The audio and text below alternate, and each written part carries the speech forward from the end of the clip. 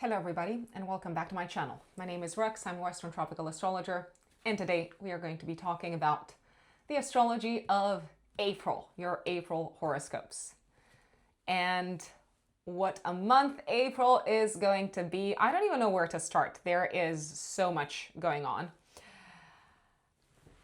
Venus in domicile, Venus in Taurus until the 24th of April. Mars in domicile, Mars in Aries from the 9th of April all the way until the 18th of May. And Uranus is going into Gemini. Uranus is exiting Taurus and it is going into Gemini. We have had a bit of a preview of this transit, which is going to last for many years, all the way until 2032. We have had a preview of this transit last year in 2025. Over the summer, July until November, actually. And it is here to change things up so drastically, folks. I don't even know if we are we prepared? I mean, maybe we are in certain ways. Maybe we will never be fully prepared for the progressive, unexpected, brilliant, breakthrough-oriented energy of Uranus in Gemini. We are going to go through the most important dates of the month, the most important transits of the month. We are, of course, going to go into the updates for each of the 12 zodiac signs. By the way, there are timestamps. So in the description box, as well as in the pinned comments, you will always find timestamps for the 12 zodiac signs. So if you want to jump straight to your sign, go ahead. Although I do believe the introduction is also useful and important. I also want to say this from the very, very beginning.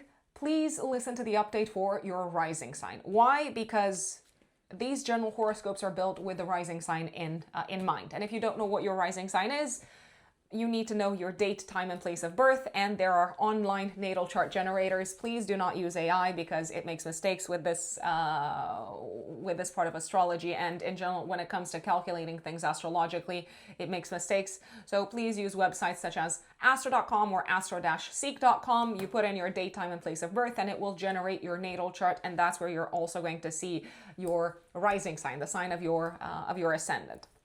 So if you want to jump straight to that, by all means, please feel free.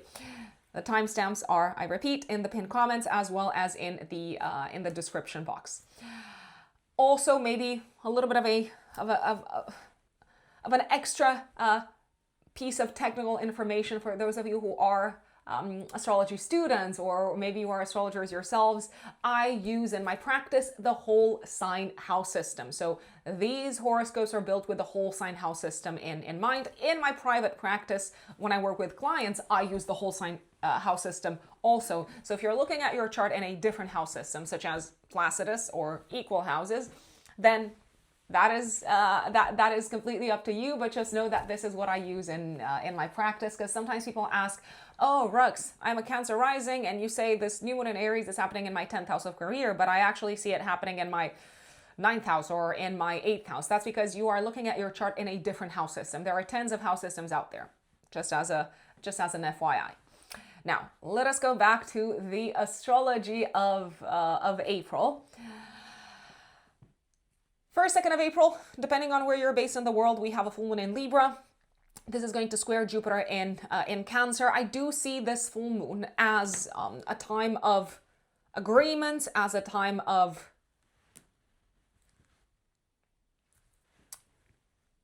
pacts. I think that is the word that I'm looking for. I do see it as, for the most part, an optimistic full moon, because Jupiter, the great benefic, is involved. We may see diplomatic relations across the world going through a transformation of some sorts, new alliances, old alliances crumbling, new alliances forming. So there is a very, very strong focus on diplomacy and on partnerships and collaborations. Something may need to change, both on a collective level as well as in your personal lives. Something may need to change in regards to an important relationship. So something might need to go through a transformation because the terms and conditions have evolved, so to speak. Mercury is going to be trining Jupiter as early as It is exact on the 3rd of April, but we might feel it as early as the 1st when the full moon is happening.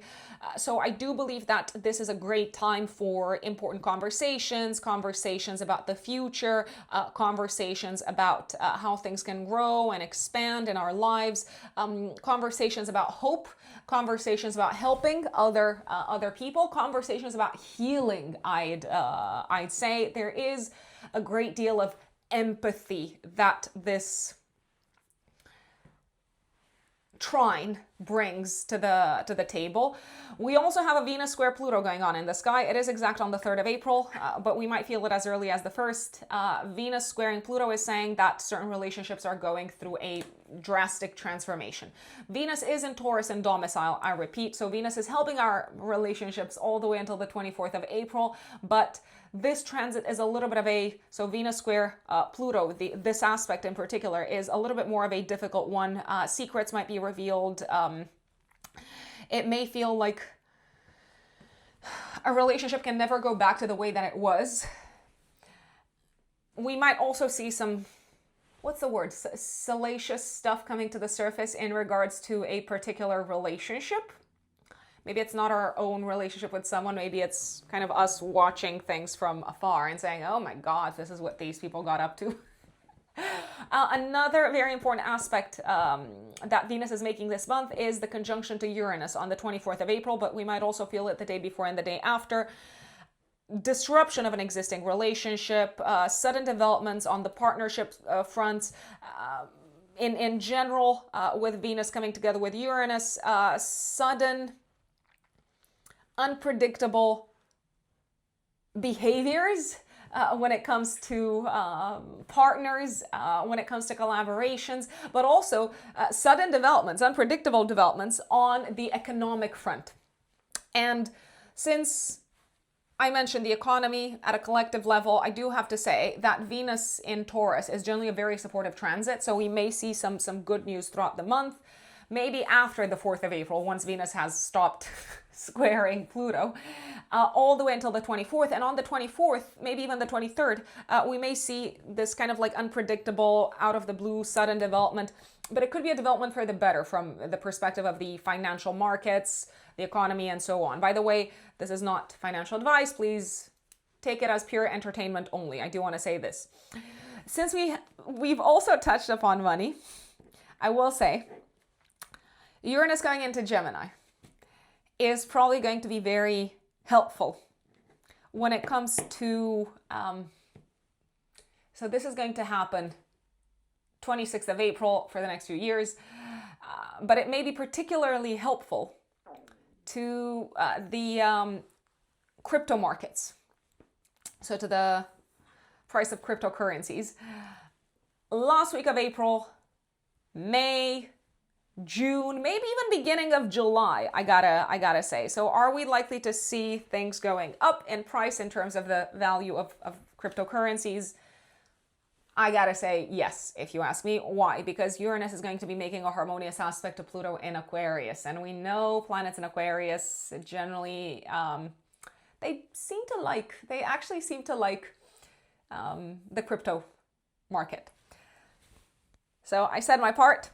Uranus going into Gemini is also most likely going to bring inventions, scientific breakthroughs when it comes to communication, cars, when it comes to commerce, transportation. And this is going to be a long transit, I repeat, all the way until 2032. Uranus is the great revolutionary. It will probably revolutionize the way that we travel, the way that we learn, the way that we communicate, the way that we trade. I would not be surprised if new, maybe social media platforms came in, new commercial platforms came in, or popped up.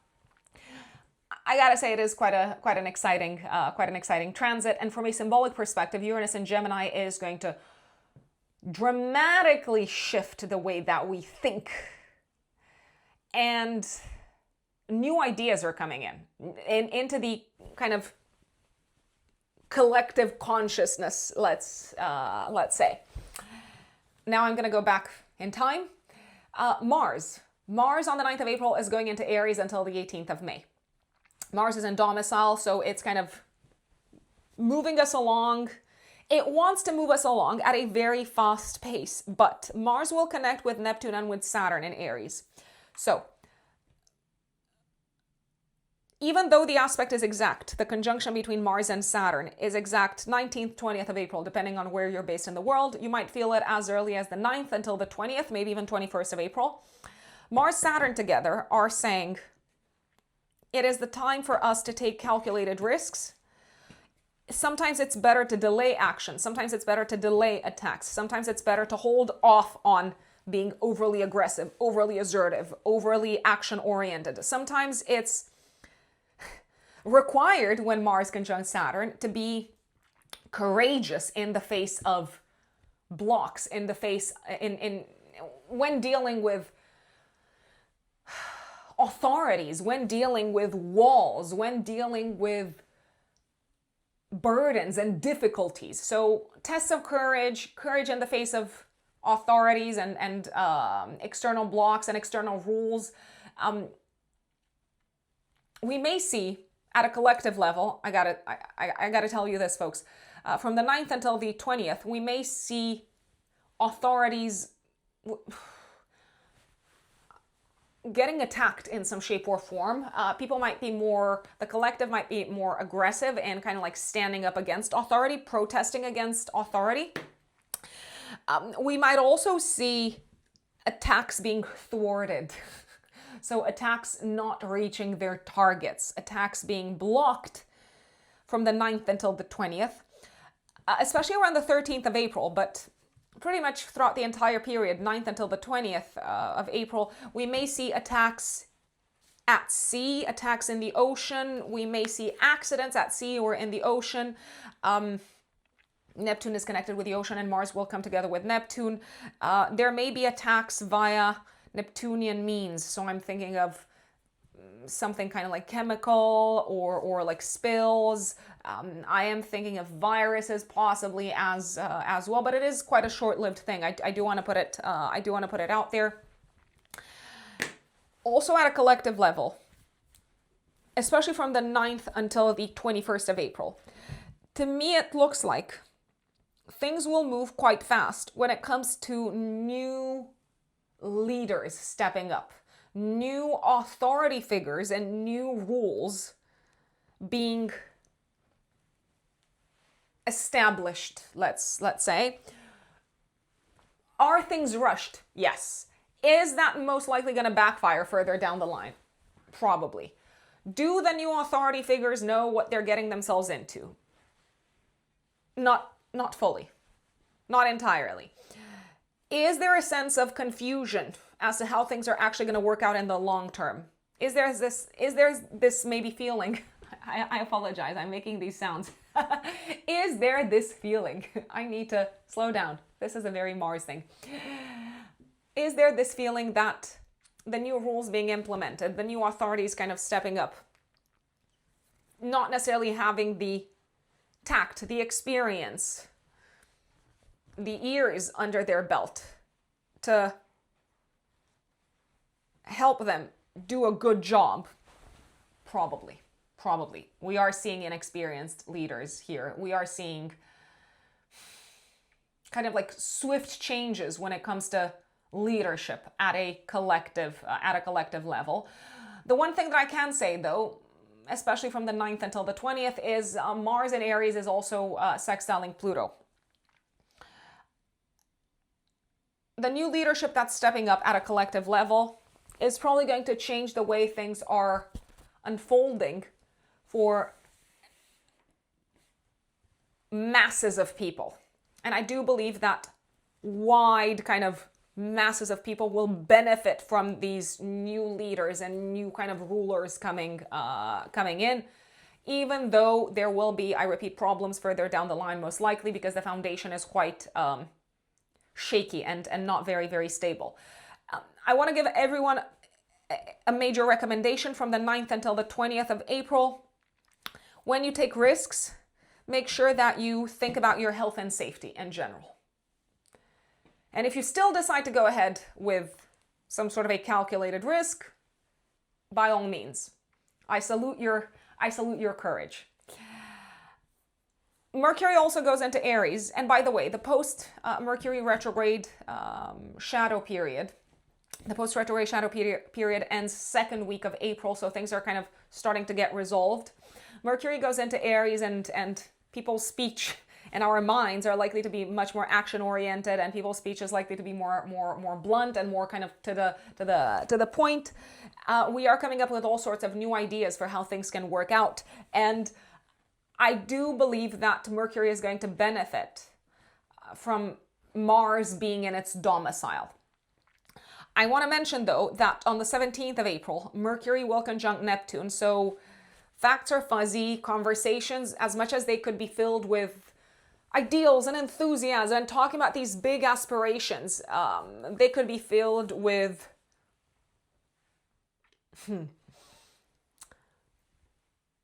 all sorts of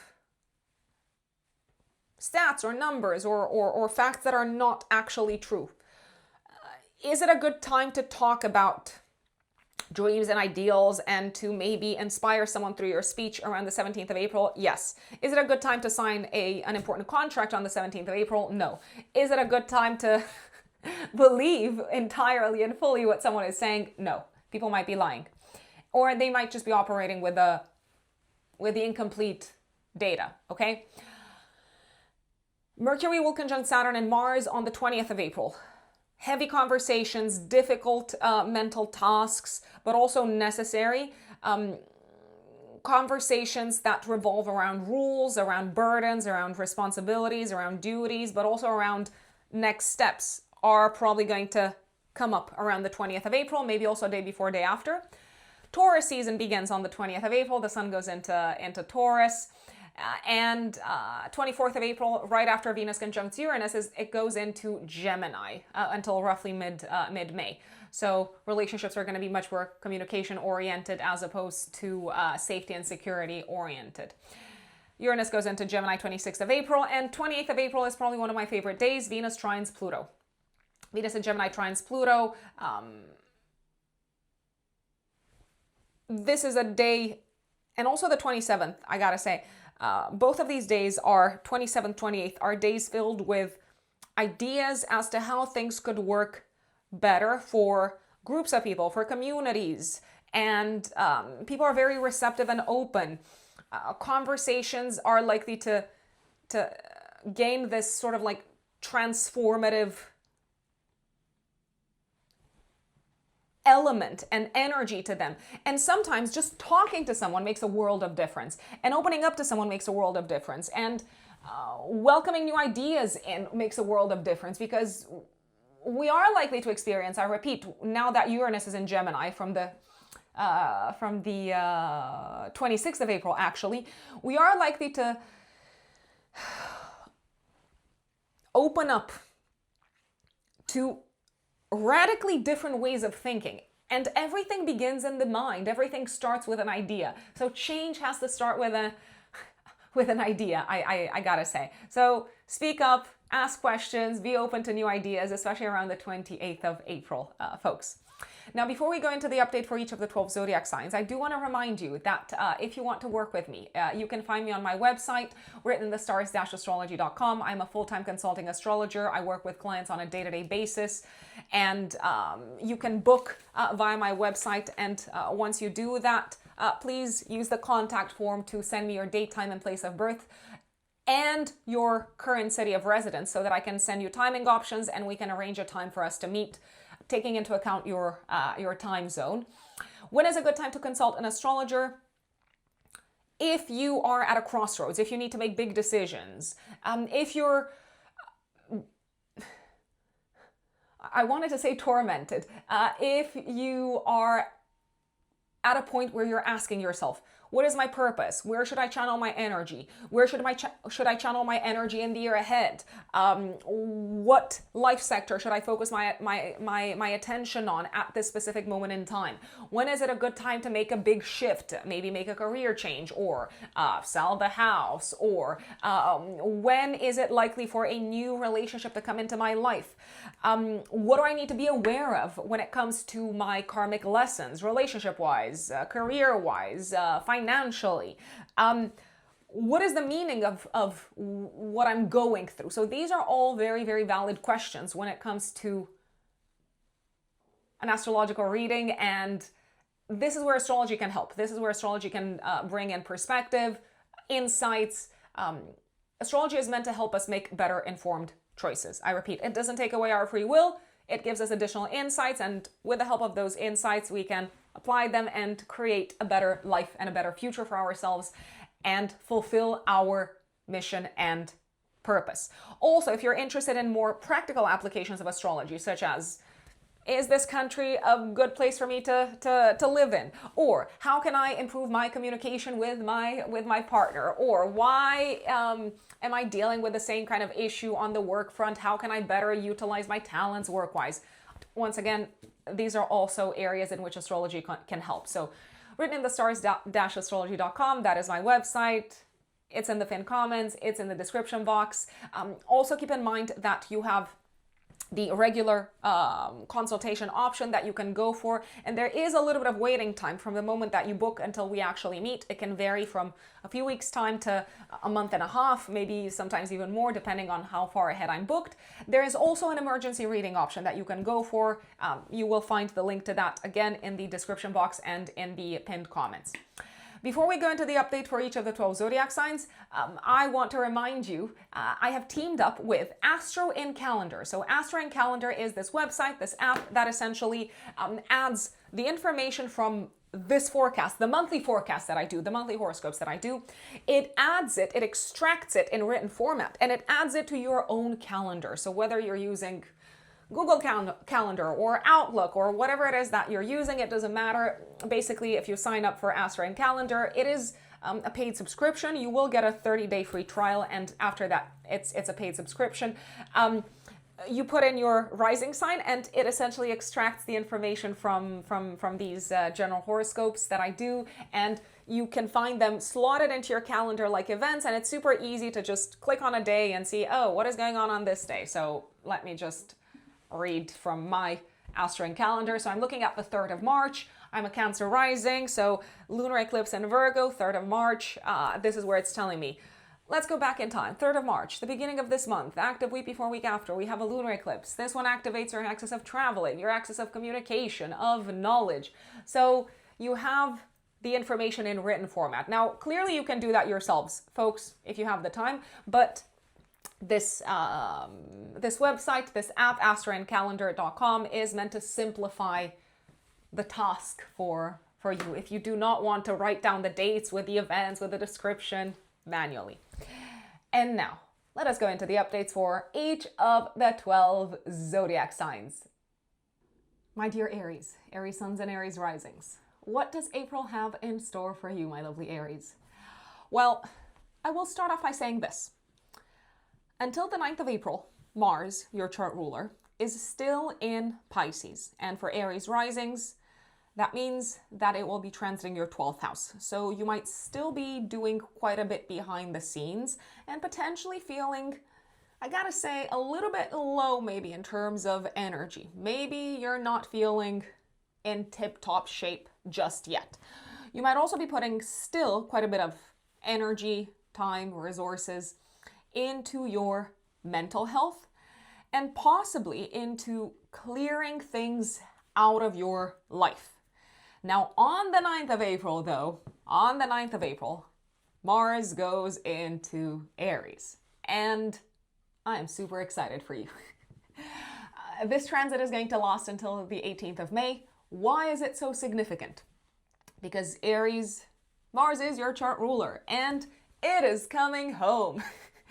It is here to speed things up, to make things happen, to bring back your stamina, your drive, your motivation, your appetite for action. And I will have to say, from a physical perspective, I actually believe this can be a useful transit. Now, there's a lot of disclaimers there, though. Disclaimers, caveats, call them what you want. Essentially, this month, Mars will connect with both Saturn and Neptune in your house of the physical body, in your first house. Now, Saturn has been there since the middle of February. Neptune has been there as of January 2026. There is a possibility that you may not have been feeling great from a health perspective, from a wellness perspective over the past few months. Now, once again, massive disclaimer. I know I say this in all of my videos. This is not medical advice, so if anything comes up, please take the advice of your doctor. This is for pure entertainment only. So Saturn and Neptune in your first house might have brought up some potential challenges or issues or aspects that you need to prioritize when it comes to your physical well-being. Now, Neptune can also bring a lot of confusion. It can also bring up all sorts of question marks and even illusions. And what do I mean by that? So basically, you might not have known if anything was actually wrong on a physical level. You might have felt a bit off, a bit down, a bit lost, but you could maybe not necessarily put your finger on it. Now, Saturn might have come in and restricted your energy levels. Mars is coming in and saying, okay, let us do something about this. Let us take action. And action, I believe you will take this month when it comes to, I want to say, improving, transforming, doing something about whatever has not felt right on a physical level as of the beginning of this year. And especially it might have become quite clear that something maybe needs to be worked on as of the middle of February when Saturn stepped in.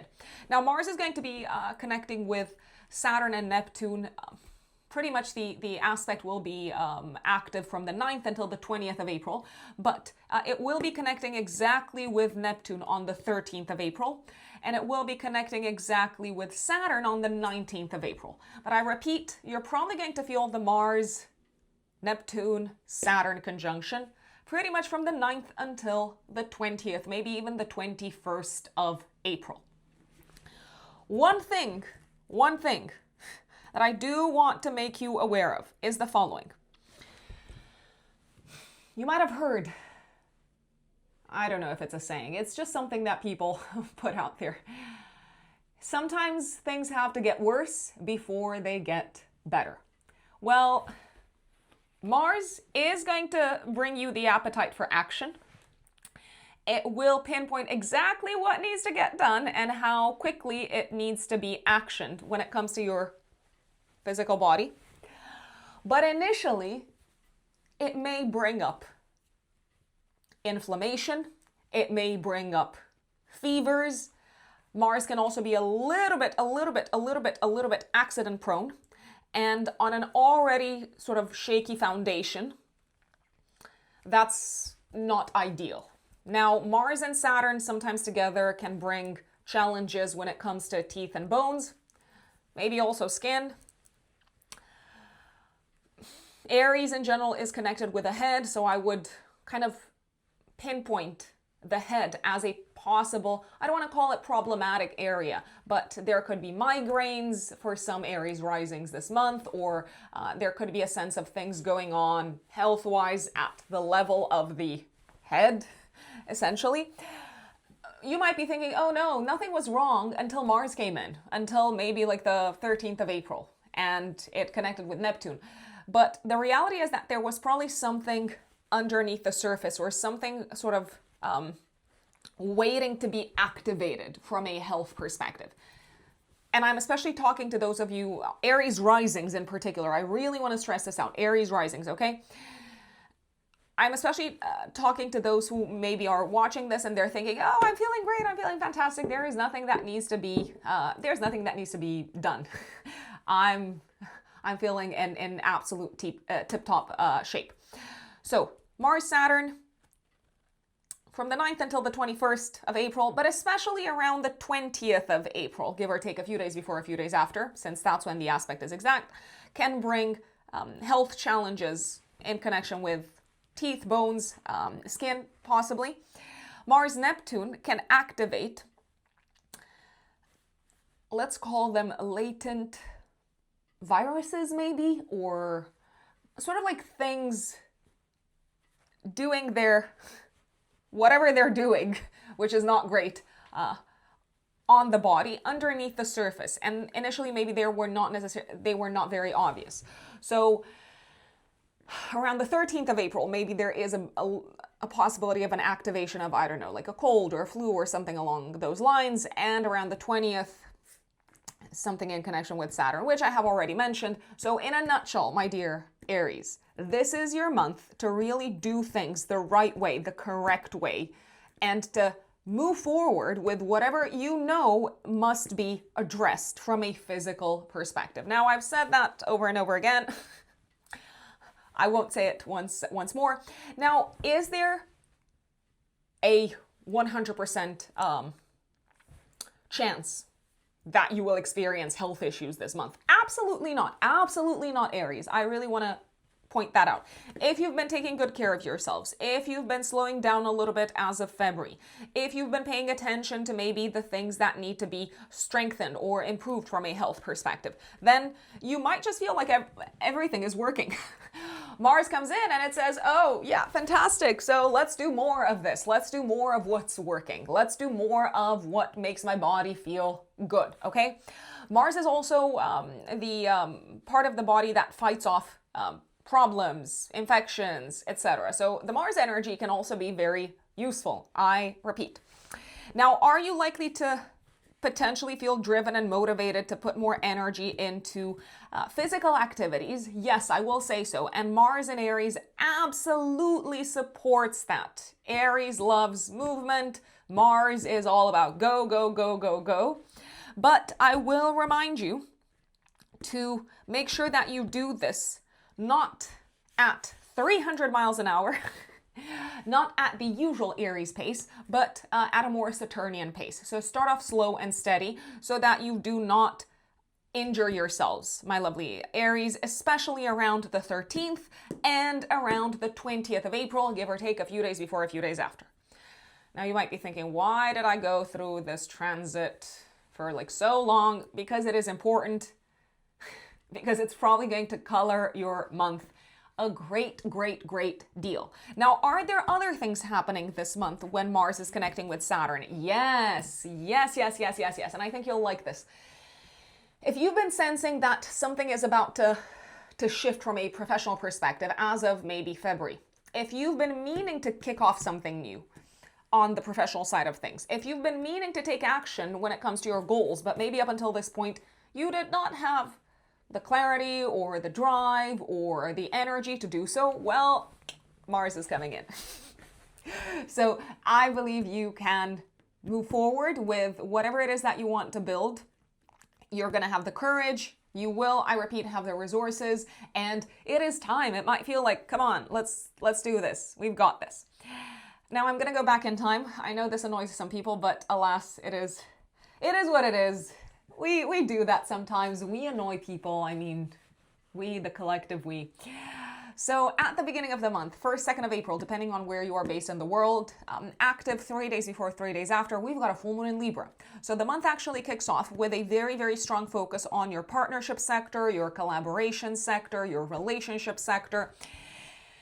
And Venus, the ruler of this full moon, is going to be in your 2nd house of income. So to me, this says that this full moon is putting the spotlight on an important aspect that affects a relationship from a financial perspective. Now, this could be, it doesn't have to be a romantic relationship. This could actually be a business partnership.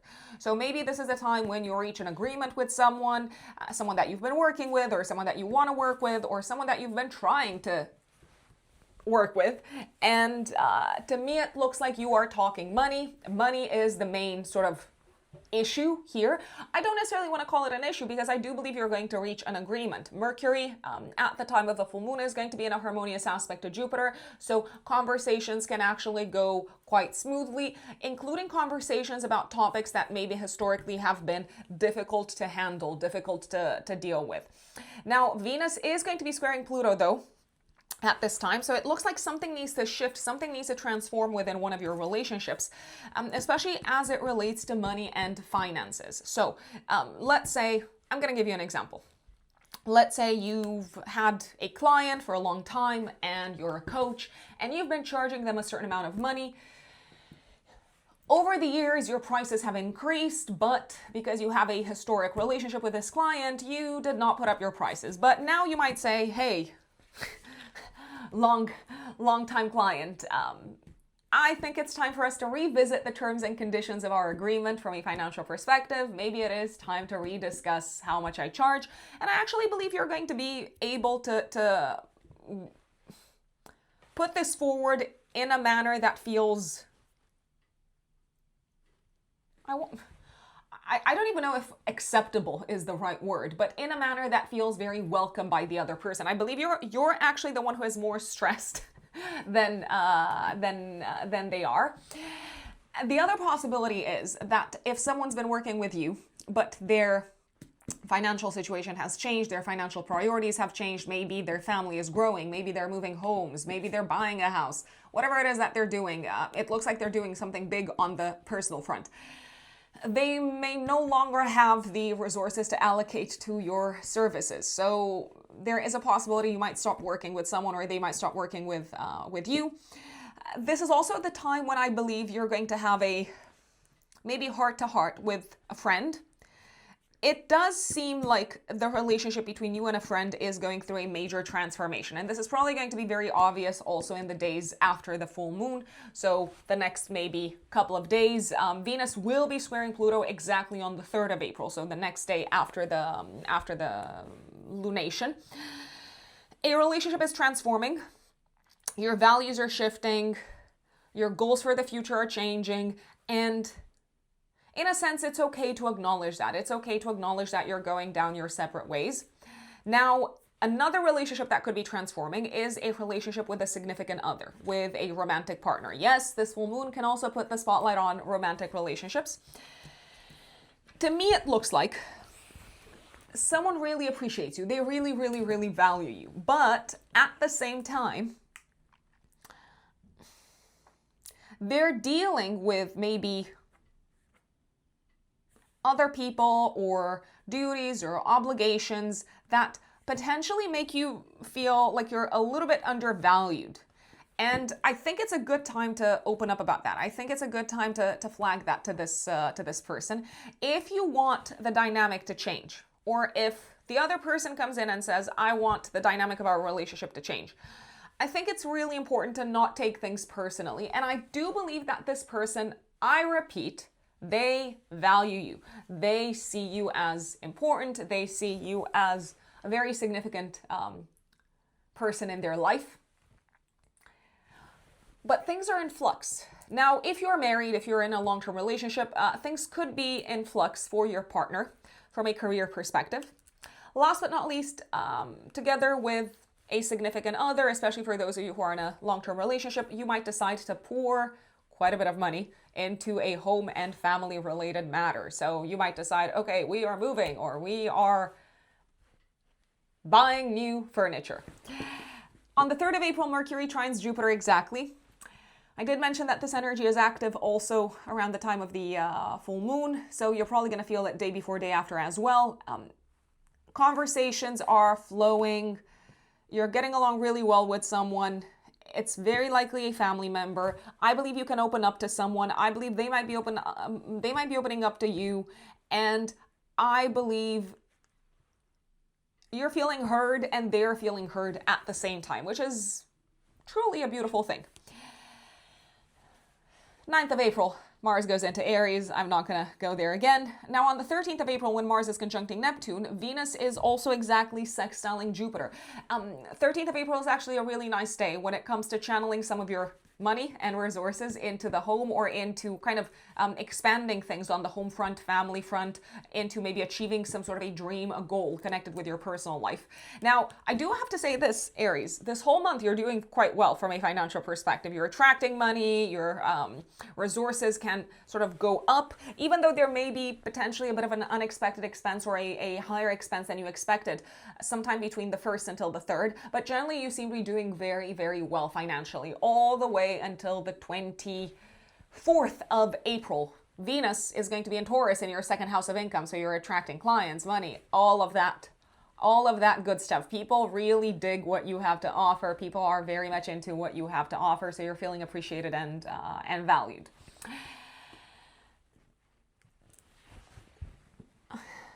Are you gonna be super annoyed with me if I go back to Mars and Aries one more time? I do want to mention one thing. So Mars is going to be conjuncting Saturn and Neptune from the 9th until the 20th, 21st. Throughout this whole period, it will be also sextiling Pluto in Aquarius. This is your time to transform things, transform your life direction, transform your career, transform your goals, transform the circle, the groups of people, the organizations, the communities that you are active within. You have the power to do that, I will say. Mercury goes into Aries on the 15th of April. It's going to be there throughout the rest of the month. I like this because it looks like you have a much easier time finding your words, you're feeling understood, you have mental clarity, and it might also feel like things are going a lot smoother when it comes to work matters, communication with colleagues, coworkers, but also when it comes to anything that has to do with studies. Sun conjuncts Chiron on the 16th of April. You are probably very, very aware of something that maybe hurt you in the past, and now you're like, I got triggered once again. And 17th of April, Mercury conjuncts Neptune. To me, it feels like you can really inspire other people with your speech, with your discourses. The mind is getting sort of higher inspiration. This is a very good day to meditate, for instance, or to kind of journal and to allow your subconscious to send you the messages that will contribute to your highest and greatest good. 17th of April is also the day of the new moon in Aries. Now, 17th of April active 3 days before, 3 days after. At the time of this new moon, Aries, you are kicking off a new life chapter when it comes to your identity, your life direction, your sense of self, and most likely also your career path. If that sounds like a lot all in one go, that is because it is. It is a lot, and it is all happening. It's all kind of like kicking off, I gotta say, all at once. You know the saying, when it rains, it pours. It is pouring with fresh starts. It is pouring with new beginnings. You might also be stepping into a new sort of role in terms of your status in the world. So maybe you're becoming a leader, a manager, maybe you're becoming an entrepreneur. All sorts of good stuff could be happening at the same time. The sun goes into Taurus, 20th of April. It will illuminate your values sector, your sense of self-worth, your sense of self-esteem. And I do believe you're probably going to be investing for the next month. You're going to be purchasing things that make you happy and investing in your passions and hobbies. Also on the 20th of April, Mercury conjuncts Saturn and Mars. To me, it looks like you might be making some announcements. You might be sharing the news with the world about what you're going to be doing next. And boy, do you have news to share. I also believe this is a very, very good time to speak up. Speak up about the things that you've held on to for a long time. Speak up about the things that have been bothering you. Speak up about, I want to say, whatever boundaries you're looking to enforce moving forward. This is a very good day to talk about boundaries. Venus conjuncts Uranus, 24th of April. I believe this could bring, once again, an unexpected expense or an unexpected development when it comes to one of your relationships. It could be a romantic relationship, but it could also be a relationship with someone that you work with. I do believe other people are sort of unpredictable around this time, maybe also day before, day after. Is it the best day to go out on a date, 24th of April? Probably not. Is it a good day to shock people with a, I don't know, cool, I was about to say a random outfit. Yes, it is also a good day for that, my dear Aries. And 24th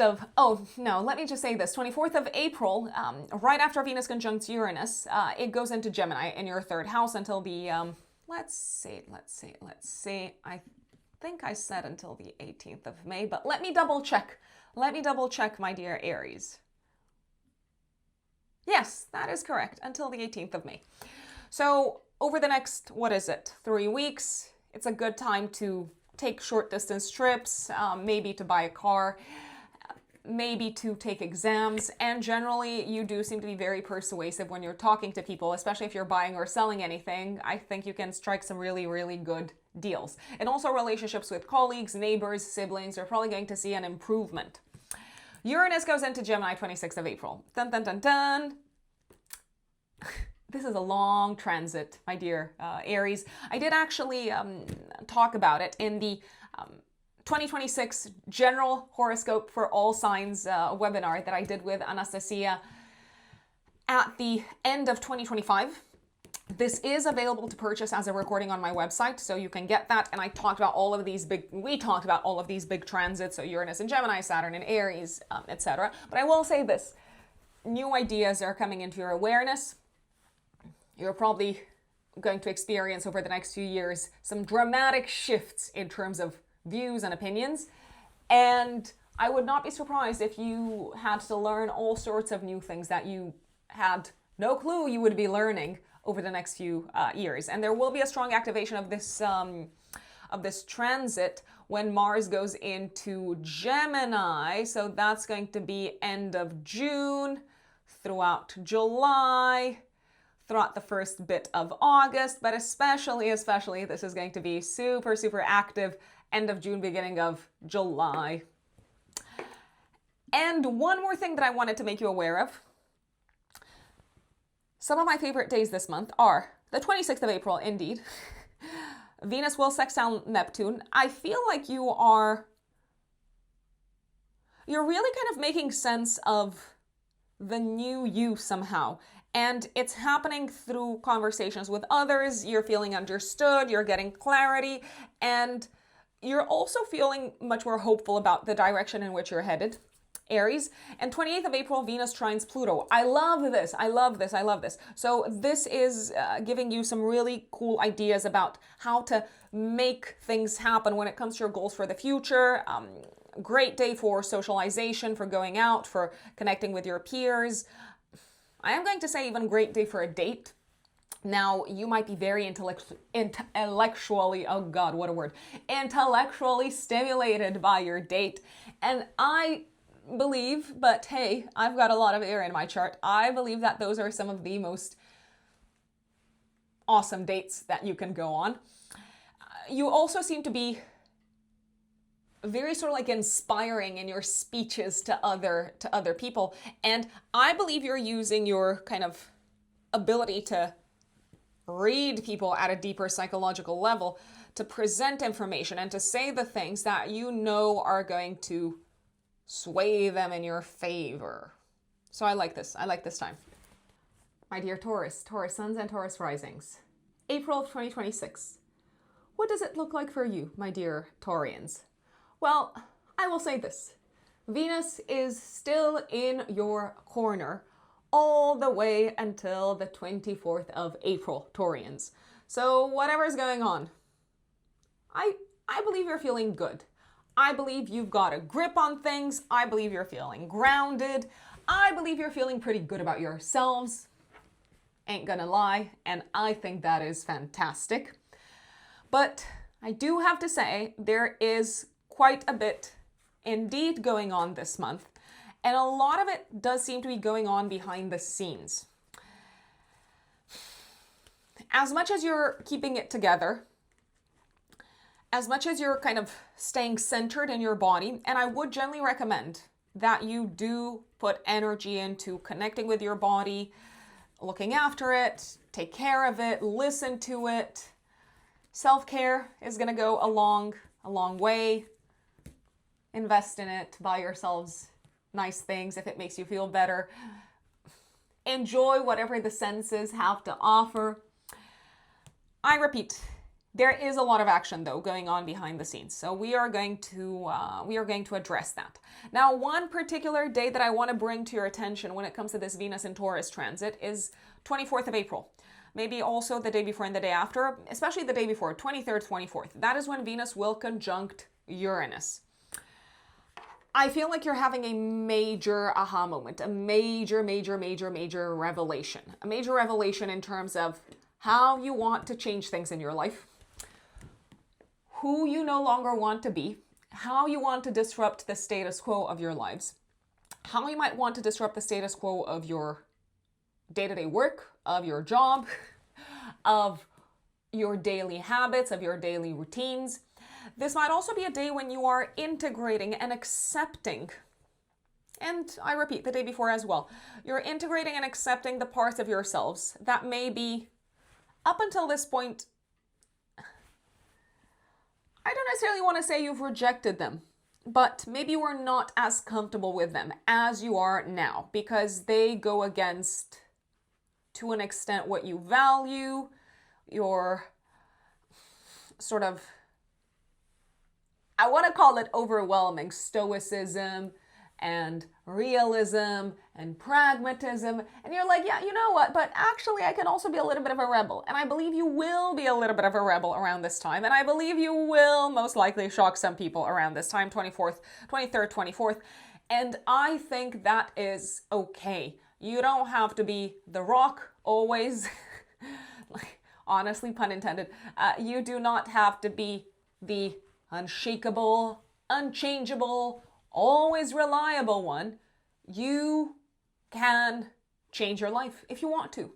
You can change your tastes. You can change your approach to life. You can change your job if you want to. You can change a lot of things. So if you feel like getting out of stagnation, do it. But hey, that is just me. I'm not a Taurus. That's up to you to decide, Taurians. Now let's go back to the beginning of the month.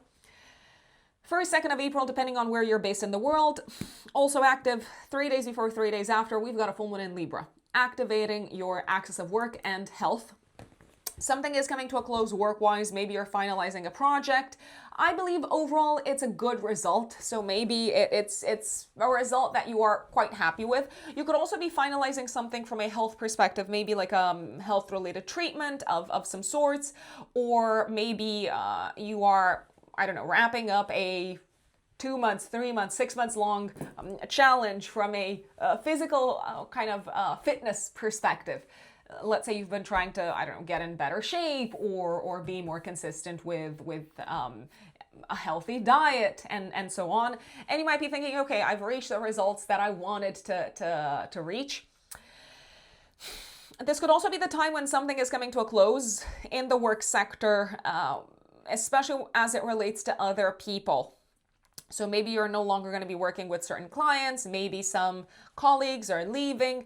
I would not be surprised if some Taurus risings would also leave their job around this time.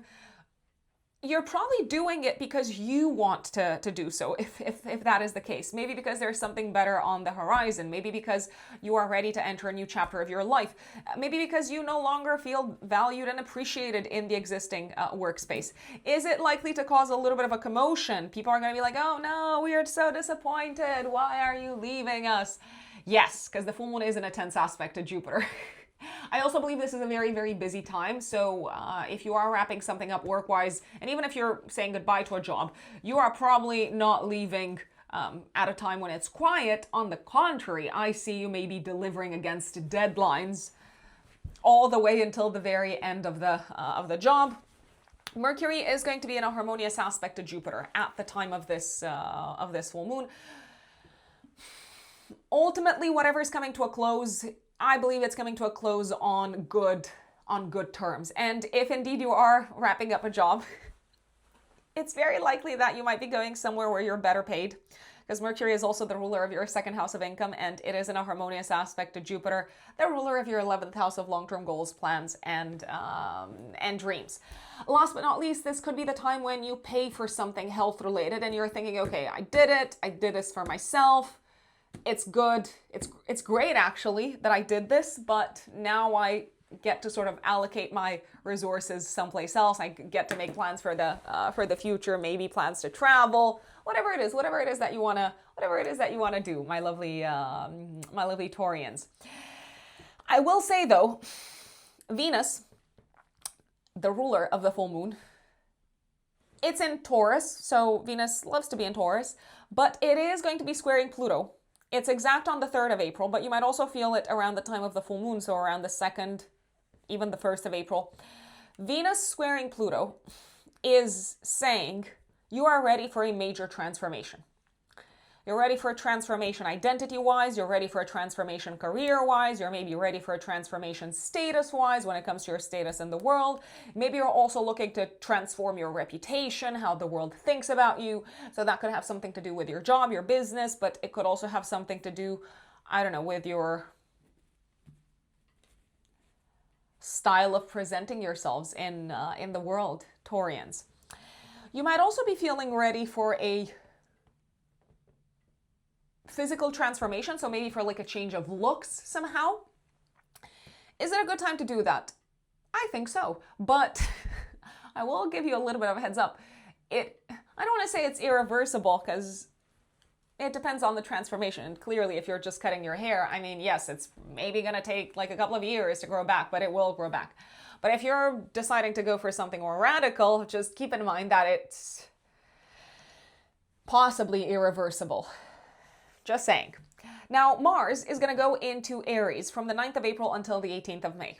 Mars is the ruler of your 7th house of relationships, but also of your 12th house. So to me, this says that there's going to be lots going on behind the scenes when it comes to your relationship sector. So maybe you are taking action together with your partner behind the scenes to get something done, to set something in motion, maybe to make, I don't know, like a major goal happen.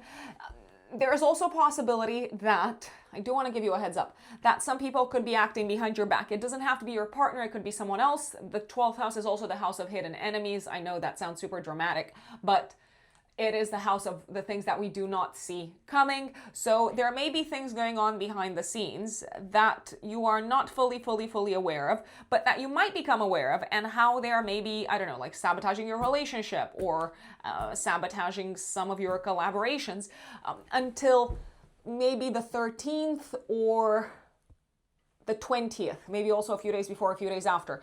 13th is when Mars conjuncts Neptune exactly, and 20th of April is when Mercury will conjunct Saturn and Mars in your 12th house. Mars will conjunct Saturn exactly on the 19th of April.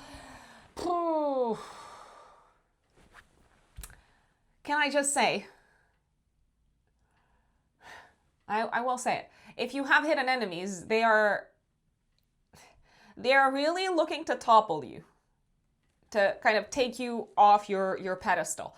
And I'm especially thinking about your work sector, your professional life, your career sector.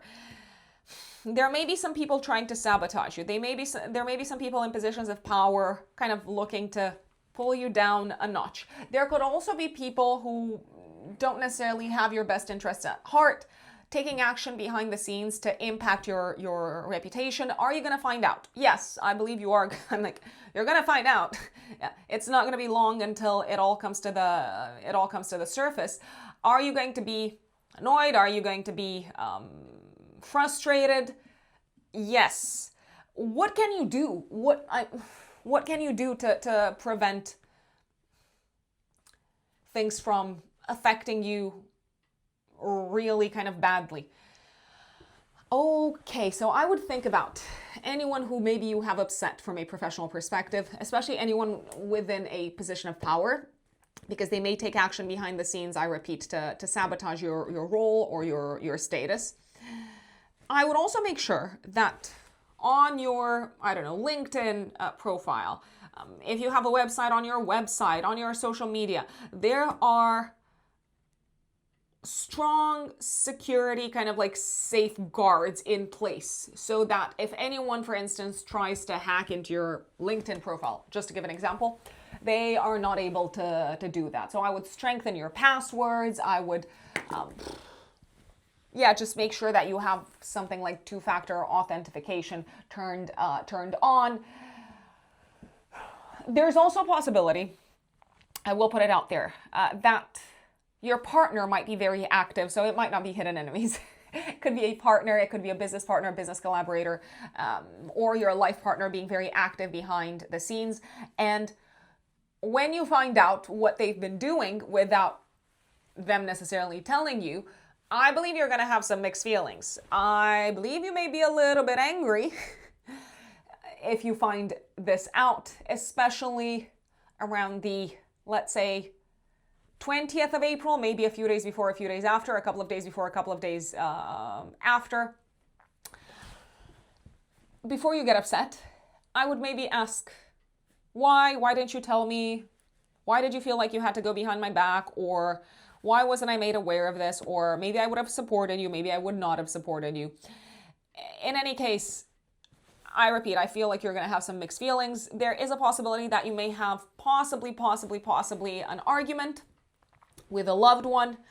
It could be a partner. It could be a loved one in general. So someone that you have a good relationship with, especially around the 17th of April and around the 20th of April, a few days before, a few days after.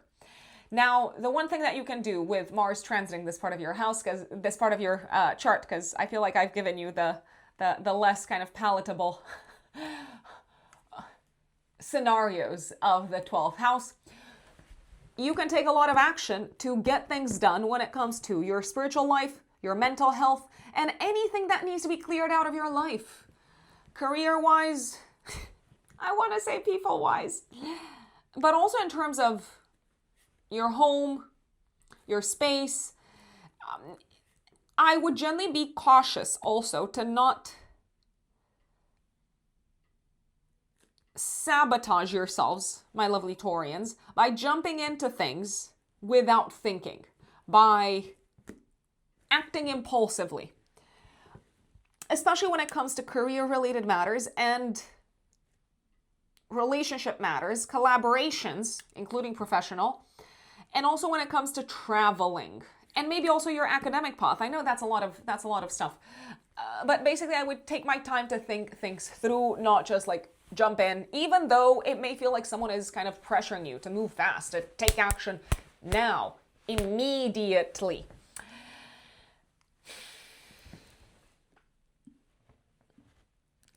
I do like the 13th of April because Mars, even though it's going to conjunct Neptune exactly in your 12th house, so someone might be kind of a source of disappointment for you around this time, maybe a few days before, a few days after. Venus is sextiling Jupiter, so I think you can sort of make sense of it. You can understand maybe their perspective, or you're seeing the bigger picture, and ultimately it doesn't seem to upset you that much when you're thinking about it from a broader perspective. Mercury is going to go into Aries in your 12th house on the 15th of April as well, and it's going to be there throughout the rest of the month. Mercury is the ruler of your 2nd house and of your 5th house. I would be careful not to spend money on things that you will have to return, or if you do, just keep the receipts. I would be careful not to spend money impulsively. I would also be careful not to kind of overdo it with the pleasure, because there is such a thing, and especially when it comes to saying things that maybe you should have kept to yourselves. Slow down, Taurians, because you do not want to sabotage relationships just because you cannot keep your mouth shut, just as an FYI. And especially around the 17th and around the 20th, when initially Mercury conjuncts Neptune on the 17th, and on the 20th it conjuncts Saturn and Mars. That's where I would be quite cautious what I say, who I say it to, and think before I speak. Now, the Sun will conjunct Chiron in your 12th house on the 16th of April. You might become very aware of an important aspect that has been sabotaging your life, especially when it comes to your home life, family life, and private life. You might also become aware of the fact that someone is hurt, someone in your family hurt, especially from a mental health perspective, emotional perspective, inner standpoint. 17th of April, Mercury is conjunct Neptune. This is a great day to meditate, to journal, to write music, to listen to music, to relax, to read fantasy, or just to kind of, I don't know, play games in a fantasy world. They can be video games, something Neptunian, okay? 17th of April is also when we have a new moon in this part of your chart. Mars is going to conjunct Saturn, and it will sextile Pluto. You may take a decision to kind of like start moving things along around this time. when it comes to your career, when it comes to your connection with foreign lands and foreign countries, when it comes to your maybe education. I believe you are going to be taking action in a hidden manner to start with. I also believe that this could be the time when things are maybe starting to shift from a spiritual perspective for you, my lovely Taurians. And I gotta say, over the next good few years, your spiritual life is probably going to be more significant, potentially, than it has been up until this point in your life. Maybe because you are having some aha moments, maybe because you're discovering a new school of thought, maybe because you are experiencing some revelations and you feel like, I got to do more in this direction. I got to take action. I got to spend more time in this in this sphere of my life. Sun goes into Taurus 20th of April. I think you're going to like this because essentially over the next month, you are getting a boost of life force, of vitality. And it could also feel like the spotlight is on you a lot. You may come to some conclusions around the 20th of April also when Mercury conjunct Saturn and Mars.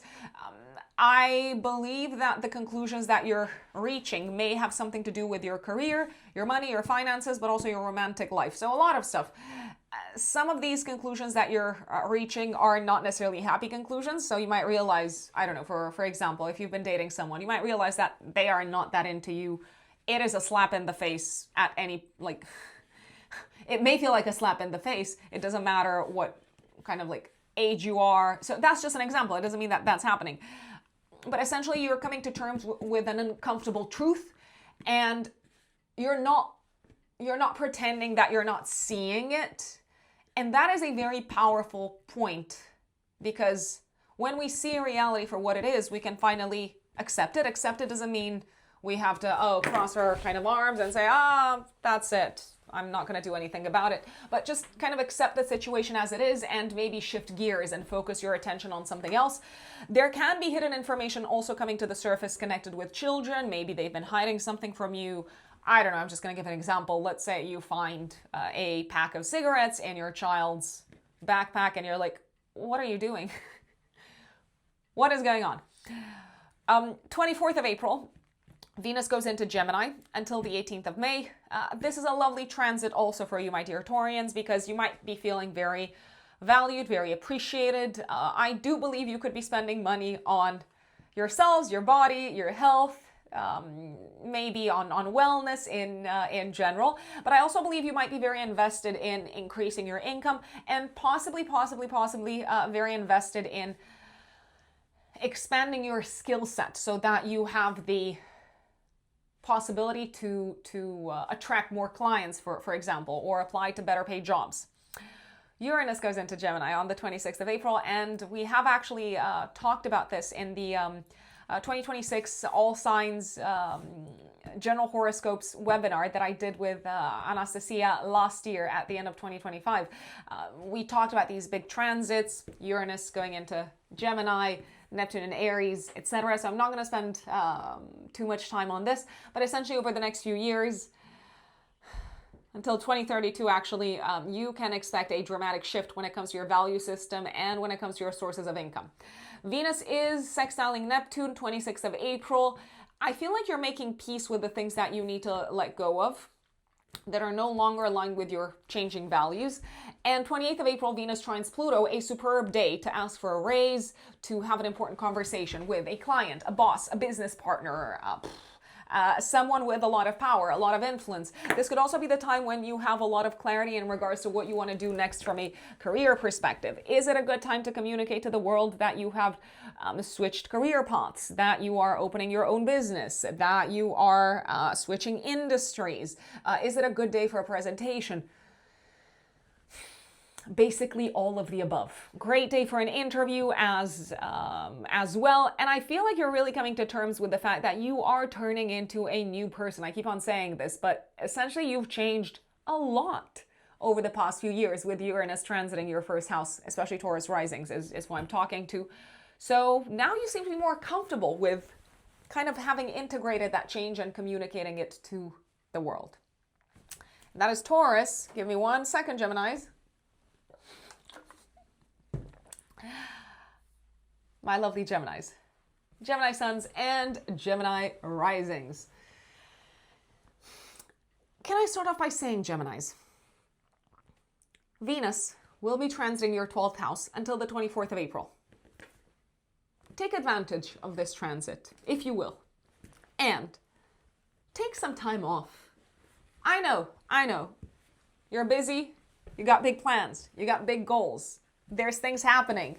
People are calling you left, right, and center.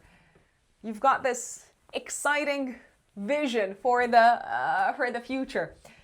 You're gonna make things happen. And you may even make things happen this month. And things will be happening this month. But if you can take at least a few days off, that would be superb. You don't have to go on a big, 2-week-long holiday, although who says that you shouldn't?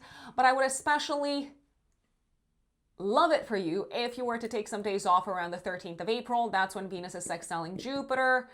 Maybe also a few days before, a few days after. I'm liking this time. Now, around the 24th of April, I would maybe, how should I put it? I would maybe not necessarily take the day off, or maybe you might have to take the day off because someone surprises you with, a couple of concert tickets. I was trying to find a good excuse to take the day off at the last minute. So there may be a chance to do something pleasant and enjoyable at the very last minute around the 24th of April, maybe also the day before. But if you want to plan something, I would plan it ahead, before the last week of April. Venus is going into your first house on the 24th, right after it conjuncts Uranus. And it's going to stay there all the way until the 18th of May. Now, Venus is the ruler of your 12th house and of your 5th house. Well. Gemini risings especially. Basically from the last week of April until pretty much the middle of May, you are probably going to feel very flirtatious, very attractive. You're going to draw a lot of attention to you, but it may be the romantic kind of attention. You might also be in a super creative mood, which I love for you. I mean, I love it for everyone. So you may want to take advantage of this period. You do seem to be very inspired, so ideas are coming to you quite nicely, quite easily. Creative ideas. Maybe you're also finding it very easy to connect with people when it comes to creative projects, collaborative creative projects, and generally you do seem to be having a lot of fun as well throughout this whole period, and there will be opportunities to have fun. Now, social opportunities most likely, because hey, Gemini, air sign, right? But if you want to take time off, I repeat, I would recommend taking advantage of Venus in Taurus. Now I'm going to go to the beginning of the month. I'm going to do this thing where I go back in time. 1st, 2nd of April, depending on where you're based in the world, Geminis, we are experiencing, not we, because I'm not a Gemini rising. You are experiencing a full moon in Libra. It is activating your 5th house, 11th house axis, and it is squaring Jupiter. What's going on here? So a lot of you might be celebrating something. Maybe you are going to a party. Maybe you're invited to a birthday party. Maybe you are celebrating the fact that you have finalized an important project. Maybe something is coming to a close in the work sphere and it is a big success. It is a resounding success. You're like, yes, we did it. I deserve some time. I deserve some time off. This full moon is, I gotta say, probably the perfect opportunity to go out, say yes to social occasions, say yes to invites, go to the theater, go to a concert, spend time with loved ones. It is a full moon that is putting the spotlight on loved ones. If you're not dating, is it a good time to go out on a date? I believe so. But is there a possibility that someone could be hiding something from you? That is also very possible because Venus is squaring Pluto. So you might be drawn to the sort of dark and moody and mysterious type around this time, but maybe they are kind of mysterious because they are literally hiding something. So dig into it if you will, Geminis. The other thing is, you might just be having a lot of fun and it ends up costing a significant amount. You might end up overspending. I believe you have the means, you have the resources. Is it necessary for you to overspend? Of course not. Of course not, Geminis. But up to you to decide what your budget actually is, and then to maybe actually stick with it. If you have children, you might also be paying something connected with children. I don't know, maybe you're paying for their tennis classes, or maybe they're going on a, what is it called? On an excursion, on a road trip, some sort of group activity, you know? But I gotta tell you, it is not cheap. I repeat, you seem to have the money. Are you excited to part with the money? Maybe not, but maybe your kid is indeed excited. 3rd of April, Mercury trines Jupiter exactly. This energy is also active the day before, the day after. You are absolutely winning. You are smashing it from a professional perspective, and I believe you are smashing it after long waits, after immense delays, after immense frustrations, after periods where you felt like you wanted to quit altogether. Well, the time has come for your patience, your intuition, your empathy, even your creativity, your artistic sense to be rewarded. This is a great day for literally anything professional. Major presentations, big conversations, communicating things to the outside world, launching a big project, letting the world know that you have launched your own business. Ask for a raise, put up your prices. If you are presenting something in a professional setup, you are getting major applause. Maybe in the metaphorical sense, but in any case, you are absolutely smashing it. I do have to say this, and I believe it is also important to kind of give yourselves credit for the fact that you have leveled up significantly in the past 3 years from a communications perspective, from a soft skills perspective. So it is time to accept the wins. Venus will also be squaring Pluto on the same day. I did mention this. Something is maybe a little bit shady. Something is sort of happening with a romantic partner. Maybe they're trying to hide it. Maybe you find it out. You find out without necessarily trying to. You just, I don't know, see a notification on the phone. The word that I want to use is shady. Now, is it something that you can talk through with them? Yes. Is there a reason why they kept it from you? Maybe they were a little bit ashamed. It's possible. 9th of April, Mars goes into Aries all the way until the 18th of May. Oh, I know I said take some time off, but there is so much happening. Your goals are moving forward so quickly this month. There's so much happening, I kid you not, especially when it comes to your goals from a professional perspective, from a health perspective, and from the perspective of collaborating with other people and being active within greater communities, groups, organizations, etc. You do seem to do very well as the leader of a community, as the leader of a group of people, especially from the 9th of April until the 18th of May. And if you want anything to happen when it comes to a community that you are a part of, do not hesitate to step up as the action taker and as the one that shows the path forward.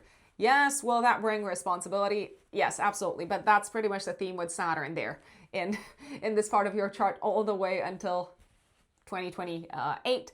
Yes, are you going to sometimes feel like you have absolutely no clue what it is that you're doing? Very much so, because Mars is also going to conjunct Neptune. Neptune brings confusion. Neptune brings all sorts of like fantasies and like lack of clarity. So you're gonna have to start off by taking action and doing things in a space, in a sphere, in a setup that maybe you're not very familiar with, that you don't have experience with, but hey, we all got to start somewhere, right? Now, throughout this whole period, from the 9th until the 20th of April, Mars will conjunct both Neptune and Saturn. So Mars is basically activating these slower moving transits. The Mars-Neptune conjunction is exact on the 13th. The Mars-Saturn conjunction is exact on the 19th, 20th. It depends on where you're based in the world. I know that I apologize if some people are watching several signs and you're thinking, oh, Ruck said that the conjunction is happening on the 19th for like Aries and on the 20th for Taurus. It's because it is happening late in the day on the 19th, and for some people, it is actually happening on the 20th of April. You probably feel, not to put words in your mouth, but you might be feeling a sense of pressure and duty and responsibility when it comes to making things happen in the long term, as of the beginning of the year, especially from mid-February onwards, my dear Geminis, and people are relying on you. Mars is coming in and it's bringing the courage. Now, I will say it is not a good idea to act impulsively around the 13th of April. So yes, I get it that you want to get things done, you want to move things forward, you want to take action, but do be careful, because you might be acting impulsively and it could hurt someone's feelings, or you might act without having all of the facts, so slow a little bit down. Around the 19th, 20th, maybe also a few days before, a few days after, but pretty much from the 9th onwards. My recommendation would be to kind of maintain an active, but also a little bit of a slower pace than the pace that you would want to operate at, especially when you're dealing with group activities, groups of people, especially when you're dealing with your goals, because you might be thinking, yes, I'm just going to throw myself into it. I will make things happen immediately. And Saturn's here to say, nope, slow down. Have you considered the financial implications? Have you considered the legal implications? Have you considered the academic implications? Speaking of legal and academic implications, to me it looks like around the 19th, 20th of April, maybe also a few days before, a few days after, you might need to take some sort of organized action connected with mortgages, loans, investments, or connected with your academic education, or connected with your legal status, your visa, your foreign residency, your passport, something along those lines. And this could be necessary for work purposes. Now, I gotta tell you, work is gonna ask a lot of you from the 9th until the 18th of May, which is why I said, hey, if you need to take a break, take some days off, make sure that you get those in the calendar, because things are moving full speed ahead from a professional perspective, and for the most part, you are going to be very productive from a professional perspective. Mercury goes into Aries 15th of April. Mercury is your chart ruler. You will be thinking a lot, and you will be very heavily invested in dealing with your goals and plans for the future, dealing with the organizations that you're a part of, but also you're probably going to be thinking a lot about what you want to accomplish, especially when it comes to the future, on the personal front, maybe on the home front, on the property front, if you want to buy a house, if you want to sell a house, if you want to move, if you want to relocate. And it may feel like finally things are moving forward after maybe a period of confusion, of question marks. It's like, yeah, this is what we want to do. This is where we're going. This is what we're going to act towards. You might also be thinking a lot about whether you want to get anything done from a physical standpoint from the second half of April onwards, my dear Geminis. I would recommend maybe not making any impulsive decisions when it comes to your health and physical looks. Now, that's my recommendation. You can do whatever you want, especially around the 17th of April, maybe a few days before, a few days after. Actually, I want to say from the 16th until the 21st of April. On the 17th, Mercury conjuncts Neptune. So something might sound like a good idea when it comes to, I don't know, changing your looks or anything to do with your physical body. But it might not look that good on you. So take the time to slow down and really consider this option. 20th of April, but you might also feel it a few days before, a few days after, Mercury conjunct Saturn and Mars. So I believe you may want to take quick action in regards to your looks, your appearance, but maybe also your life direction. But Saturn is saying, hey, before you throw yourself into the pit, into the abyss, before you kind of take a leap of faith, consider the long-term implications. Is this going to be sustainable? Is this going to be easy to maintain? What are you actually signing up for? Consider the consequences. Saturn is all about consequences, Lord of karma after all. Now, on the 16th of April, I do want to mention a friend could feel a little bit attacked, a little bit hurt. Relationships with friends are quite interesting this month. I say quite interesting because there will most likely be some challenges, but challenges can also lead to improved relationships, if you ask me. That is just me. That is the type of mindset that I adopt. There may be some difficult conversations around the 17th, maybe a couple of days before, a couple of days after. Around the 20th, maybe also a couple of days before, a couple of days after. And if you do want to make sure that a friend gets a message, I would be very considerate of their feelings. Now, there is a possibility that some friends could communicate some really harsh messages to you. As easy as it could feel to take things super personally, and maybe they are very personal. So maybe you're thinking, hey, I should take them personally. Remember that sometimes, not sometimes, many times, people don't communicate well. Now, maybe you are a great communicator, Gemini, but do not expect the same thing from other people. Do not expect people to be as good with words as you are, as maybe considerate with words as you are, as subtle with words as you are. So if someone says something hurtful to you, there is a chance of conflict, especially around the 20th, maybe a few days before, a few days after. There is a chance of you kind of taking things very personally around the 17th, maybe a few days before, a few days after. At the same time, if you reflect on what is said and you realize, hey, this is actually what they think, do I still want to keep this friendship or not? I would not be surprised if from the 9th until the 20th, 21st of April, you also cut some people out of your life, out of your circle. I would not be surprised. Now, they don't necessarily have to be the best of friends. You might also decide to stop hanging out with certain people. That is very much a possibility.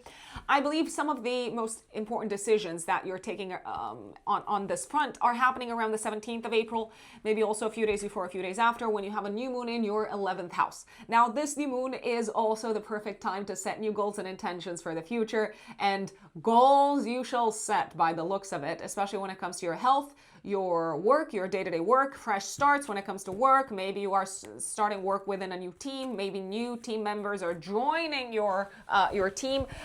This new moon is also, I like it because it's ruled by Mars, and it will be in a sextile to Pluto. Mars is going to be in a sextile to Pluto.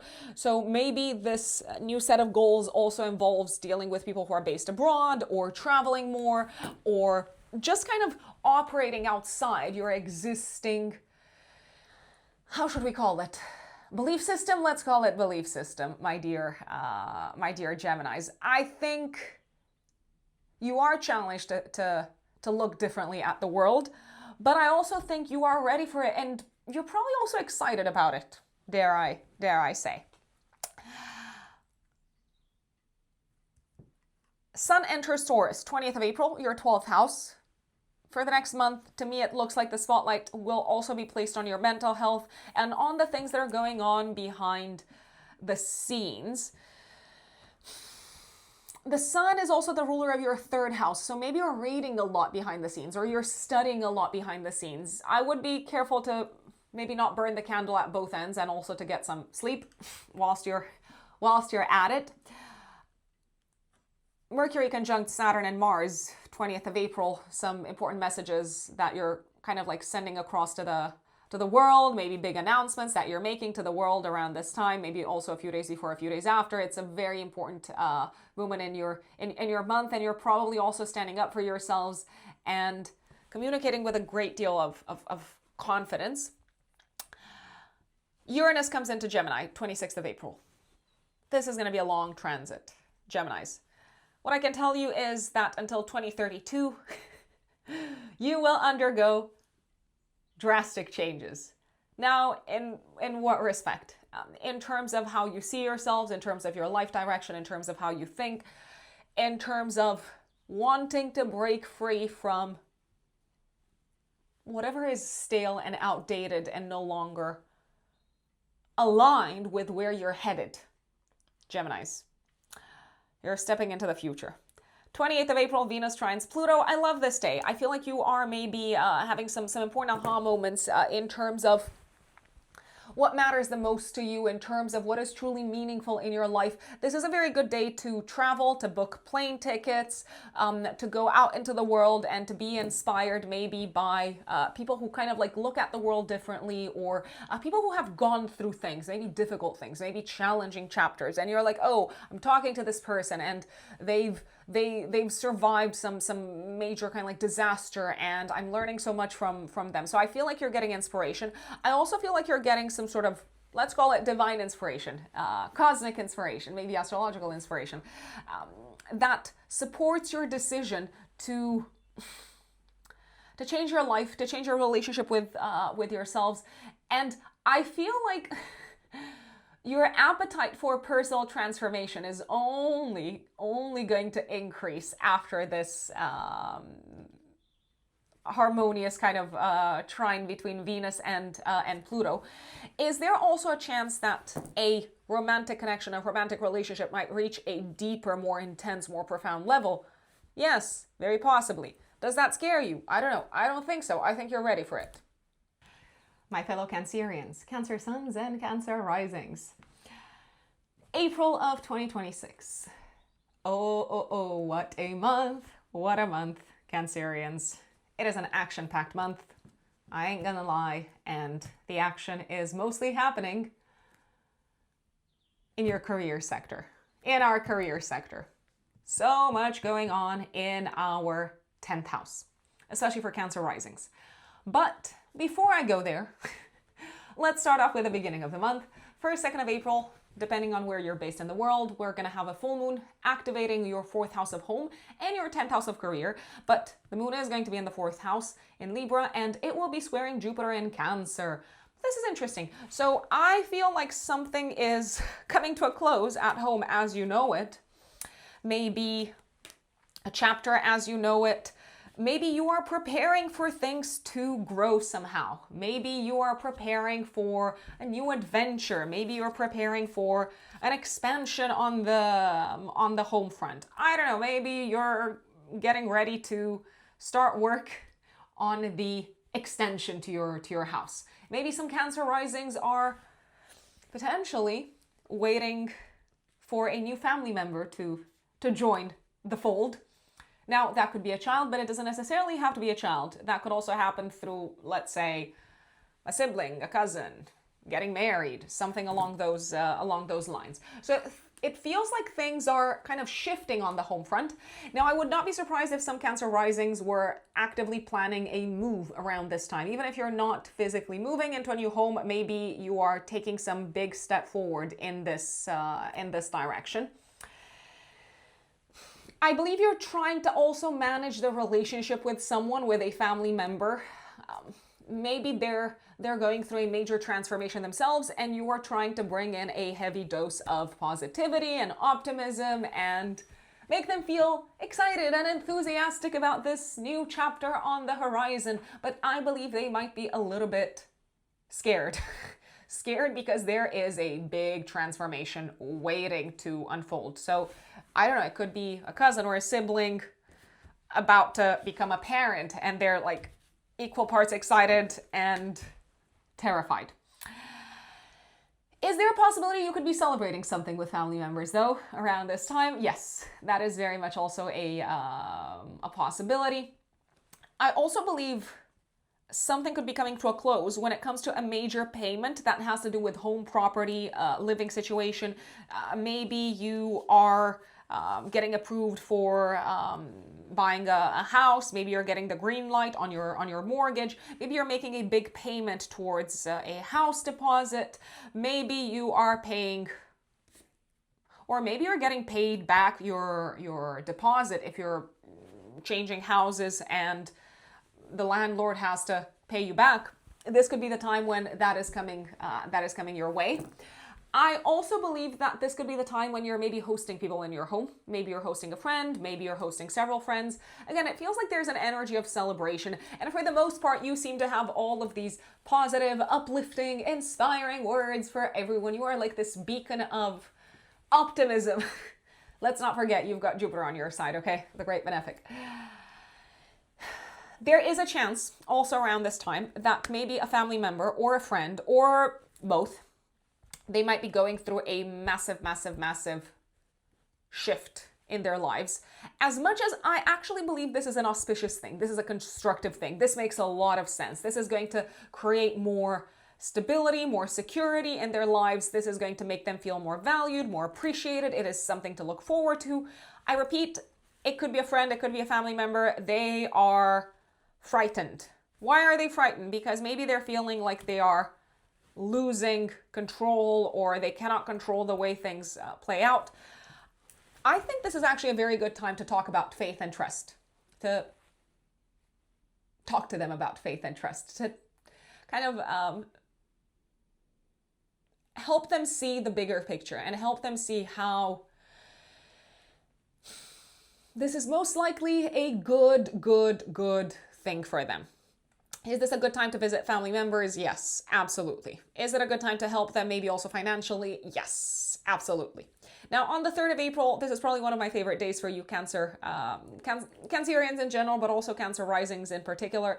Mercury will trine Jupiter. Oh, I love this. It's a great day to travel. It is a great day to book plane tickets. It is a great day to attend a play, a theater play, a concert. It is a great day to go to the museum. It's a great day to attend a spiritual event, to go to church if you're going to church. Allow a higher power to inspire you. And I feel like you are very kind of like mentally creative and inspired. You might also act as a guide for someone else. So your words carry a lot of meaning around this time. 9th of April. I'm like, let me say something else before the 9th of April. 9th of April is when the action begins. So the other important transit that's happening this month, Cancerians, is Venus is transiting Taurus all the way until the 24th of April. For the most part, this is a very supportive transit when it comes to your social life, connecting with friends, going out, attending social events. Venus will be squaring Pluto on the 3rd of April, active day before, day after. So there may be a crisis happening in the life of a friend, or the relationship with a friend might go through a transformation. I mean, I don't know if it's a happy transformation necessarily. Maybe you're feeling betrayed by someone, or maybe they're saying something that makes you feel upset. In any case, I believe that whatever comes out of this, you are ultimately at peace with it. Now, on the 24th of April, before Venus goes into Gemini, it will initially conjunct Uranus. And you might also feel it the day before, the day after. Unexpected developments, sudden announcements, news, unpredictable developments. When it comes to the friendship sector, when it comes to someone, I don't know, presenting you with their decision and you thinking, where on earth is this coming from? You are not this kind of person. There's also possibility this could be a good thing. So maybe a friend suddenly tells you, oh, I'm gonna quit my job and become an entrepreneur. So it could be a good thing, but you may not have seen this coming. Is it a good day for dates? 23rd to 24th of April. I mean, especially the 24th, because that's when the exact conjunction happens. I don't necessarily believe so.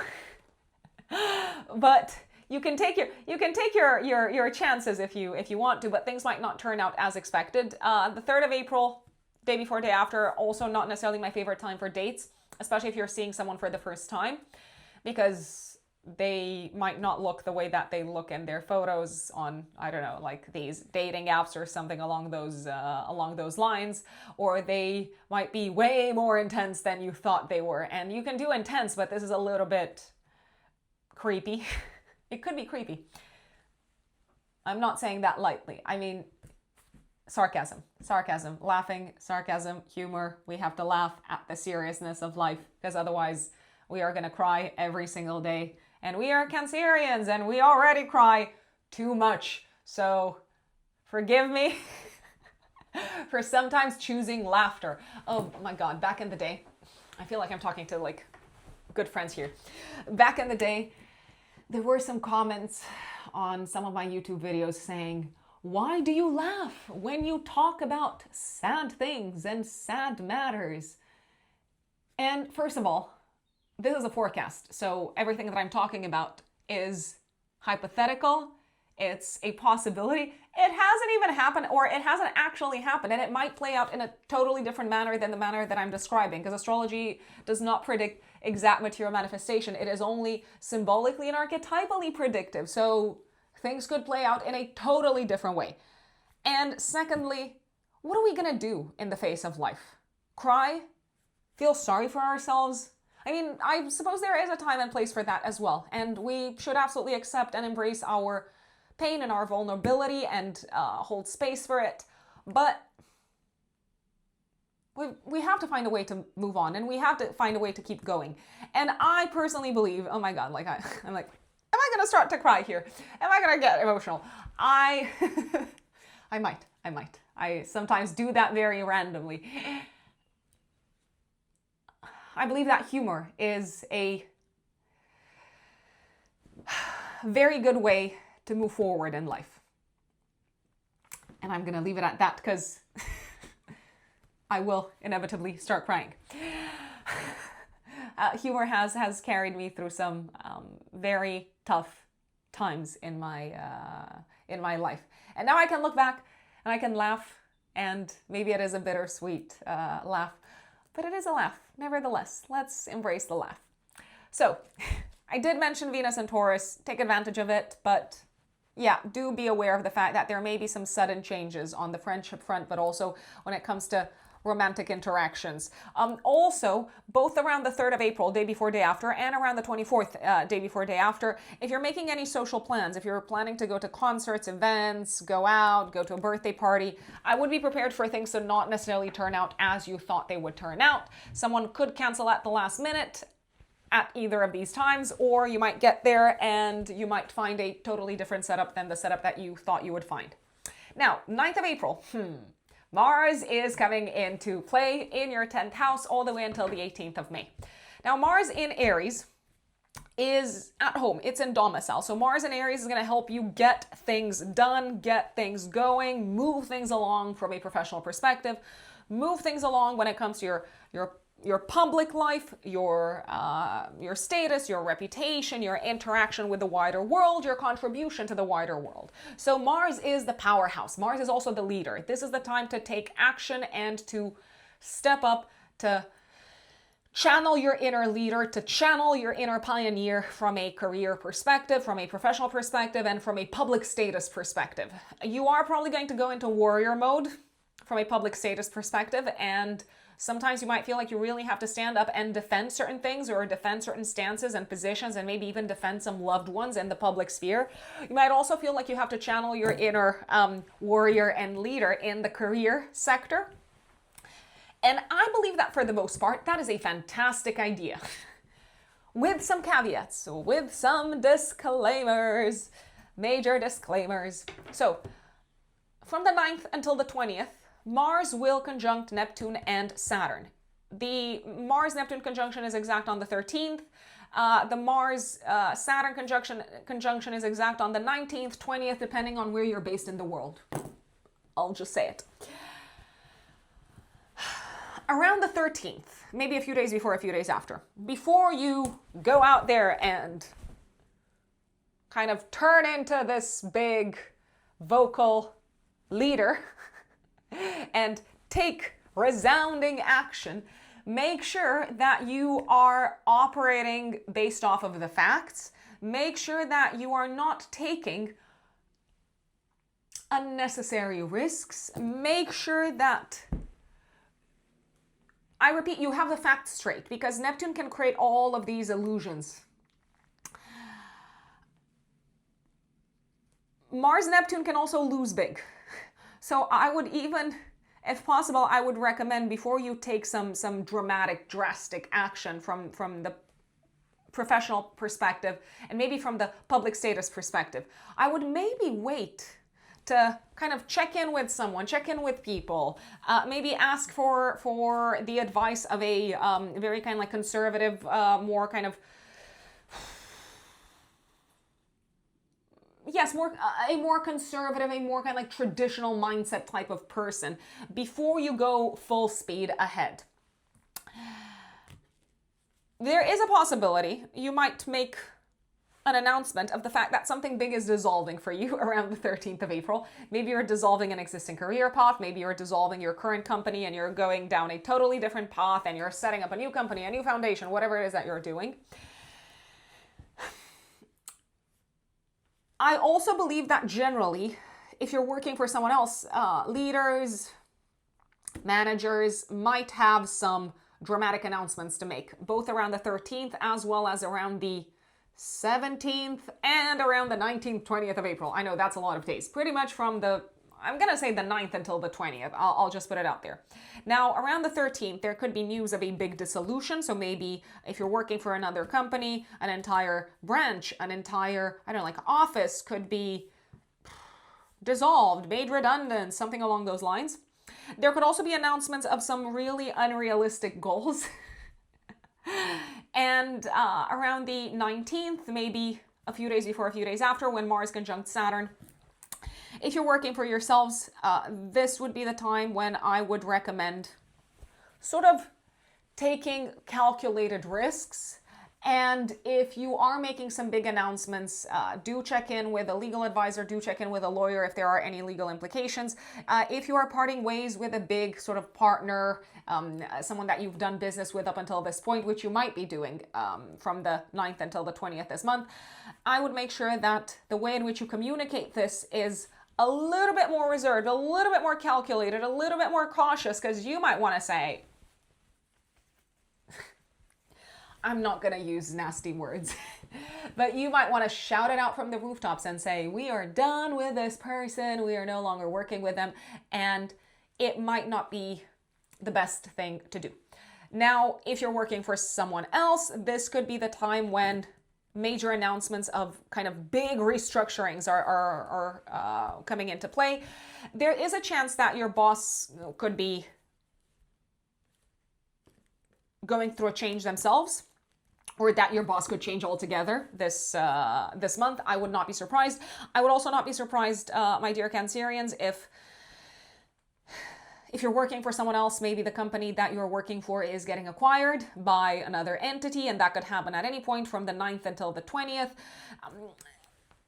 The new moon in Aries on the 17th of April could be one of the most important moments in terms of announcements, big announcements happening. So new bosses, new leaders, maybe you are announcing that you're stepping into a new role, a new position.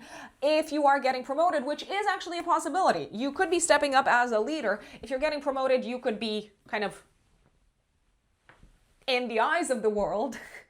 You could be very visible around the 17th of April. And people are going to know, hey, this is the new manager. This is the new kind of leader of this branch, sector, whatever that is. What I can also tell you, though, is that you might feel quite exposed, Cancerians. And you may feel like you have to defend your stance, like you have to defend your position, like you have to defend your decisions this month from the 9th until the 20th. Especially, I want to say, around the 13th, around the 17th, and around the 20th, maybe also a few days before, a few days after. I feel like you're going to have to speak up, and I feel like you're going to have to use your words in a very calculated manner, both around the 17th as well as around the 20th. On the 17th, Mercury conjuncts Neptune. If you do have to defend yourselves, your position, or anything that you're doing from a professional perspective, or anything that you're doing in the public sphere, once again, make sure that you are getting your facts straight, that you're using the right numbers, because otherwise, if you are saying something that cannot be fact-checked, you bet there will be people who are going to come after you. You can absolutely count on that. It looks like you are stepping up in a position of increased power overall. I'm just going to say it.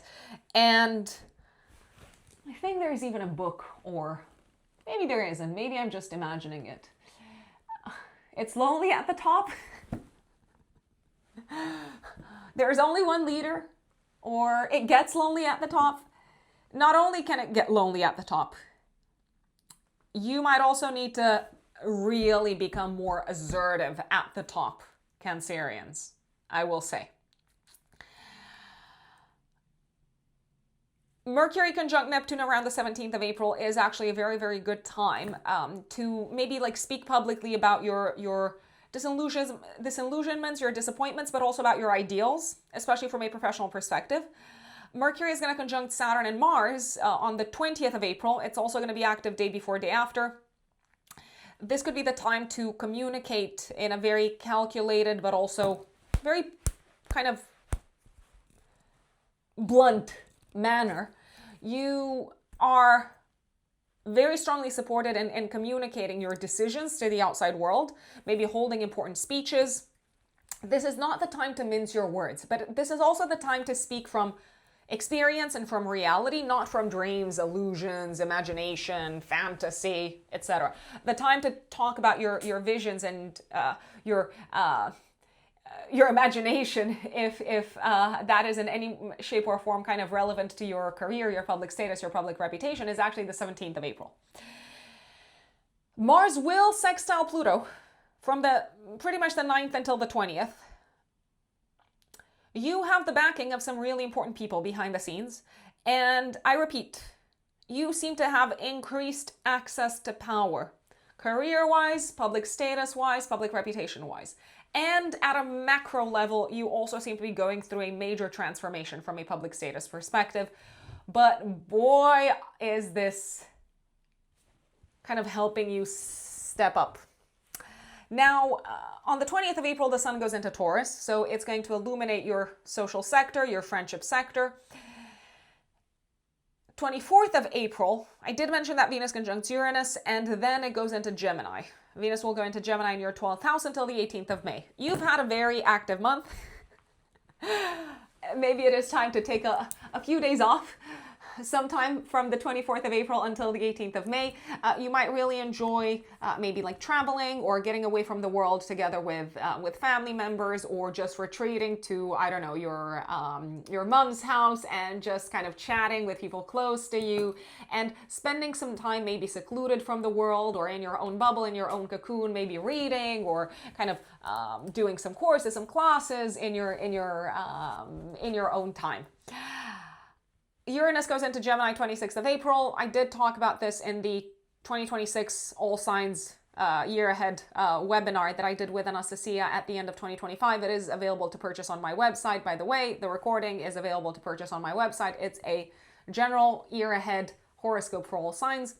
Uranus in the 12th house is probably going to, over the next few years, from the 26th of April until 2032, is going to do a lot of cleaning up in your life. And a lot of this will be quite sudden. A lot of it could also be due to you having aha moments. You wake up one day and you say, I don't need this anymore. I don't need this anymore. I don't believe in this anymore. I'm getting rid of all of this. Venus will sextile Neptune also on the 26th of April. I feel like you are relaxing a little bit on the career front. And on the 28th of April, Venus is trining Pluto. I like this day. This is a good day for relaxation. It's also a good day for intimacy. It is a good day to transform things around the house, especially from an aesthetic perspective, to maybe have a heart-to-heart conversation about an intense topic, a difficult topic, maybe with a family member. I believe you can both find some kind of healing and a sense of relief after having this conversation. It is a good day, and I want to really add this disclaimer. This is not financial advice. Please take the advice of your financial advisor. This is pure entertainment only. This could be a good day to cash in on some of your wins from an investments perspective. So it's a good day to sell if you're invested in like stocks or whatever it is. It's also a great day for intimacy. And it seems to be kind of fueled by a mental connection. Very possibly, very possibly. Venus in Gemini, Pluto in Aquarius, both air signs. That is Cancer. Now let us move on to my lovely, lovely Leos. Leo suns and Leo risings. April of 2026. What is going on, my dear Leos? Well, the month kicks off with a full moon. 1st, 2nd of April, depending on where you're based in the world, but it is going to be active also 3 days before, 3 days after. I feel like something is coming to a close when it comes to your education. So maybe you are wrapping up a course, a class, maybe you're taking an exam. If you are taking an exam, I'm not sure. I mean, you might pass. There is a possibility you might pass, but I don't necessarily believe you are maybe super content with the result. But I think a win is a win. I think you should kind of take the win if you passed. Maybe you're not passing with flying colors, but nevertheless, it is a win. This could also be a good time to have a significant conversation with a boss, an employer, a manager, or a parent. The conversation could be about something that maybe has been bothering you in private, or something that you feel very strongly about. So the feelings seem to have been kind of building up for some time, and maybe you've never revealed this, but maybe you should, and you're probably going to feel lighter. The conversation itself, maybe it's not going to feel like the easiest. Maybe big feelings are going to come to the surface. Maybe the reaction of the other person is not necessarily what you expected. Maybe they're going to react in a... this might be a little bit of a tough pill to swallow, but there is a possibility that they might react in a colder manner than you thought they would react. Even so, I believe you're going to feel better about the whole thing because you've opened up, you've shared things from the heart, you've spoken about the things that have been keeping you up awake at night. And even if the other person doesn't respond or react however you envisage that they would, on the inside, you are lighter. I'm gonna say this. Could this be a time when you have to take an unexpected sort of trip, maybe a short distance trip, to handle a matter? I mean, it could be a matter connected with children. It could be a matter connected with a parent. It could also be a time when you spend some money on car-related matters, trips, traveling. Maybe you're, seasonal, like train ticket. There's also a possibility that someone else might need financial help and support from you for something travel related or education related. And I believe that this time, so on this occasion, maybe you're paying for it. Maybe you're like covering the expense, but you might also need to have the kind of serious, difficult conversation about how you will no longer do that in the future. There is a chance that maybe a sibling is going through a bit of a crisis. Maybe they're going through a career crisis. Maybe they're going through, it's possible that it could also be a relationship crisis. And I feel like you're stepping in to save them somehow. But I think it's also important that you explain very clearly what you're willing to do and what you're no longer willing to do after you've kind of saved them from this tricky situation. And I use the term save very kind of loosely because it might just be that they needed some help, some support from a financial perspective, for instance, and you are in a position to do that. Now, also, around the time of the full moon, 3rd of April actually, but it's active day before, day after, and you might also feel it on the 1st, to be honest. Mercury will be trining Jupiter. I believe you're having some really healing conversations. Who are these conversations happening with? Now, they could be happening with your therapist, but they could also be happening with a friend, with a loved one, with your child. Maybe it feels like the relationship is kind of functioning a lot smoother with a friend or with your child or even with a romantic partner. You do seem to feel very understood, and it also feels like someone is offering you a great deal of empathy, and they're creating the space for you to open up about the things that maybe you haven't opened up about in a long time or maybe even ever. And once again, this is incredibly soothing. I'm going to say it. But also on the 3rd of April, but you might feel it as early as the 1st, Venus will be squaring Pluto. A relationship is transforming. There's no other way to say it. It could be that a relationship with a business partner is coming to an end. It could be that a relationship with with your boss is transforming altogether. Maybe because they're leaving, but also maybe because you no longer want to work with them. There's also a possibility that if you are in a relationship, your partner could be going through a major change, either career-wise or financially in general. Maybe it's coming in as a little bit of a crisis. I ain't gonna lie. At the same time, if things have been sort of bubbling underneath the surface when it comes to a romantic relationship, they may reach a culminating point, as in there could be a big crisis. And if there are any couples who have been experiencing challenges and problems, this feels like a very difficult sort of culmination and crisis to overcome. I'm gonna say it. Now, 9th of April, Mars goes into Aries in your 9th house until the 18th of May. So you are very strongly supported in taking action when it comes to the following: legal matters, academic matters, matters that connect you with foreign lands and foreign countries, especially also matters that involve you maybe spending some time abroad, maybe you finding a place to live in abroad, maybe you dealing with your legal status. So if, let's say, you are immigrating to another country, maybe you're dealing with the issue of the passport or visa or green card or whatever it is. You do seem to be very keen to get this done fast, whatever this is. But Mars will hit a few bumps, I will say. It will conjunct Neptune and Saturn. It will conjunct Neptune exactly on the 13th and Saturn on the 19th, 20th, depending on where you're based in the world. But you might feel the conjunction between Mars and Saturn and Neptune pretty much from the 9th until the 20th. Now, Mars and Neptune together are saying you might be very much ready to go when it comes to this legal matter, when it comes to traveling, when it comes to your connection with foreign lands and foreign countries, when it comes to moving abroad or studying abroad. But Neptune is bringing in the fog. Neptune can bring in a little bit of disappointment, a little bit of disillusionment, and a lack of clarity. So if you want to apply for a visa, let's say, you might realize around the 13th or any time between the 9th until the 20th, to be very honest, Leos, you might realize that you actually thought it would be a lot simpler and easier to get everything going. Maybe you thought you had all the necessary papers to get this done, but alas, your bubble is getting burst, let's say.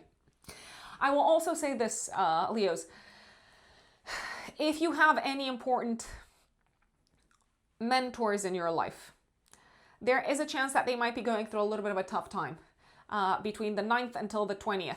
And they could be going through a tough time from a health perspective, from a work perspective, from a financial perspective. They might be dealing with some, I'm going to call them slaps from life. Are you in a position maybe to step in and help?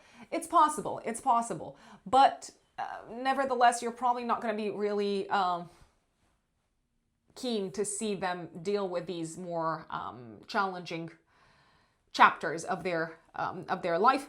I will also say, from the 9th until the 18th of May, from the 9th of April until the 18th of May, you might feel very driven and motivated to defend your belief system and your worldview and your life philosophy, and potentially also your political and religious beliefs. I'm not here to tell you what to do with your life, but I will very much say this. Please consider the possible legal reverberations of this and possible work reverberations of this. So I'm going to give you an example. Let's say if you post something, I don't know what the rules are. Like, the rules are obviously different for different companies. But let's say you post something on social media about your political beliefs, and it's something that has to do with an issue that made you very, very angry. I would make sure that this does not affect your employment status. If you're willing to deal with the consequences, I will say by all means. And maybe you are. Maybe you absolutely are. And I'm not saying that you should kind of step back or hold back out of fear. But I will say, before you act, do take a moment to really consider how this could affect your work, your kind of maybe legal position, and also maybe some business relationships and also some personal relationships as well, my dear Leos. There is a possibility, especially around the 19th, 20th, maybe also a few days before, a few days after, when Mars conjuncts Saturn and Mercury in Aries in your ninth house. There could be a tough conversation that is happening with a business partner, with a life partner, and this tough conversation could be connected with beliefs. It could be connected with kind of different worldviews, different belief systems that you've got. This could also be the time when you have to really speak up, and you can no longer hold back, because even though maybe historically you've held back out of fear of affecting a relationship, this time you can no longer hold back. But I will recommend kind of measuring your words and being careful with the words that you put out there. If you have something tough that you have to say to a work colleague or a business partner or even your life partner. I'm also going to give you a heads up, Leos, especially the risings. For those of you who are married or in a long-term relationship, there could be some things coming up this month, not necessarily the easiest to handle when it comes to in-laws. So there may be some sort of need to act fast, to maybe like travel or to take action quickly, to change your schedule, to kind of shift gears quite quickly in regards to a matter that has to do with in-laws. Maybe their living circumstances have changed. Maybe their job-related circumstances have changed. Maybe they are about to enter a new life chapter, but that life chapter requires a lot of courage. It can feel quite scary. It can feel quite confusing, and it might also feel like it absolutely involves, in very practical, concrete ways, your significant other.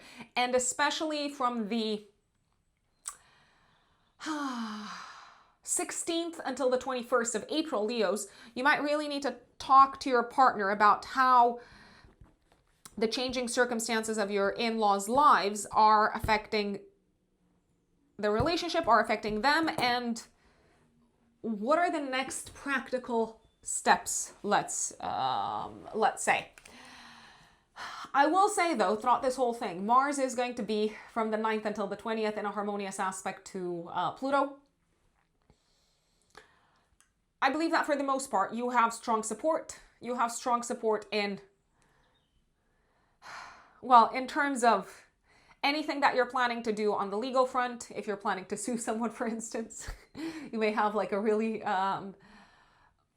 influential and cutthroat like lawyer or a legal advisor. If you're planning to maybe travel more for work or change jobs or consider a job abroad, your partner does seem to be supportive as well, and ultimately it looks like they're willing to transform their life for the sake of the family as well. And I am inclined to say, Leos, over the next few years, but especially now from the 9th until the 20th, your existing belief system will be drastically challenged and undergo some major changes. And I think it's okay to acknowledge that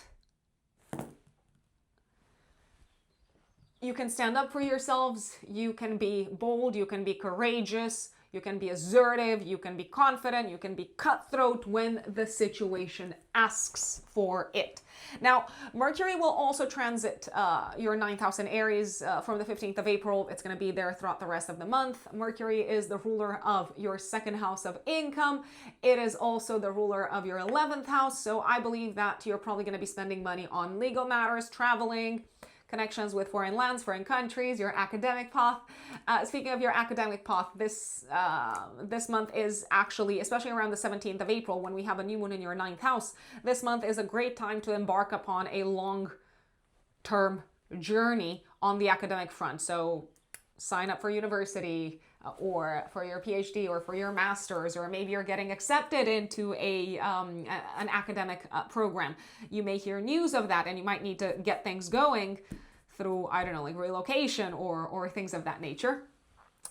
Mercury is also the ruler of your friendship sector. I believe that if you do find yourselves all of a sudden abroad, there is a possibility that you might be making friends quite quickly, my dear Leos. So much to say about this. So much to say about this transit. I will say this: 17th of April, whatever it is that you're looking to communicate, especially in a legal setup, academic setup, or when it comes to your interactions with people who are based abroad, make sure that you have your facts straight. You may benefit potentially from waiting until the 20th when Mercury conjunct Saturn and Mars. And you know exactly what sort of like facts and details and numbers you're dealing with.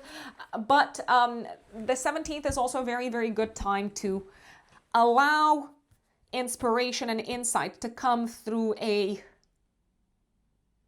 higher channel, to come in from a divine source, let's say. So via meditation or, yeah, just kind of like feeling that strong sense of connection with your higher selves. Sun goes into Taurus 20th of April. Strong focus on your career sector for the next month. Now, you have been benefiting from Venus transiting Taurus career-wise. And you will continue to benefit all the way until the 24th of April when Venus changes signs. Now, I will say though, on the 24th of April, before Venus goes into Gemini until the 18th of May, it will conjunct Uranus. So I would not be surprised if there were some sort of a sudden announcement coming in from your company, from your boss. It feels like a disruption of the status quo. Maybe a boss is leaving, or maybe they are kind of changing gears in terms of the goals for the upcoming quarter. It feels like a sudden, unpredictable thing that you're probably going to have to factor in. Venus will go into Gemini until the 18th of May from the 24th of March. I think you're going to like this transit, Leos, because your social life is going to very much benefit from it. And relationships with friends, relationships with people that are part of the same kind of groups and organizations that you're a part of are probably going to see a significant improvement. Uranus will also go into Gemini 26th of April. Over the next few years, your social circle will undergo dramatic changes. People are coming in, people are going out. Your goals for the future will also undergo some drastic changes, and you are probably going to think very differently about the future. Venus will sextile Neptune on the 26th. I do believe this is a very good day to go out, be social, go to a concert, do something Neptunian. Maybe also have like a group type of experience that has a spiritual but also a physical side to it. What do I mean by that? You could go for like a group yoga class, for instance. I'm kind of like trying to find examples for the symbolism.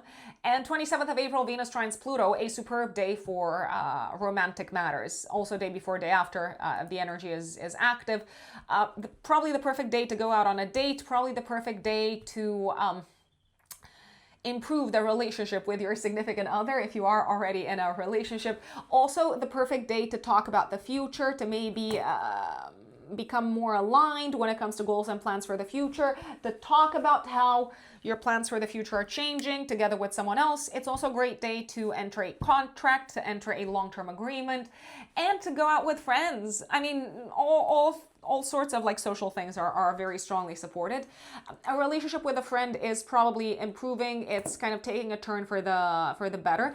And it also looks like other people are coming in with some really good ideas that help you look at the future differently, but in very sort of constructive ways.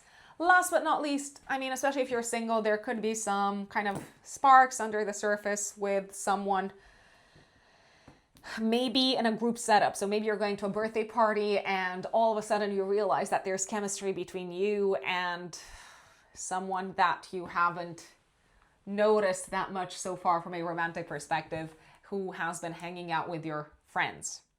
So I like the 28th of April very much, Leos. My dear Virgos, Virgo suns and Virgo risings. April of 2026. What is going on in the sky, Virgos? Well, loads of things are going on. But let's start off with the beginning of the month. 1st, 2nd of April, also active 3 days before, 3 days after. We have a full moon in Libra, activating your financial axis. So I believe that money is on your mind, and not only that, you're making payments, you're dealing with expenses, you are kind of reassessing your budget. It does look like you will probably be dealing with a big expense.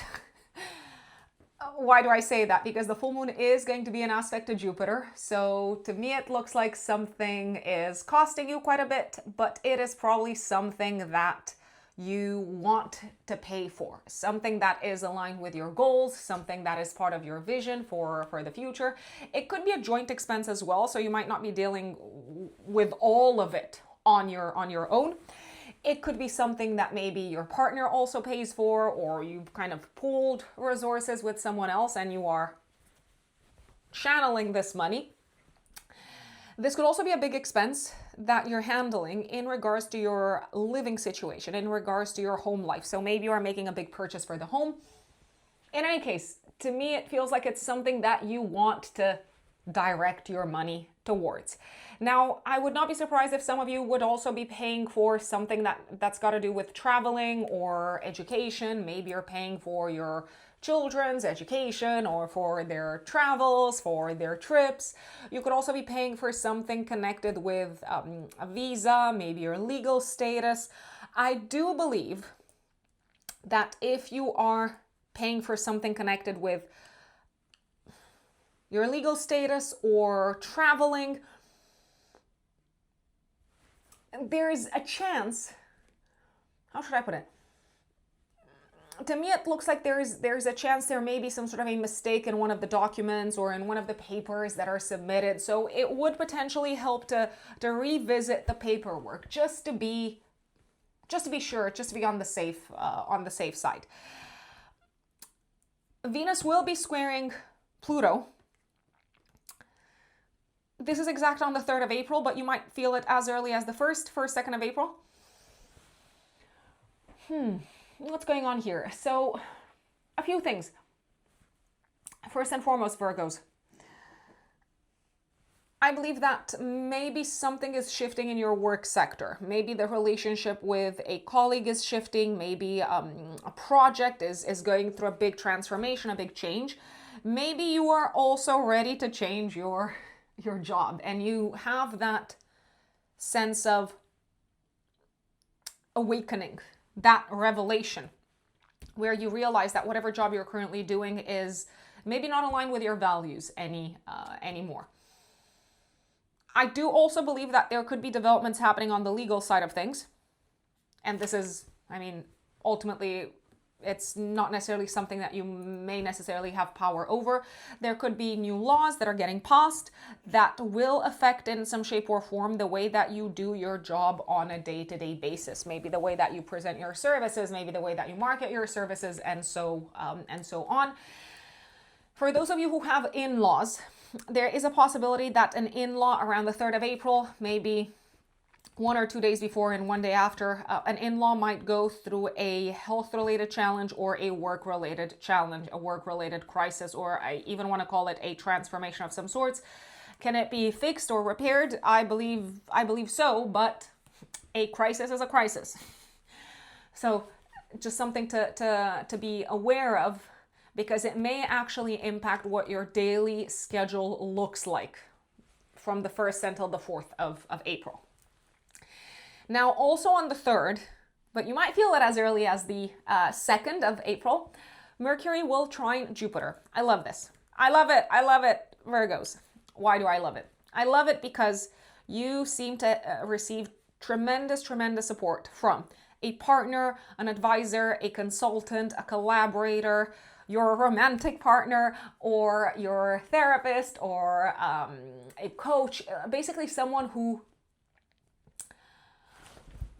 really believes in you, really believes in your ability to make things happen, really believes in your ability to bring to life the goals that you've set for yourselves.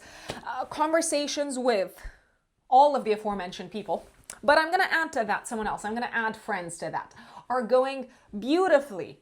They're going so well. They are so soothing for the soul. They are so inspiring. There is a possibility you might be guiding someone, or someone might be guiding you in a very sort of symbolic sense. And I believe you could use some inspiration and you could use some optimism from other people, Virgos. And I believe it's either a friend or a partner or, like I said, even a coach who is bringing that into your life and who's helping you look at the big picture. And if you need help with anything, do not hesitate to ask, because you shall receive the help. Even if it's help with like information or something like that. I'm sort of catching my breath before I jump into the meaty part of April. So far, so good. So far, so good. You can handle stuff. I mean, obviously you're going to be able to handle everything, but Mars goes into Aries in your 8th house until the 18th of May. Now you might be thinking, hey, this happens all the time. It happens quite often. Well, the twist here, Virgos, is that Mars shall meet Neptune and Saturn and also Mercury at some point, which is your chart ruler. The hot, intense, super active, super dynamic, super transformative, let's see how many adjectives I can find, period of the month is going to be from the 9th until the 20th of April. I wanted to say the 21st, but especially from the 9th until the 20th. These can be 11 days of, I was about to say fire. Pun intended, because Mars is going into a fire sign. So Mars transiting this part of your chart is saying you have to take action with matters in your life that have to do with loans, taxes, debts. So Mars is saying, come on, pay them off, do something about it. If you have to apply for a loan, if you have to apply for, I don't know, a scholarship, a bursary, an investment, go, go, go, go, go. If you have to pay your taxes, go, get it done, do it. It's like all systems go. The 8th house is also the house of investment, so you might feel like you have to make decisions and take action and make quick moves on the investments front. By the way, this is not financial advice. Please keep that in mind. This is pure entertainment only. You are completely responsible for your financial decisions. So Mars wants things to move. Mars wants action. Mars wants things to happen, but Neptune brings the fog. Neptune brings confusion. So especially around the 13th of April, maybe also 3 days before, 3 days after, I'm going to say this time, there is a chance you may take action that is not based off of the reality of a situation. Before you take a major risk from a financial perspective, please stop and consider the long-term consequences. Please ask for advice. Please consult with someone, and please make sure that you have the right data, because Neptune can make things seem to be something that they are not. And further down the line, you might be faced with the reality of a situation and say, oh my God, what have I gotten myself into? This would not be, for example, a good time to take a high interest loan, or again, to take any sort of impulsive action on the financial front. That is my recommendation. You can do whatever you want. Ultimately, you have free will. Now, you may want to take action to save someone from a financial perspective, maybe to help someone from a financial perspective. And whilst that is commendable, and I actually believe you are doing quite well from a financial perspective, pretty much throughout the whole of April and for a big chunk of May as well, my recommendation would be to slow down before you rescue anyone financially, before you pay off something on behalf of someone else. Slow down and really talk things through with them, or really talk to them about the long-term implications of maybe their actions and their decisions, and really maybe try to see where they're at, what is maybe the issue, the greater issue that needs to get resolved here. So essentially, I would not jump in to pay for anyone, unless it's like a huge emergency, unless it's like a life or death type of thing, until at least, I'm gonna say the 20th. Because by that time, Mars will have also conjunct Saturn, and Mercury will have also joined Saturn and Mars in the mix, and important conversations will have happened. Important information is coming to the surface. Secrets are coming to the surface as well. Maybe hidden information is coming to the surface. So you're going to know what you're dealing with. You may also be very angry with someone throughout this period, 9th until the 20th.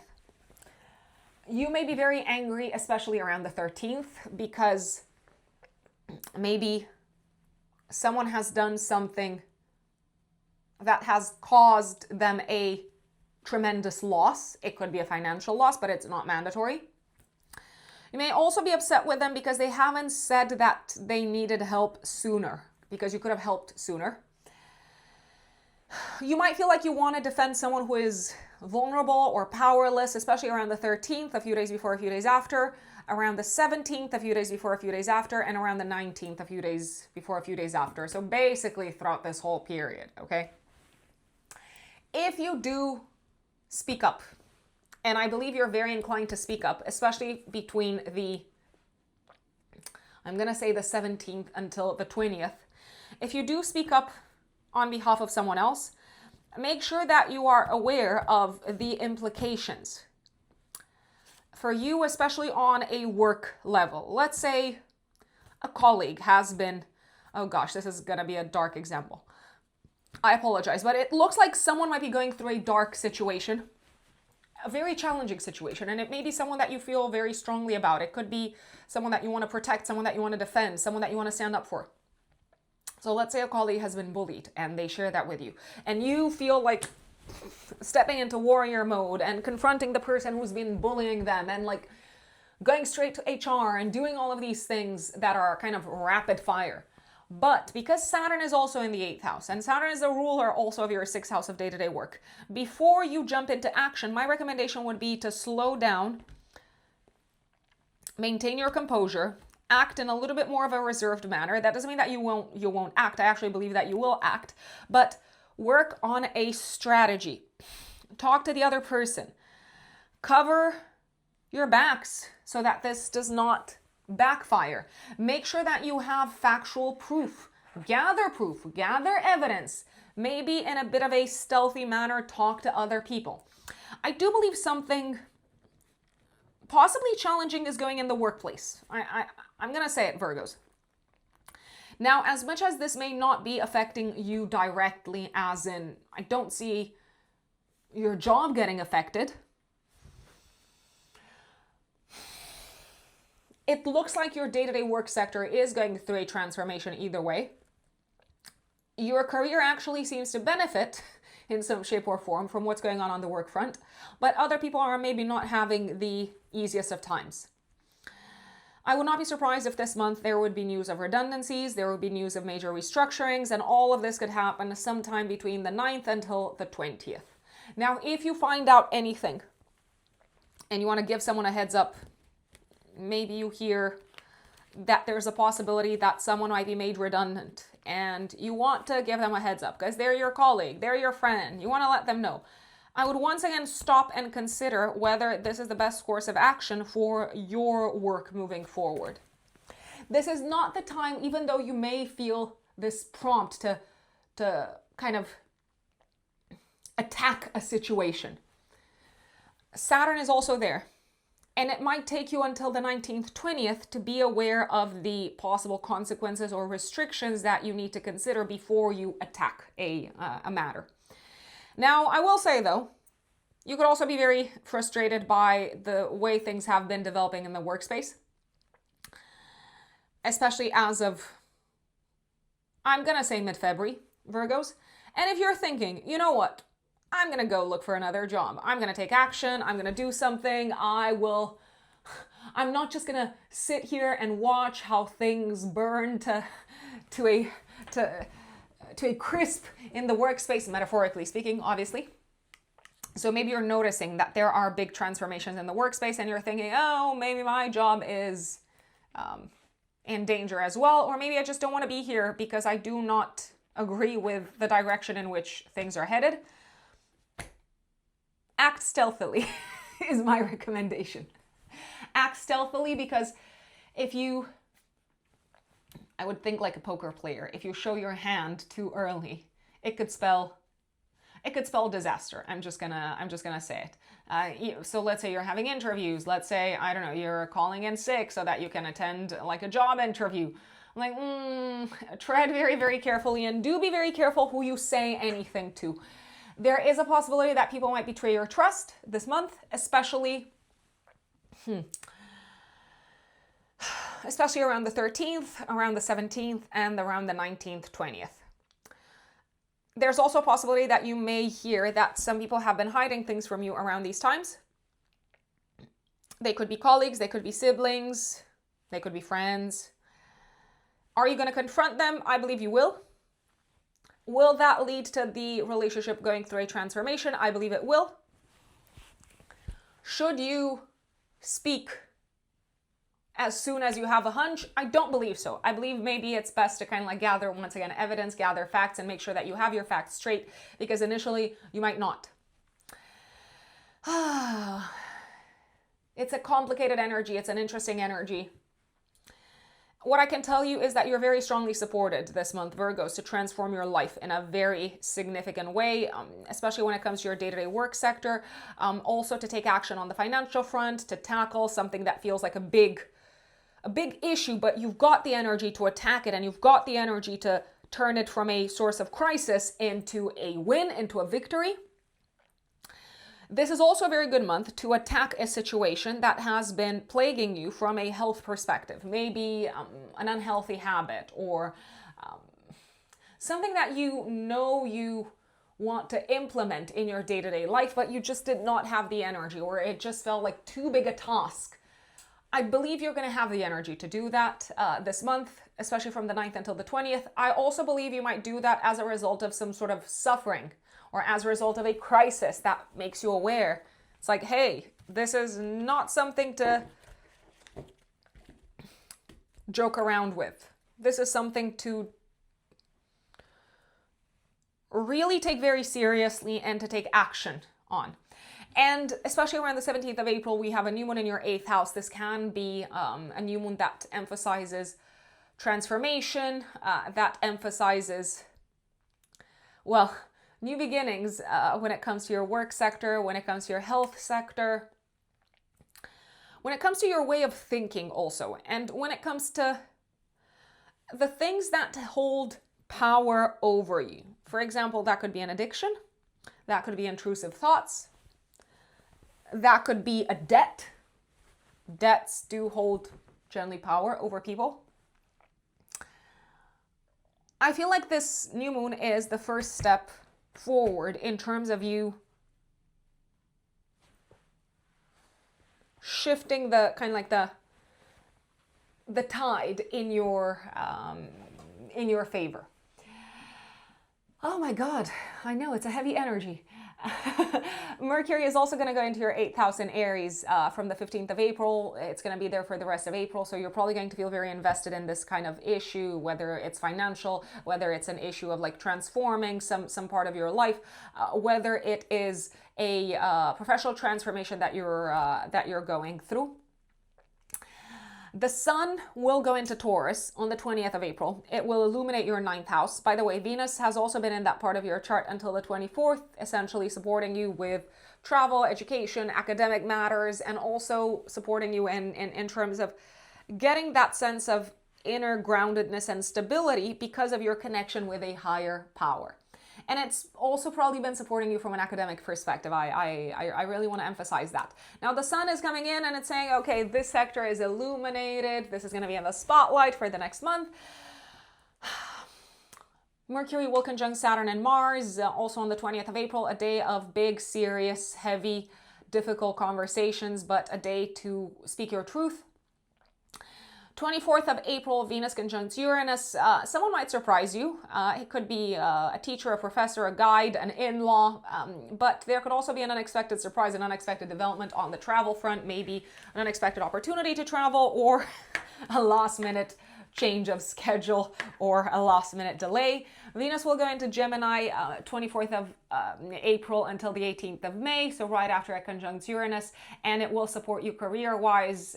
Essentially, this is a fantastic time to apply for a better paid position, for a higher position from a hierarchical perspective, to communicate to the world about what you do professionally, to upgrade or update your portfolio, to update your LinkedIn, to have important presentations on the professional sphere. So generally a very enjoyable time in the professional sphere, but also in terms of your involvement with the public, in terms of your public status, your public reputation. Uranus goes into Gemini 26th of April, and this has already happened last year. Virgos, essentially, over the next 6 years, your career path is probably going to go through some major disruptions. Venus will sextile Neptune 26th of April as well. You seem to be making peace with some of the transformations that are happening professionally. And 28th of April, Venus trines Pluto, a day of major wins, health-wise, work-wise, clients-wise. You're doing the job well. You are achieving a big goal from a health perspective. Maybe you're making a significant payment towards your health or towards something that's going to support your business or support your job. You do seem to be getting appreciation and accolades in a professional setup. And I feel like you're finally much more at peace, much more comfortable with the big changes that are happening in the work space, Virgos. Now let us move on to my dear Libras, Libra suns and Libra risings.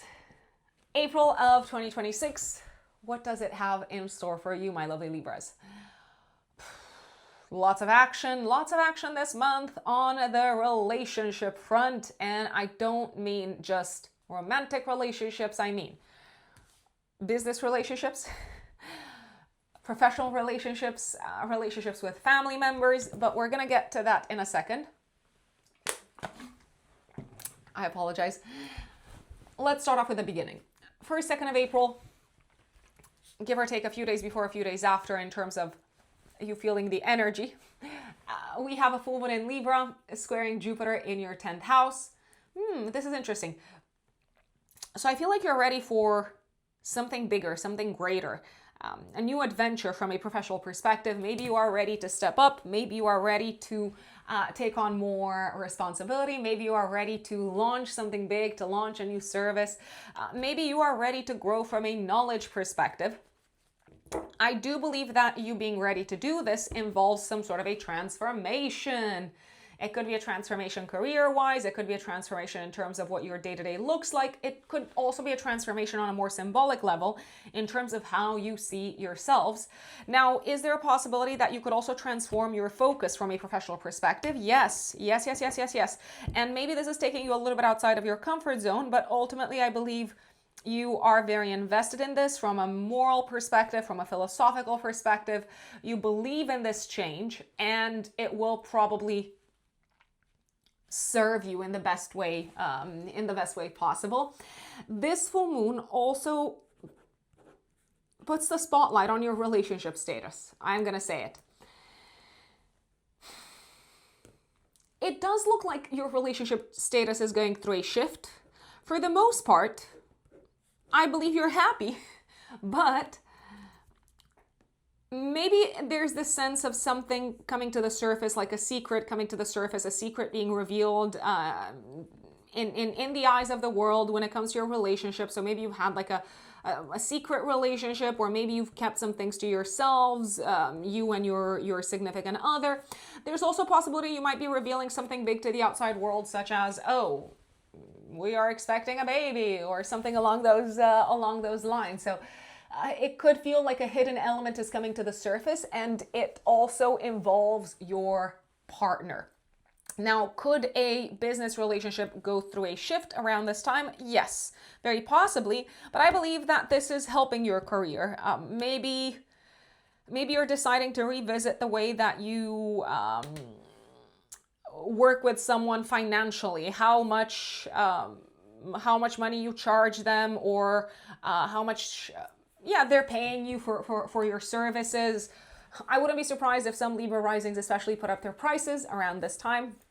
I mean, the energy is saying, yeah, you've got this, you can do this. 3rd of April, but you might also feel it as early as the 1st, Mercury trines Jupiter. Really good, positive, expansive, inspiring conversations and really good news coming in connection with your work, in connection with your career, in connection with the job that you're doing. Maybe you're getting some really good feedback, some really positive feedback. Maybe it feels like finally,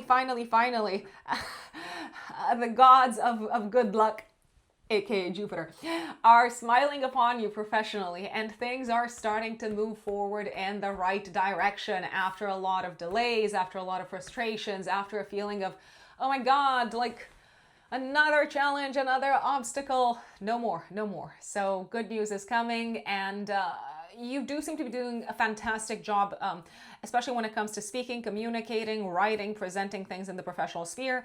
I mean, the beginning of the month can also literally bring a new exciting work opportunity, I will say. Also on the 3rd of April, but you might feel it as early as the 1st, Venus will be squaring Pluto.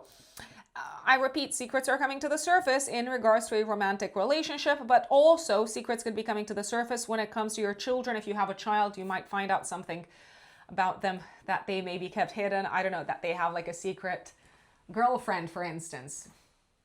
Something like that. Venus will be in Taurus in your 8th house until the 24th of April. Now, for the most part, this is actually, with the exception of the 2nd, 3rd, as well as the 24th, maybe also the 23rd, this is generally a very supportive transit when it comes to your investments growing. If you have investments, by the way, this is not financial advice. Please take the advice of your financial advisor, your accountant, whoever that might be. You are completely responsible for your financial decisions.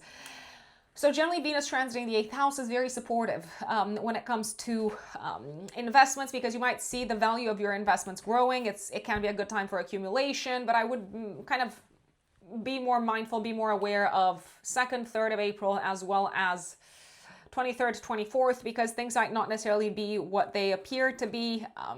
And there could be some kind of sudden developments, especially around the 23rd to 24th when it comes to your investments. Is there a possibility that you might also attract a lot of financial support from others throughout this period? Yes. Now, for those of you who work on a commission basis, this can be a very productive time. But do be kind of mindful of what you're saying yes to, especially around the 2nd, 3rd, and 23rd to 24th, because even though you might be getting a big commission,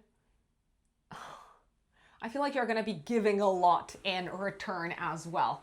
It might not be financial. It could be in terms of time, in terms of energy. So yeah, just make sure that you know what you're getting yourselves into.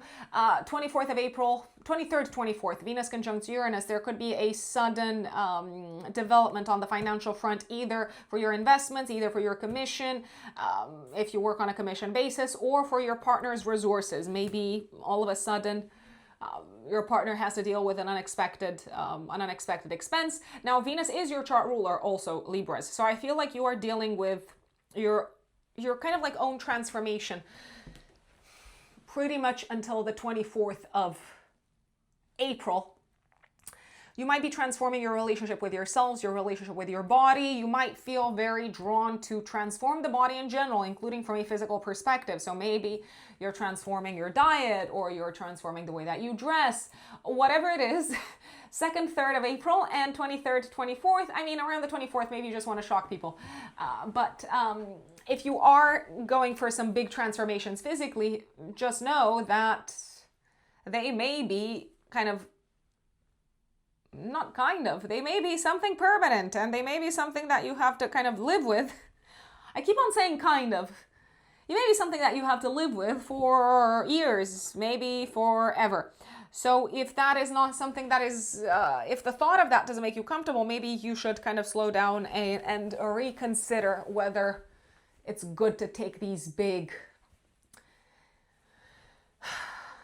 steps, let's say. Mars, 9th of April, goes into Aries in your 7th house. Now, until then, Mars has been in Pisces in your 6th house, lots of work to do. Finally, it's paying off. Now, 9th of April until the 18th of May, Mars will activate your 7th house of relationships. That is where the action is happening. Now, the action could be very welcome because you might be thinking, hey, finally, things are happening. We know where we're headed.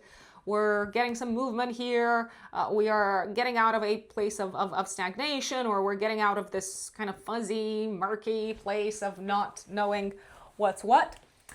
I can tell you this, other people will probably be very demanding. They will have very strong expectations of you, from you, pretty much throughout this whole period. You might also be very keen to move things along on the relationship front with someone. You might be like, come on, chop chop, let's go. What are we waiting for? Let's make things happen. Let's do it. Let's move in together. Let's buy a house. Let's do all of that. Well, there may be some bumps along the way. Mars is going to be in close vicinity to Neptune and to Saturn, pretty much from the 9th until the 20th.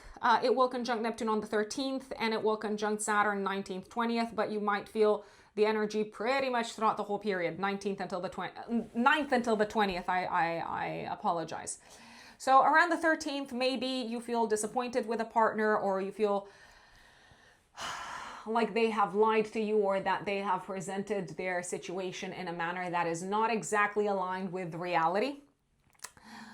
Around the 19th, 20th, maybe even a little bit earlier than that, as early as the 17th, you may be very consciously aware of what sort of challenges, burdens, limitations, restrictions the partner is dealing with. And you're like, oh, that is why we can't move things so fast. That is why we can't move along at 300 miles an hour.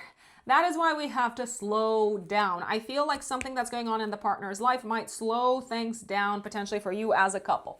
Now, you might be thinking, what if I'm not in a relationship? That's totally fine. I'm like, that is totally fine. Of course, it's totally fine. But there is a very high possibility that there's going to be a lot of action relationship-wise from the 9th until the 18th. If you're open to a romantic relationship, I will say it can come into your life. It could be with someone that you already know, that you've already built some sort of a maybe professional relationship or a relationship of trust. Maybe also someone who you've known for a long time, maybe your family, I don't know, like friends, maybe you've known each other since you were kids or something along those lines. But I can also tell you that the coast is not necessarily clear immediately when it comes to the connection with this person. So even though you like them, they like you, or there's a high chance that you like them, they like you, maybe they're dealing with some problems. Maybe they're going through a separation, or they've lost their job, or they're dealing with financial difficulties, or they're dealing with some burdens connected with a family. Maybe they're responsible for a parent and they need to handle things for a parent. So I feel like you're going to be faced with the reality of someone's situation, and sometimes not necessarily very pleasant ways, around the 13th and around the 19th, 20th, but pretty much from the 9th until the 20th of April in general. Now, Mars throughout this whole period, 9th until the 20th, is going to be in a harmonious aspect to Pluto. So Pluto is going to be in your 5th house. The 5th house is the house of enjoyment, of romance, of creativity, of creative self-expression. So I feel like even though maybe a partner is dealing with problems, or a potential partner is dealing with, I say potential partner, but I feel like you might already be very invested in this whole thing. You can come in with maybe creative solutions, and if the connection is strong enough, which I believe it actually is, you can help them overcome a crisis. Do you want to do that? Oh, that is another conversation altogether, but that's going to be up to you ultimately. Now, the 7th house is not just the house of romantic relationships and partnerships, even though there is a strong focus on that this month, Libras, especially for those of you who are open. The 7th house is also the house of open enemies and adversaries and competition. And I gotta tell you, your competition is on fire this month, Libras. They will try to do things, I believe. They will try to act. They will try to say things. They will try to take action that maybe is meant to destabilize you. I'm just going to say this, Libras. I actually believe you are in a superb position of power. So you might kind of see the attacks coming. You might be like, ah, yes, this person is trying to sue me. Ah, yes, this person is trying to badmouth me. Ah, yes, this person is going to the boss and saying, she's not doing her job well. You are doing your job well. And sometimes it is best to leave an enemy. How should I put it so that it doesn't sound very dramatic? But what if it does sound dramatic? Maybe it should. Sometimes it is better to leave the enemy kind of self-sabotage and hit road bumps by themselves and shoot themselves in the foot, which I think you might just watch, observe, and say, oh, look, you've shot yourself in the foot over there. It's like the 13th of April. Mars is conjunct Neptune. You have no idea what you're talking about. You don't have your facts straight. Then, 17th of April, you're saying something. Mercury will be conjunct Neptune. But once again, your numbers are not correct. The information is outdated. This is not the reality of the situation. And 19th, 20th of April, it looks like the enemy is being stopped in their tracks. And they have to admit defeat, let's say. I know this all sounds very dramatic, but I do believe there is someone, there's kind of a strong opponent, or so they believe that they are strong. But I repeat, I actually think you are in a much stronger position this month, and they will try to maybe badmouth you, they will try to impact you, and I think they won't succeed, to be very honest. If anything, I would not be surprised if you, being a Libra, especially around the 17th of April, when we've got a new one in Aries, you will kind of turn to them and say, come on, let's find a way to work together. There's no need for all of this hullabaloo. There's no need for all of these like back and forth arguments. Let's find a way to collaborate. You might even turn them into a collaborator, from like an adversary into a collaborator. So I think you can really turn things around. I really like this. Now, generally, I repeat, people are very demanding this month, and you might hear some things, especially around the 17th when Mercury conjuncts Neptune, that are not true, that they say, maybe that they believe that they are true. It could be a partner saying something. It could be an adversary saying something. It could also be an in-law maybe saying something, or a teacher, a professor saying something that is blatantly sort of confused or confusing or wrong, that is not based in reality. It is a good time to have significant conversations, blunt conversations, direct conversations, to call things by their name around the 19th, 20th of April, when Mercury conjuncts Saturn and Mars. Mercury is going to be in Aries from the 15th of April throughout the rest of April. So again, it looks like other people have things that they want to share with you, and they're very vocal, and the words that they're using are not necessarily the nicest. Sometimes they can be quite kind of painful to absorb.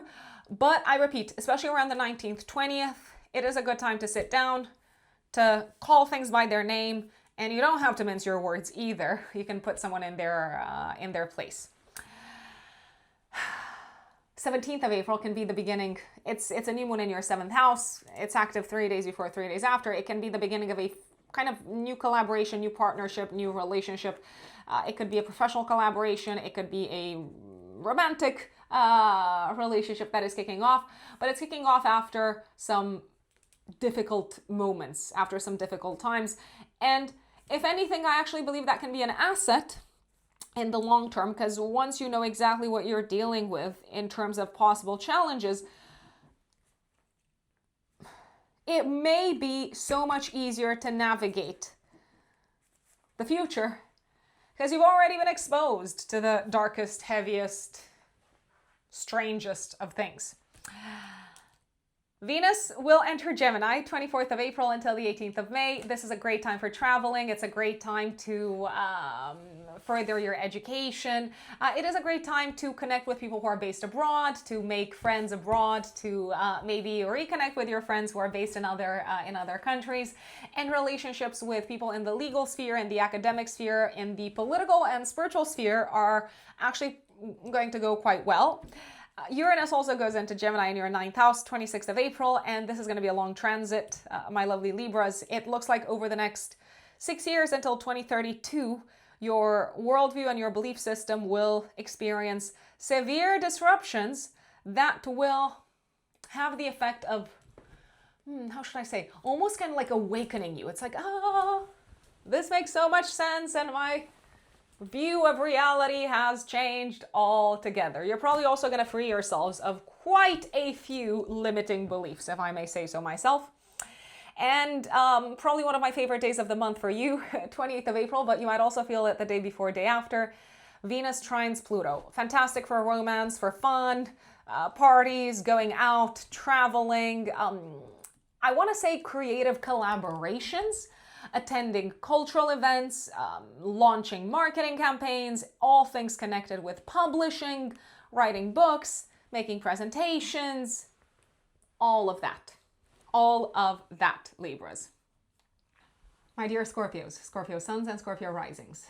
April, what does it have in store for you, my lovely Scorpios? I'm going to give you a bit of a spoiler alert. It is going to be a busy, and I mean busy month, especially from the 9th of April onwards. Why do I say this? Because on the 9th of April is when Mars changes signs. It moves from your 5th house into your 6th house of day-to-day work and health and daily activities, routines, habits. Some call the 6th house the house of maintenance and routines.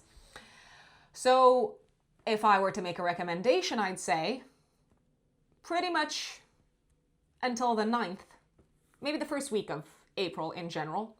If you can, relax, enjoy your time with your loved ones, maybe even take a short break, if you will, take a few days off, have some fun, spend some time doing the things that you're passionate about, because I gotta say it, your day-to-day kind of routines, your calendar is gonna be on fire, and I mean on fire, especially from the 9th until the 20th.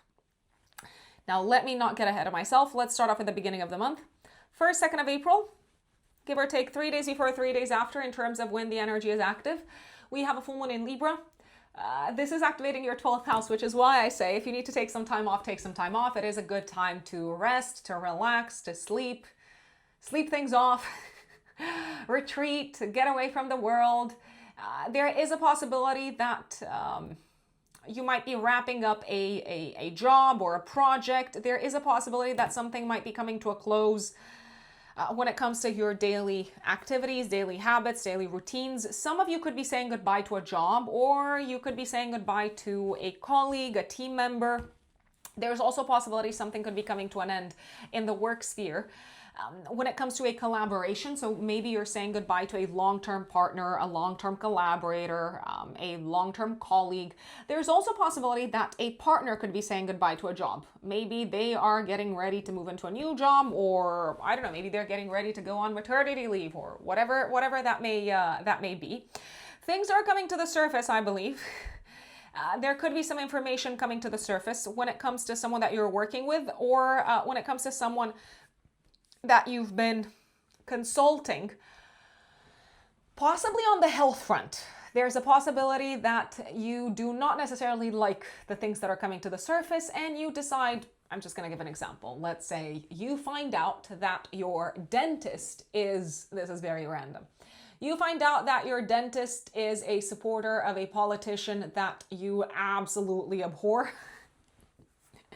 And maybe you're not going to message your dentist and say, how can you vote for this person? How can you support this person? But you might decide in silence to see another dentist, to no longer see this dentist. So I believe you could be ending a relationship with someone that you're working with on the health front.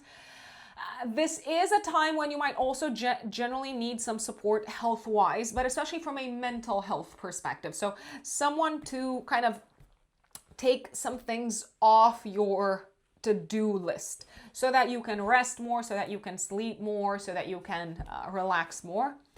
Speaking of relaxation, 3rd of April, but you might also feel it as early as the 1st of April, Mercury will be trining Jupiter. I love this. This is a really, really supportive energy when it comes to traveling, when it comes to having fun with loved ones, having fun with people that are close to your heart, maybe attending a social event, maybe also spending time with children if you have kids. You could also be spending time doing the things that you enjoy that offer some intellectual stimulation, maybe reading or studying or attending a course just because you are very passionate about the topic. Maybe it's astrology. I don't know. I have no idea. I always offer the possibility out there for you folks. This is also a very supportive energy when it comes to opening up. So talking about the things that have caused fear, tension, frustration, shame, maybe for you in the past. And I do believe you're probably going to feel very, very understood. It is also a very good day for a date, the 3rd of April, but I'm going to say 2nd of April also looks good, maybe equally good. Now, some people might come in and say, hey, Venus is going to be squaring Pluto. Let's see. Indeed, Venus will be squaring Pluto. It's exact on the 3rd of April, but you might also feel it on the 2nd and the 4th. Some might come in and say, no, absolutely do not go on a date. Venus is in Taurus, so Venus is in domicile. Planet of love is in domicile, in your 7th house of relationships. If you do go out on a date around these times, there's a chance a possible partner or your actual partner might reveal something about their past, might reveal something about their parents, might reveal something about their private life that feels very challenging, intense, traumatic, frightening even. Is that likely to maybe strengthen the relationship? I believe so. I believe it's something that you can absolutely deal with. It's something that you can absolutely face. Maybe it could even be something that you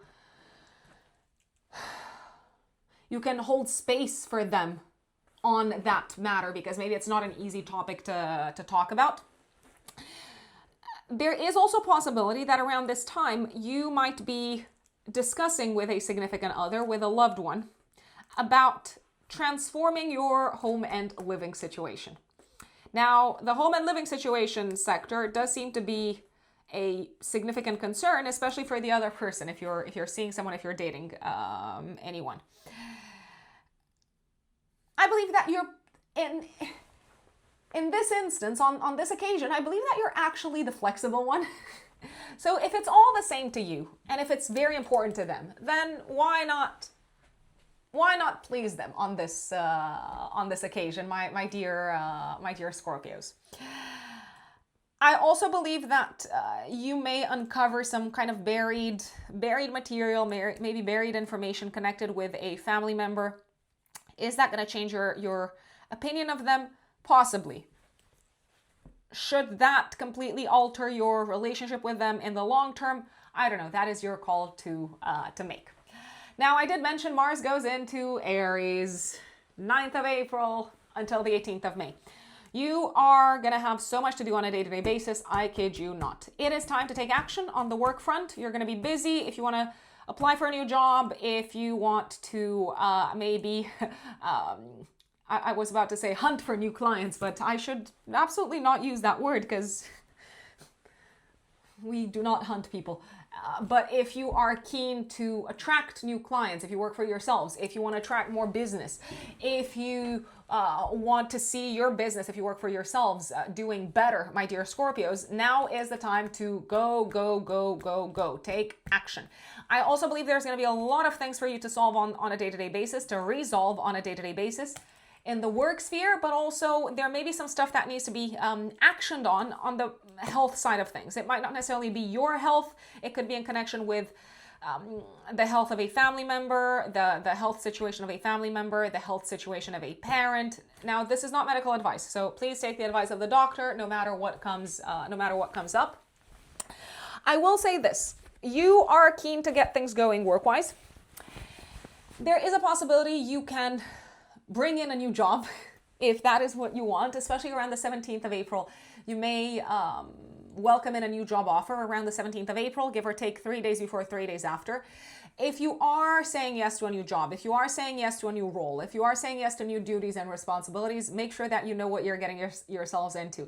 Because I believe that you have a lot of energy and stamina and enthusiasm. And you're like, yes, I can get this done. I can attack this situation. I can make things happen.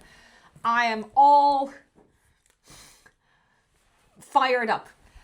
And it looks like you're going to hit a few bumps in the road, most likely. Around the 13th of April, Mars conjuncts Neptune, but you might also feel it from the 9th, essentially. And then on the 19th, 20th, Mars conjunct Saturn, but once again, you might also feel it from the 9th. Essentially around the 13th of April, something is not exactly what it appears to be on the work front, so be careful if you're saying yes to something, that you dig into the details, the minutiae. Be careful that you do not take a big leap of faith and a big risk, and then you're like, oh, I'm dealing with a totally different beast than whatever I thought I was signing up for. So things might not exactly be what they appear to be. There is a chance that if you're not changing jobs, there's just a lot of confusion on a day-to-day basis at work around the 13th. People are sort of like lost. They lack direction. You might be lacking direction as well, but sometimes when you lack direction, I mean, in this instance at least, you may feel like stepping up as a leader. And I think that's great. But I would also not act super impulsively and take risky decisions, at least until the 20th of April. So by that time, Mars will have conjunct Saturn. It will have come together with Mercury as well. So you're going to have more clarity. You're going to be able to make better informed decisions. If you make decisions around the 13th, you might just be jumping into the void. And then further down the line, sometime between the 17th until the 20th, you're like, oh, what is this? No one told me about this. So do be careful in terms of what you sign up for. There's a lot of novel energy. There could be new rules implemented in the workspace as well, new people coming in, restructurings, team-wise, major announcements. And initially, a lot of this might not necessarily make sense. It might also make you angry at times, especially around the 13th, and sometime between the 17th until the 20th, when Mars is coming together with Saturn and Mercury is also in the mix. You may be angry because some decisions don't necessarily seem fair. Some decisions don't necessarily feel as well thought and as calculated as they maybe should have been. Are things moving forward either way?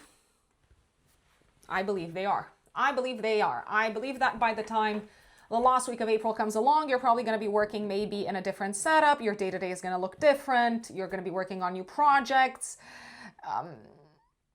You're going to have to make peace with a new way of working, new rules, new tools, new systems, and also maybe have to learn quite fast the new way of working. I also believe you're probably going to have to defend your way of working throughout this period, especially around the 13th and sometime between the 17th until the 20th. Not everyone is going to get it straight away. You might feel like some people are trying to block your action-oriented approach, especially between the 17th until the 20th, when Mars is coming together with Saturn. Now, before you get super angry with them and super frustrated and you push even further, you're like, why aren't you getting it? I would take a bit of a step back and say, okay, maybe we need to have a conversation. Maybe you need to tell me about your fears. Maybe I can explain my style and my way of working, as opposed to you thinking that I'm this bulldozer coming in looking to change everything, and I'm actually not. I am seeing Mercury and Saturn and Mars coming together on the 20th of April, but you don't have to wait until the 20th of April. I want to say 17th, 18th, 19th, even 20th of April. They are times to sit down, to speak facts, to also be very careful what words you use in a work situation, because if you use words that are very pungent and that are potentially perceived as rude, which you might, there is a chance this could backfire. So I'm not saying, hey, sugarcoat the reality, or, oh, you have to be ultra diplomatic in your style of presenting the situation. But sometimes a little bit of composure, not composure.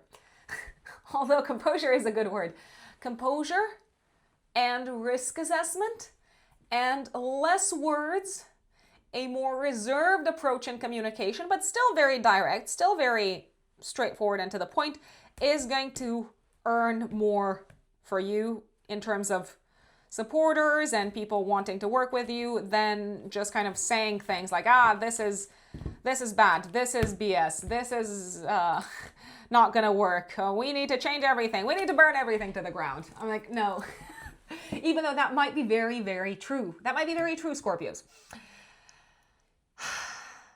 I know, it is a lot. Now, this is also the month to really put energy into dealing with any outstanding health-related matters, or any matters that have kind of popped up from a health perspective as of the end of January, and especially from the second half of February onwards, when Saturn moved into this part of your chart. Again, this is not medical advice. Please take the advice of your doctor. This is pure entertainment only. Mars is the action taker. Mars can also be connected with surgery. It can also be connected with inflammation. So it can bring in all sorts of energies. Around the 13th, it could bring in an inflammation, but it may not be very clear where it's coming from. It could be a virus. The cause is not very sort of obvious. You might also be very tempted to take quick action around the 13th, but I'd say maybe wait until the 15th if it's not obviously like a life or death situation, because more information is coming in when Mercury is coming into your sixth house. By the way, Mercury, planet of thought, is moving into your sixth house as well from the 15th of April. Your mind is going to be on health and work and resolving issues pretty much throughout the rest of the month. And Mercury is also the ruler of your 11th house. So to me, it looks like your goals and plans for the future are very much dependent on how you tackle these day-to-day matters. Sun conjunct Chiron, 16th of April. It may be very clear to you what is kind of triggering a very strong, let's say, a reaction health-wise. Maybe it's an older kind of like wound or like sensitive spot. Mercury will conjunct Neptune on the 17th of April. Details, facts, numbers can be inconclusive or they can be blatantly wrong. I will say the only thing that I believe this day is good for, 17th of April, and it isn't even in Aries actually. I mean, it is a good day to accept a job offer, but make sure that you ask the difficult questions if you are saying yes to anything. And don't just jump in thinking, it's going to be fantastic, it's going to be great, we'll figure it out. We will absolutely figure it out. You will figure it out, but I think you need more information. On the other hand, if you're not accepting a new job around this time, the 17th of April is a very, very good day to speak from how should I put it? From the inspiration that you receive from a higher source, maybe to write creatively, to make a really cool kind of imaginative presentation, to talk about a vision, to talk about a dream. That's what I'm looking at. But also to talk about whatever is causing suffering from a health perspective, and it could be suffering that you've been dealing with on a mental health level, not necessarily on a physical level, but maybe there is some sort of connection there. Now, from a physical perspective, 17th of April, the new moon on the 17th of April, active 3 days before, 3 days after, could also reinforce this idea that you have to do things differently on a day-to-day basis health-wise. So maybe sign up for the gym, or be more physically active on a day-to-day basis, or pay more attention to the kind of smaller like cues, or more subtle, not smaller, more subtle cues that your body is trying to send across. This could also be a new beginning type of moment for a parent from a health perspective. So maybe you are taking, I don't know, like a parent to the doctors, and the doctor is saying, hey, you've got high blood pressure or high cholesterol, and they need to like start medication, or they need to be more physically active, whatever the doctor is recommending. The keyword here is action. Action that's also going to be combined with discipline, okay? Now, there is one other possibility. There's the possibility that around the 17th of April, you may start the process of working on a matter connected with your home and family life, such as the renovation of a room or a house or something along those lines. you're probably going to realize that you have to slow down and think long term and create a long-term strategy when it comes to tackling any and all health-related, maybe possible issues, but also work issues around the 19th, 20th, when Mars comes very close together with Saturn. 20th of April, Sun goes into Taurus in your 7th house. Your relationship sector is going to be illuminated for the next month. And actually, relationships have been a source of enjoyment and pleasure with Venus in this part of your chart. Venus is going to leave this part of your chart on the 24th, but not before it conjuncts Uranus. 24th of April, maybe also a day before you're going to feel it, 23rd, 24th. A partner might surprise you. They may also go through something unexpected, something sudden, and it could be something that kind of like shakes them up, maybe from a financial perspective, maybe also in terms of their relationship with themselves, maybe in terms of their sense of self-worth and self-esteem as well. And it does feel like the partner might need to act quite fast and potentially embrace the fact that things are shifting in their lives as well, especially around the 23rd, 24th. Venus goes into Gemini 24th until the 18th of May. And this can be a very supportive transit in terms of your investments growing, in terms of receiving financial resources, financial support, gifts from other people. So if you're looking to attract investors, this is a very good transit. By the way, this is not financial advice. You're completely responsible for your financial decisions. Venus transiting the 8th house is also very supportive in terms of dealing much better in a much kind of smoother way, in a much lighter manner with sources of crisis and with transformations that are happening in your life. I will say, if you are working on commission, Venus transiting the 8th house can bring higher commissions, which is great. Uranus is also entering your 8th house, 26th of April. This is a long transit, which we have tackled in the 2026 General Horoscopes for All Signs webinar that I did with Anastasia, that I recorded with Anastasia at the end of 2025. It is available to purchase on my website as a recording. I will say this, Uranus is going to shake up most likely your approach to your fears over the next 6 years. It's probably going to shake up your approach to secrets, what you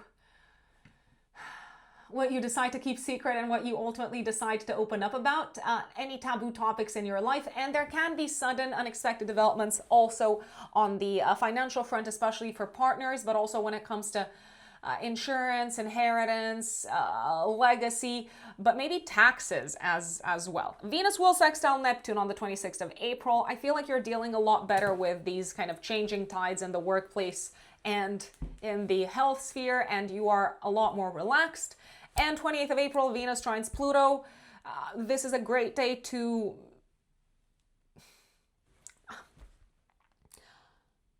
completely transform something in the home. So it could be a room, it could be redesigning a room, maybe transforming the sort of layout. This could also be the time when either you support a family member with money, or they support you, or you gift something to them, or they gift something to you, and it feels like it's exactly what each other kind of needed.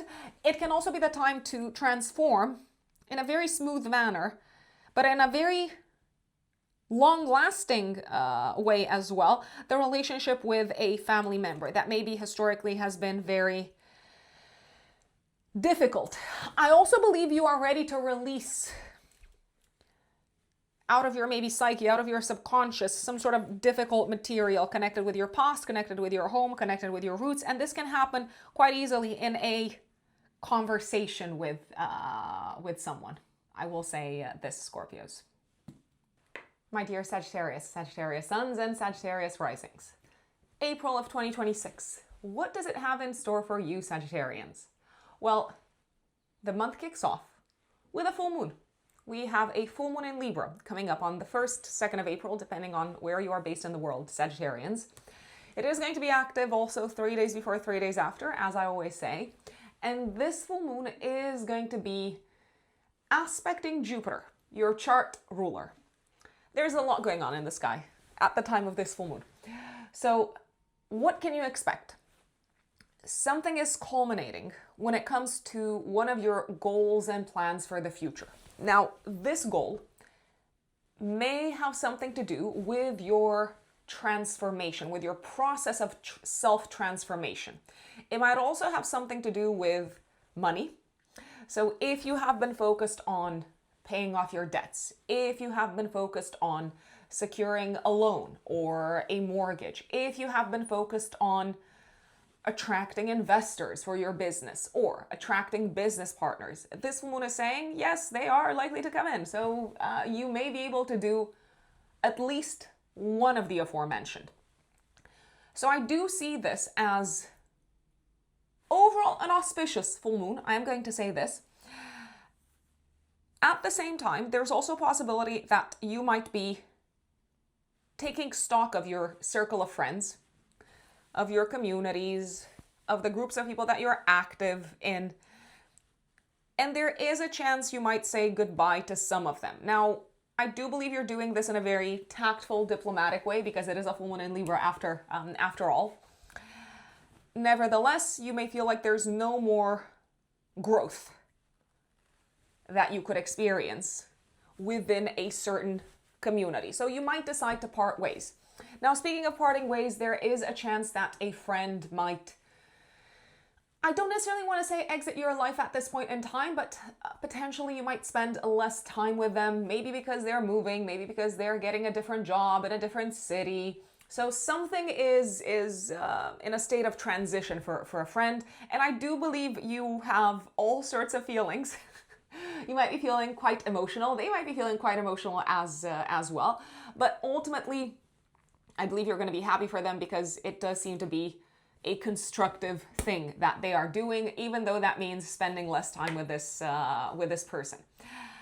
There's also a possibility that you might be transforming in some shape or form at the time of this full moon your approach to work, especially when it comes to goals, plans for the future, collaborations, the communities and the organizations that you are active within. So you might say, hey, I'm going to channel more of my energy into working with this organization and less energy into working with another group of people. If you have any kind of audience in your job, in your work, if you work in social media, if you share something with the world, I do believe you may be sharing something big with the world, connected with your journey of self-development and your process of transformation. You might also be sharing with the world the fact that you're no longer going to be collaborating with someone, that you're no longer going to be working with someone. I also believe this could be the time when you're achieving an important goal from a health perspective, but it could be something that you have kept maybe under wraps or you've kept partially hidden, even if there were some people kind of noticing something, let's say. Now, Mercury, at the time of the full moon, but it is exact on the 3rd of April, I will say, Mercury will trine Jupiter. So this is happening exactly on the 3rd of April, but you might feel it as early as the 1st.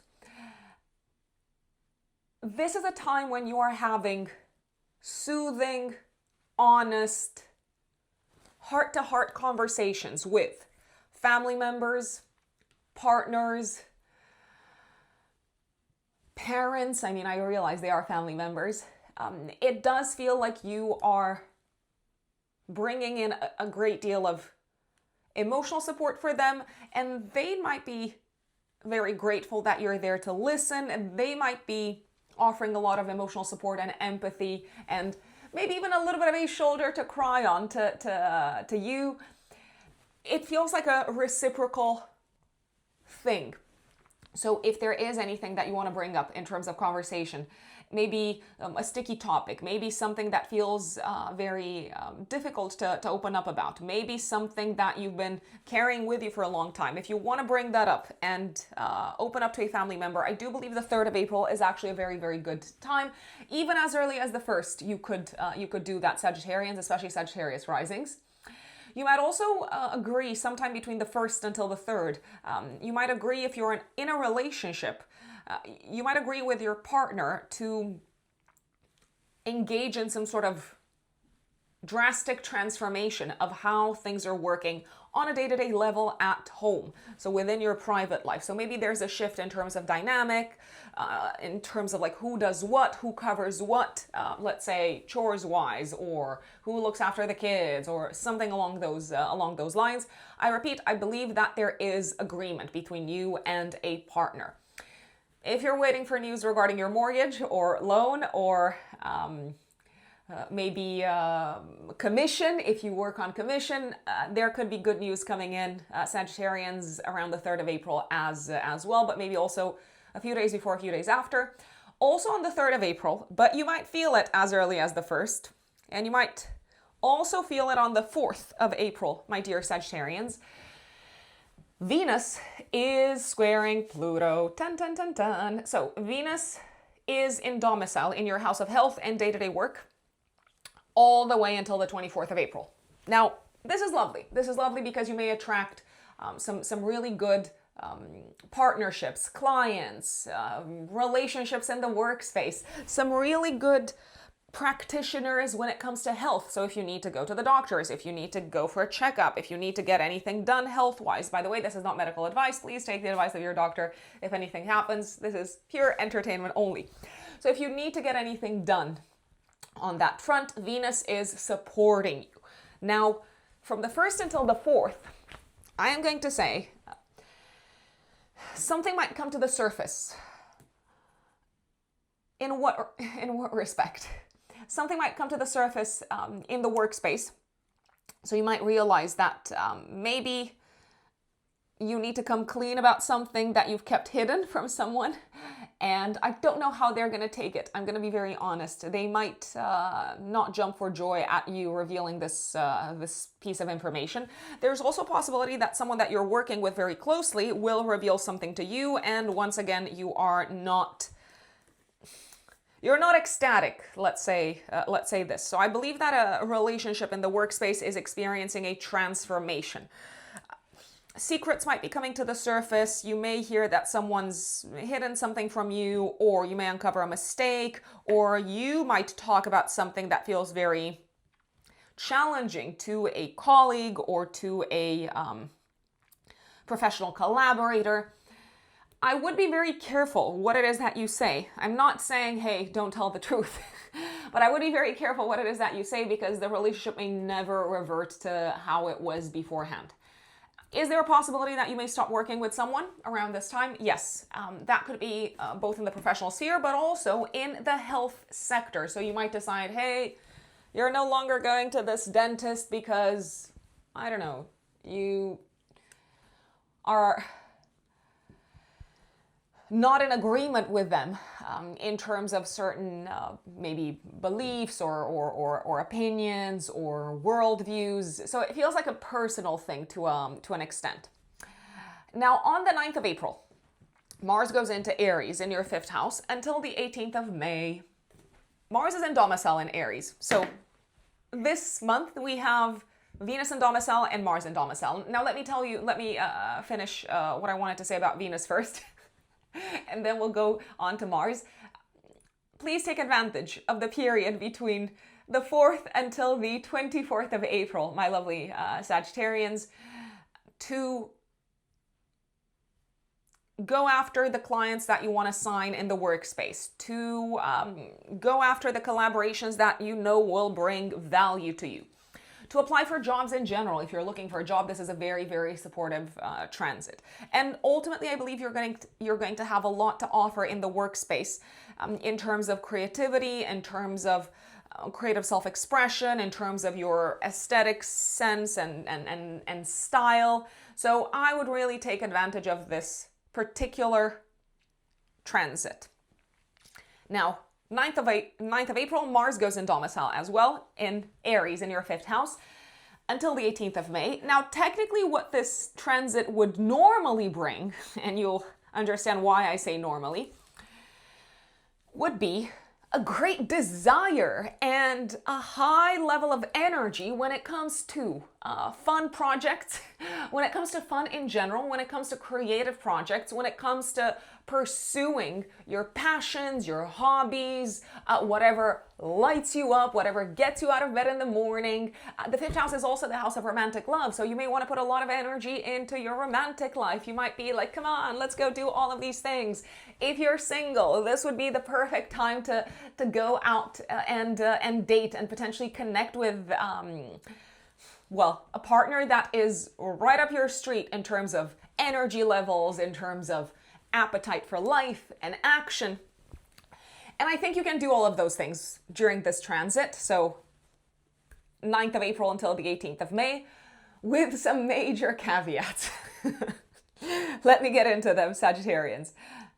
What are the caveats? Well, Saturn and Neptune are there in your fifth house. So Saturn came into your fifth house, entered your fifth house mid-February. Sagittarius rising is who I'm talking to mostly, and Neptune went into Aries at the end of January. Mars will conjunct both of these planets there. The exact conjunction with Neptune is going to be on the 13th of April. The exact conjunction with Saturn is going to be on the 19th of April, okay? Now, the reality is that you may feel the conjunction between Mars, Saturn, and Neptune pretty much from the 9th until the 20th of April. So we've got a little bit of a party going on. Now, imagine for a second that Mars, Neptune, and Saturn are characters in a play, okay?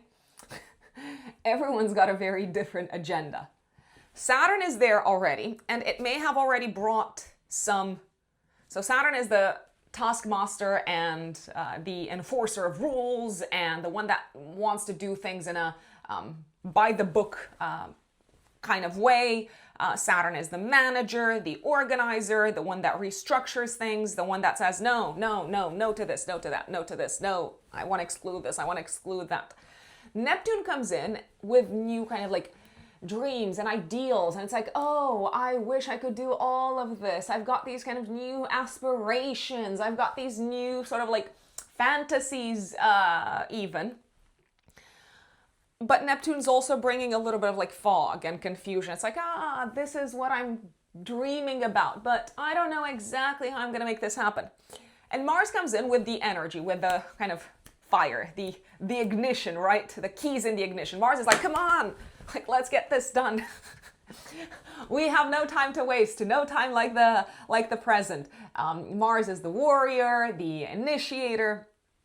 So imagine you want to get things done, and initially you enter the fog. So Mars will conjunct with Neptune first.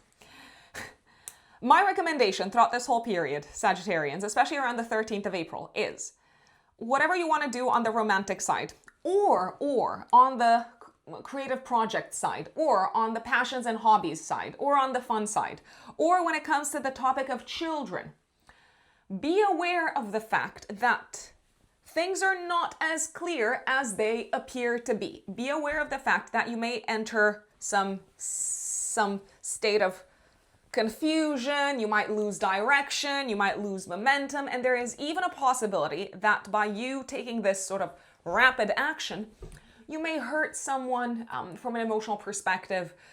You might symbolically sort of like break a few things, maybe break a few hearts. I would be careful not to do that, but that is completely and totally up to you. So if you were to jump into something new romantically, I'd say, hey, be very cautious because things are not exactly what they appear to be. And I would also take my time. Mars and Saturn together are saying, your energy levels will dampen. Your appetite for action will encounter blockages along the way.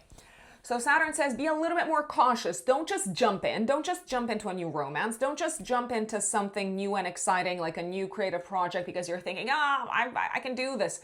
Saturn is also the ruler of your house of income. So if you jump into a new creative project or a new passion and hobby, or if you just say yes to something that sounds fun,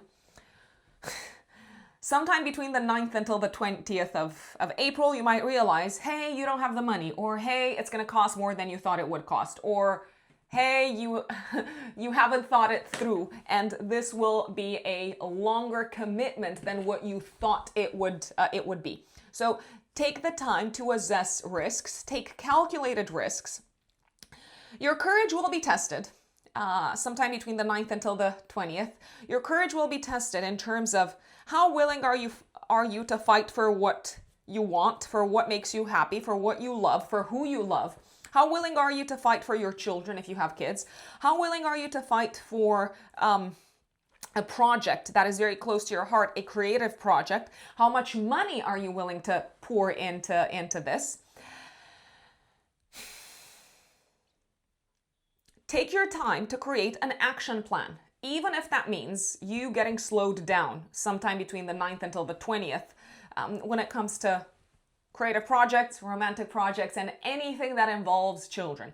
And when it comes to fun, okay, I will say this. The energy levels are really high, but be careful not to hit a wall. Be careful not to hurt yourselves even physically. And by the way, this is not medical advice. I do want to point that out. I would not take any sort of major risks from a physical perspective. I would not engage in any activities that have an element of physical danger, especially around the 13th of April. And here I'm thinking you might be drawn into something that you don't know exactly what it entails. I will say it. Also, don't mess with water around the 13th of April. Maybe also a few days before, a few days after. Around the 19th of April, when Mars comes together with Saturn, there is a chance that you might be kind of speeding when doing something that is entertaining, and you are literally hitting a wall. Mars, Saturn together can sometimes crack things. I will say. So make sure that you are not cracking anything. Let's put it this way. You may have some difficult interactions with children, especially around the 13th and around the 19th, 20th. You may feel a little bit frustrated around the 19th, 20th, both by your children if you do have kids, but also by any romantic connections that you might have in your life. And here is where I generally say, take the time to talk to people. Take the time to think things through. I mean, I said that over and over again. I'm going to say it again. Mercury will enter this part of your chart also on the 15th of April. It's going to be there all the way until the end of the month and beginning of May as well. So Mercury brings an element of communication. Mercury is also the ruler of your 7th house of relationships and one-to-one interactions. Mercury is the messenger. It is also the ruler of your 10th house of career. So there may be a lot going on second half of the month when it comes to creative collaborations with other people, when it comes to having fun with other people, when it comes to pursuing something romantic together with others, when it comes to exciting things happening in the professional space, something that allows you to take action and take the lead. But please make sure that you talk to people and that you do not jump to any conclusions. Mercury will conjunct Neptune on the 17th of April. Communication can be a little bit fuzzy around this time. Mercury will conjunct Saturn and Mars on the 20th of April. You might also feel it the day before and the day after. This is where the truth has to be said, and you might also hear what others have to say in regards to something that is really important to you, either creatively or romantically or from a passions and hobbies perspective. But you might not necessarily like what they have to say, or other people might not necessarily like what you have to say, which is why I believe it is really important to not be blunt for blunt's sake, because it might backfire. Now I'm going to go a little bit back in time. 16th of April, the Sun will conjunct Chiron in your 5th house. This could be the time when it becomes really clear how someone that you love has been hurt or kind of like wounded, maybe in the past, and where you should not kind of like pour salt on the wound. 17th of April also, we have a new moon in Aries, active 3 days before, 3 days after, in your 5th house, with Mars conjuncting Saturn, sextiling Pluto. So this can actually be a fresh start. This new moon can be a fresh start in terms of romantic life, for those of you who are single. In terms of children, there could be a new child coming in if that is something that you are actively trying for. For those of you who have kids, this could be the beginning of a new chapter for your children, a chapter that involves more autonomy, more independence, maybe new structures, new rules. I do believe that communication can, even with all the kind of novelty and the sense of both excitement as well as fear in the face of novelty, I do believe that communication can actually go very, very well, especially if you and other people say the things that they would normally be afraid to say. And the sun will go into Taurus in your 6th house of day-to-day work, my dear Sagittarians, and that is also the house of health from the 20th of April for the next month. So your health sector, your work sector gets illuminated for the next 4 weeks. You may also travel over the next 4 weeks or deal with people who are based abroad over the next 4 weeks in the workspace. So you might deal with maybe international kind of, I don't know, like offices and such. 24th of April, Venus conjunct Uranus in your 6th house. This could go either way. So someone all of a sudden might cancel an appointment on you, especially a health-related appointment or a beauty appointment. All of a sudden, a client might act in the workspace in a very unexpected way, or something may pop up once again out of the blue in the workspace. It could be an emergency and it may require you to intervene immediately. I do believe, however, that you are absolutely capable in managing this whole thing if you act fast, if you don't waste time. And Venus will go into Gemini also on the 24th of April until the 18th of May. So Venus will activate your 7th house, my dear Sagittarians. I actually believe that this is going to be a lovely, lovely, lovely time when it comes to interactions with other people. When it comes to interactions with romantic partners, when it comes to interactions with friends, when it comes to interactions with colleagues and anyone that you deal with on a day-to-day basis work-wise. If you want to attract collaborators, if you want to attract supporters, I believe you will absolutely be able to do that. And people are generally more inclined to please you, let's say. If you are single, hey, this is also another really supportive transit. Speaking of the 7th house of relationships and one-to-one interactions, Uranus goes into Gemini and it is there to stay until 2032 on the 26th of April. This is a very long transit, Sagittarians. I have actually addressed it in the 2026 All Signs Year Ahead webinar, focused on the forecast for all 12 zodiac signs. This webinar is one that I ran together with Anastasia from Anastasia Does Astrology at the end of 2025, and it is available to purchase as a recording, as the replay on my website. But what I can tell you is this transit is going to bring disruption, shakeups, surprises, and novelty, essentially, when it comes to partnerships, relationships, collaborations. Lots of new people coming in with new ideas, new ways of looking at life. And Venus, also on the 26th of April, will sextile Neptune. This is actually a very romantic day. I will say it, a very fun day. You might feel very kind of inspired creatively by the communications that you engage in with someone else, so I like it. And also another romantic day is the 28th of April when Venus trines Pluto. Now, this is a romantic day, especially if you enjoy being mentally stimulated in a romantic setup. You could also be inspired to pursue something in terms of goals and plans for the future due to a conversation that you have with someone, Sagittarians, around the 28th of April. Is this also a good day to sign a contract, to buy a car, to go on a date, to maybe open up about a very heavy topic to someone, to reach out to someone who could help you from a professional standpoint, but also maybe from a health standpoint? All of the aforementioned, I dare say. Also, I gotta tell you this, Sagittarians, if you have had any kind of challenges or trouble in communicating with siblings or cousins or the extended family, the 28th of April, also day before and day after, are looking very, very good in terms of fixing that, in terms of repairing that. My dear Capricorns, Capricorn suns and Capricorn risings, April of 2026 is going to be jam-packed with action, Capricorns. So let us dive in. Let us dive in.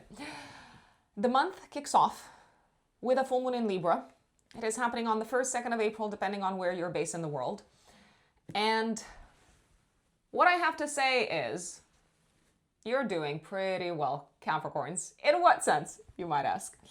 You seem to be doing pretty well in one of the following sectors, spaces, areas of your life. First and foremost, something might be coming together on the professional side. You may be wrapping up an important project, something that has allowed you to be creative, something that has allowed you to kind of give it your unique spin to it. You may feel like you are getting a lot of exposure, a lot of visibility for this particular part of your work. Is there a chance that some Capricorns might be stepping up at the time of this full moon? Yes. You might finally hear news, if you're waiting for news regarding maybe a promotion, regarding a better paid job, regarding a step up the ladder. I do believe that the news is probably going to make you happy. It might also make happy other people in your life, such as a partner, children, potentially. So I'm liking this from a professional perspective. Is this also a time to maybe announce to the world that you're doing something big career-wise, that you're making a big move career-wise? Or is it the time to maybe let the world know about an important aspect of your romantic life or something connected with your children? I feel like you are making big announcements. I'm just going to say it. You might be making a big announcement. Let's say some of you are getting engaged, or some of you are getting pregnant, or your child has been accepted. I mean, your child. Yes, your child, your baby, your child has been accepted into university. So there could be some major news coming in, and you are ready to share them with the world. You might be active in the public sphere in some shape or form. You might be attending maybe like a party or an event, something that gives you a lot of visibility. And I believe people are watching. Now, for those Capricorns that are maybe single, especially Capricorn risings, is this a time when you could go public with a relationship? Or, I mean, I just said that you're single. Maybe there is kind of someone there. Maybe there is a level of attraction with someone, and now it feels like it's being taken to the next level. Now it's becoming a bit more serious. But if you're single, like there's no one, this is definitely a time to go out into the world, attend events, say yes to invitations. You may connect with someone who has what it takes to be a partner that rises up to your standards. Can I also say, though, this could be the time when you're spending a lot of money. I mean, sometime between the 1st until the 4th, I believe you might be spending a lot of money. Why? Because on the 3rd exactly, but you might feel it as early as the 1st, on the 3rd exactly, Venus in your 5th house will be squaring Pluto in your 2nd house of income. So maybe you've got this, I don't know, important like event or reception or maybe photo shoot or something that puts you in the spotlight that you have been waiting for, you have been preparing for, and you got to look good. You got to look your best. So you might be spending a lot of money on clothes, or maybe getting your makeup done professionally or something along those lines. It is costing a pretty penny. Can I just say this? Whatever comes in, if there is big news connected with children, might also involve a significant expense. I mean, let's say they are accepted into, I don't know, university or like a studies program, and you're thinking, yes, fantastic, well done, my child, but also, oh my days, this is going to be expensive. So you may be having fun, and you may be celebrating, and you might be feeling good, and you might be feeling seen in all the good ways. You might be spending money also on something that's got to do with your reputation, maybe your website, but all of this is going to cost money. I have to say it, Capricorns. There's no other way around it. And I believe you are prepared. I believe you are prepared. I got to tell you, especially Capricorn risings, there will be expenses this year. I mean, there's always expenses coming in, but this year, especially connected with the next year as well, But this year, I feel like you're finding out what the expenses will be, even longer term expenses that you might need to deal with. There's going to be some significant expenses on the family front, private life front, property front, living situation front. So yes, buckle up. Buckle up, I say to you. Now, also between the 1st until the 4th, but it is exact on the 3rd, Mercury will be trining Jupiter. Fantastic conversations are happening with business partners, with romantic partners throughout this period, especially on the 3rd. If you want to invite someone on a date, do it sometime between the 1st until the 3rd, especially on the 3rd. If you want to maybe open up about something that's been on your mind for a while and you want to make sure that the other person is going to listen, they're going to be empathetic, I would choose the 3rd of April, maybe also a day before. If you're looking to buy something or to purchase something, I also like the 3rd of the 3rd of April. What could you be buying? Let's see. Anything connected with your education, classes, books, courses, etc. Anything connected with your health, anything connected with traveling, anything for your car, potentially. Did I mention? I mean, transportation, travel, etc. So I do like the 3rd of April very, very much with Mercury trining Jupiter. And in general, your mind is very inspired, especially from a creative standpoint. You might come up with some really poetic, imaginative ideas around the 3rd of April, and they might be inspired by the interaction that you have with someone. It could be a partner, it could be a coach, it could be a mentor. In any case, you're benefiting. You are benefiting in a big way. Now, this is where the interesting and a little bit more complicated part of April comes in. 9th of April.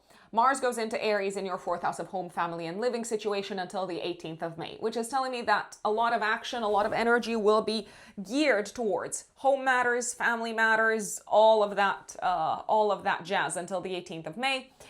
Mars is also the ruler of your 11th house, so I feel like you are kind of prepared and ready, and you want to jump into action immediately when it comes to making some goals and some big plans and some big objectives happen when it comes to your property sector, your living situation sector, and your family sector. And I will say this, Capricorns, go full speed ahead. I mean, you are Capricorns, you are ruled by Saturn. You are here to get the job done. There are, however, a few disclaimers and a few caveats. Essentially, Mars will conjunct Neptune and Saturn in this part of your chart. Initially, Mars will conjunct Neptune on the 13th of April exactly, and it will conjunct Saturn 19th, 20th of April, depending on where you're based in the world. But you might feel the conjunction between Mars, Saturn, and Neptune pretty much from the 9th until the 20th. Now, as of mid-February especially, you might have been dealing with some new realities in your home life, in your property sector, in your private life, or some new realities when it comes to family members, when it comes to parents. These new realities may not have necessarily been the easiest to swallow or the easiest to handle. You might have thought, oh God, this brings in new responsibilities, restructuring, new rules, new burdens, new duties, new work for me, new expenses, oh, the money. Remember the money. Mars is coming in, and I believe overall it's going to help because Mars is in domicile in Aries. So Mars is bringing you both the stamina, the energy, the appetite for action, as well as that sort of like boost to get things going, to get the job done at home, whatever the job is, whatever it is that you want to achieve. So it is very likely that you're going to get a lot done when it comes to these big tasks in the home space, sometime between the 9th until the 20th. And actually all the way until the 18th of May. But I will say this. Mars coming together with Neptune is saying you might hit a bit of a snag, something that you weren't clear about.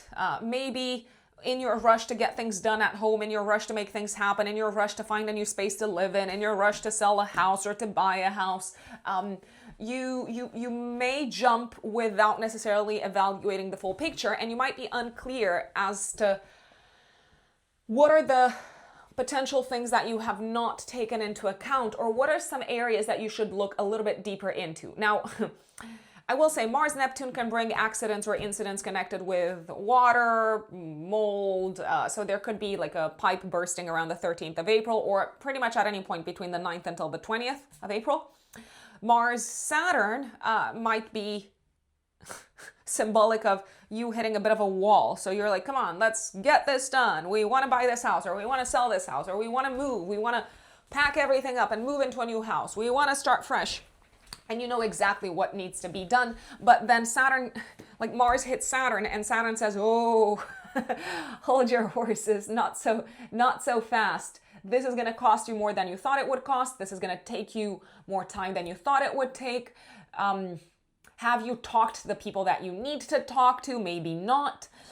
There is a chance that you might also have some friction, some tension, some difficult interactions, some difficult conversations, especially around the kind of 18th, 19th, 20th, 21st of April even, with some other people that may be affected by your actions and decisions on the home, property, and living situation front. Now, I gotta say this, if there's anything that needs to be replaced or fixed or repaired on the home front, my recommendation would be to take action in April, sometime between the 9th until the 20th. Is there a risk of some things falling apart, some things breaking, pipes bursting, a wall being demolished? Is this a good month for demolishing things at home? Yes. Is this a good time to like start construction or like renovation for your home? Absolutely yes. But please take the time to think things through and to plan appropriately when it comes to other people, and also when it comes to expenses. That is the big caveat. Now, speaking of people, there may be some conflict at home sometime between the 9th until the 20th, especially around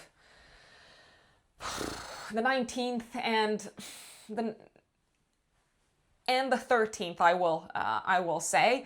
Now, you are very good, Capricorns, at managing things in general, but make sure that you do not take this kind of super rough approach, because it will not sit well with everyone. Some people do not like to be told what to do and how to do it, especially if you're talking to family members.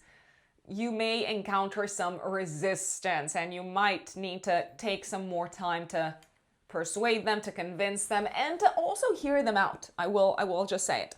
You do have a new moon in this part of your chart, 17th of April, active 3 days before, 3 days after, with Mars conjuncting both Saturn and Neptune, but mostly Saturn. It has gone past the conjunction with Neptune, and it is sextiling Pluto. So I do believe that this new moon is saying, hey, time for a fresh start in the home sector, in the property sector, in the family sector, in your private life sector. This new moon, I love the fact that the ruler of the new moon is in a harmonious aspect to Pluto, because it does seem to be very strongly focused on transformation, whether that's moving into a new house, buying a new property, starting to build something, starting a family, or this could bring in a new reality for a family member, something that is transformative, but ultimately that you believe is very, very good for them. Gotta say, it is the money that I want to bring to your attention once more. Let's say the family is expanding, or you've decided to start a family with your significant other. Of course, you're going to have to revisit budget, expenses, and so on. Also, on the 17th of April, Mercury will be conjunct Neptune in your 4th house. It's also active day before, day after. Mercury is the ruler of your 6th house and of your 9th house. So I feel like you have to talk about maybe some legal aspects, or there could be a little bit of lack of clarity when it comes to legal aspects affecting your home, family, living situation, maybe a parent. You might also need to talk about the day-to-day implications of what this change home-wise is going to bring for the people that live with you, for maybe your in-laws, for the people that work for you, if you have people working for you. Communication is not super clear. I'm going to say this. I feel like everyone's focused more on action than on tackling the minutiae and the details. If you are signing any paperworks, any documents, any papers connected with property, connected with your living situation, anything of a legal nature, take the time to read it through properly. Also, take the time to read the fine print, because there may be some things that are sort of like hidden in plain sight that you might later regret not paying more attention to, because basically they might create extra work for you, Capricorns. I also have to say, your direct, kind of blunt speech may not necessarily land in the way that you want it to land around the 17th of April. So make sure that you do not insult anyone. Make sure that you don't kind of pour salt on a wound, so to speak. At the same time, I do believe honesty is of the essence. You might actually find out that someone has lied to you. You might be a little bit upset, but ultimately you might see why they felt compelled to do that. Now, Mercury is going to enter your fourth house of home on the 15th of April, so a few days prior, and it's going to stay there until the end of the month. So to me, it looks like a lot of work, like actual kind of effort for you, even like second half of the month, is going to revolve around family matters, private life matters, fixing things around the house, or doing things for your family, doing things for your parents. Loads going on, Capricorns. I would be careful if you are working yourselves from a physical perspective around the house with anything. I would be careful, especially around the 13th, maybe a day before, a day after, and 18th, 19th, 20th, 21st of April. I would be careful not to hurt yourselves. So the best thing to do would probably be to call in a specialist, even if it maybe costs a little bit more. That's my recommendation. 20th of April, the sun goes into Taurus in your fifth house. Now, I will say,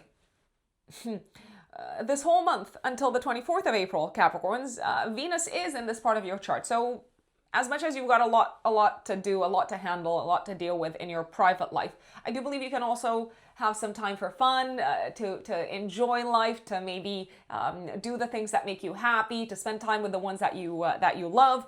The sun comes into this part of your chart also on the 20th of April, so it basically illuminates the same sector for another 4 weeks. I feel like a big part of the work that you had to do that maybe has eaten a lot of energy this month is already over.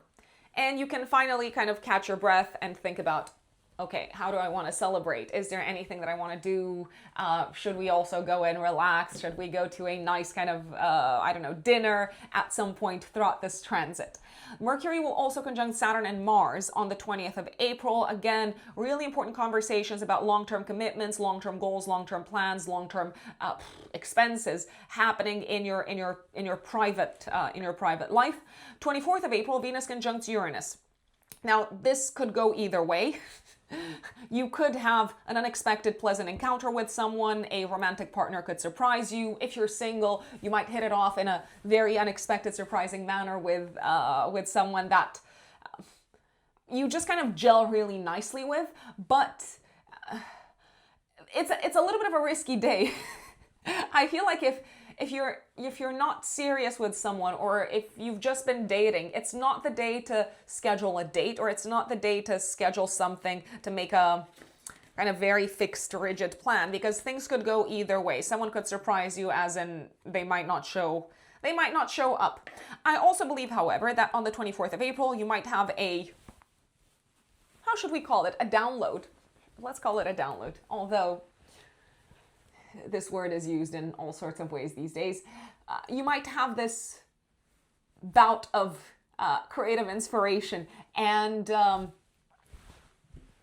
I would channel it. I would channel it into something that you're passionate about. You might also feel inspired all of a sudden to cook something nice for a loved one, or someone might sweep you off your feet by cooking something nice for you. Venus will go into Gemini 24th of April also until the 18th of May. So work is going to be a lot more enjoyable. Communication with colleagues, co-workers, really, really good, really nice. I do believe that this is also a very supportive transit when it comes to health, if you need to get anything done from a health perspective. If you're looking for new clients, for new work, for new jobs, I like this. And Venus is also the ruler of, let's see. Oh, it is a ruler of your 10th house as well. So communication with bosses is going really well also throughout this period. Now, 26th of April, Uranus goes into Gemini as well. And this is a transit that's going to last until 2032. Now, you did experience a little bit of Uranus transiting Gemini last year, July until November. So have a think about how your day-to-day work life evolved or changed, or were there any new people coming in, any new rules, any new tools, any new developments in the workspace that you were kind of notified of last year, or anything that you thought about doing in a novel way on the work front, because hey, this transit is now here to stay for a long time. There's more where that came from. Also, if you thought about switching things up from a health perspective, from a habits perspective last year, Uranus is giving you that burst of, how should we call it, inspiration to disrupt the status quo of your current habits. So if you're not taking that good care of yourself, Uranus is coming in and it's saying, boom, let's do this in a novel way. You might read a book, you might hear like an important, I don't know, like idea that shifts your perspective around health, daily habits, and so on. I can also tell you over the next 6 years, my dear Capricorns, your work will change drastically. New people will come in, new tools will come in, new ideas, big breakthroughs, all of that. Venus will also sextile Neptune on the 26th of April. You might come up with a really kind of smart, a little bit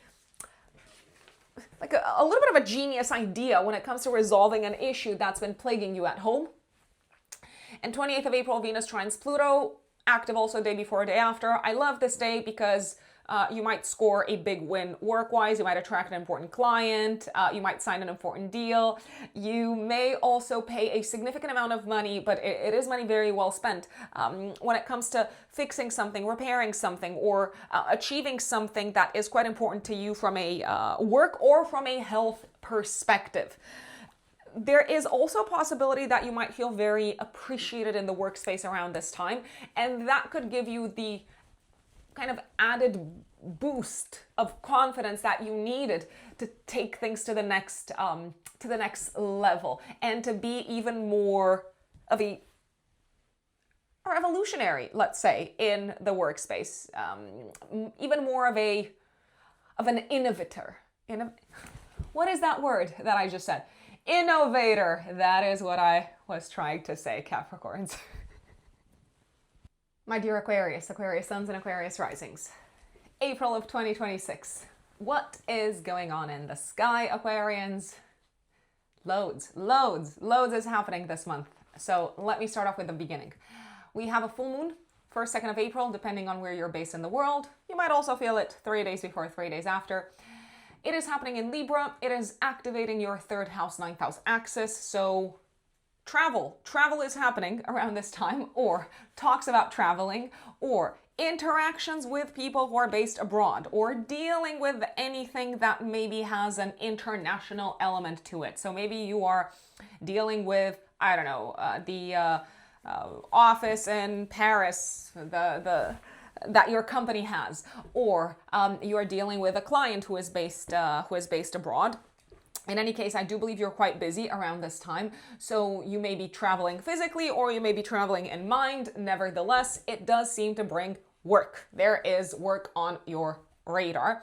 You might also be dealing with legal matters, so something might be coming to a close. You might be working on a legal aspect that has to do with either your professional life, or so maybe you're revisiting kind of the terms and conditions of a work contract, of an agreement, or you could be reviewing the paperwork for your property. Maybe you are talking to a lawyer, maybe you are talking to a legal advisor of some sorts. There could be some legal developments taking place when it comes to your home sector, property sector, or family life.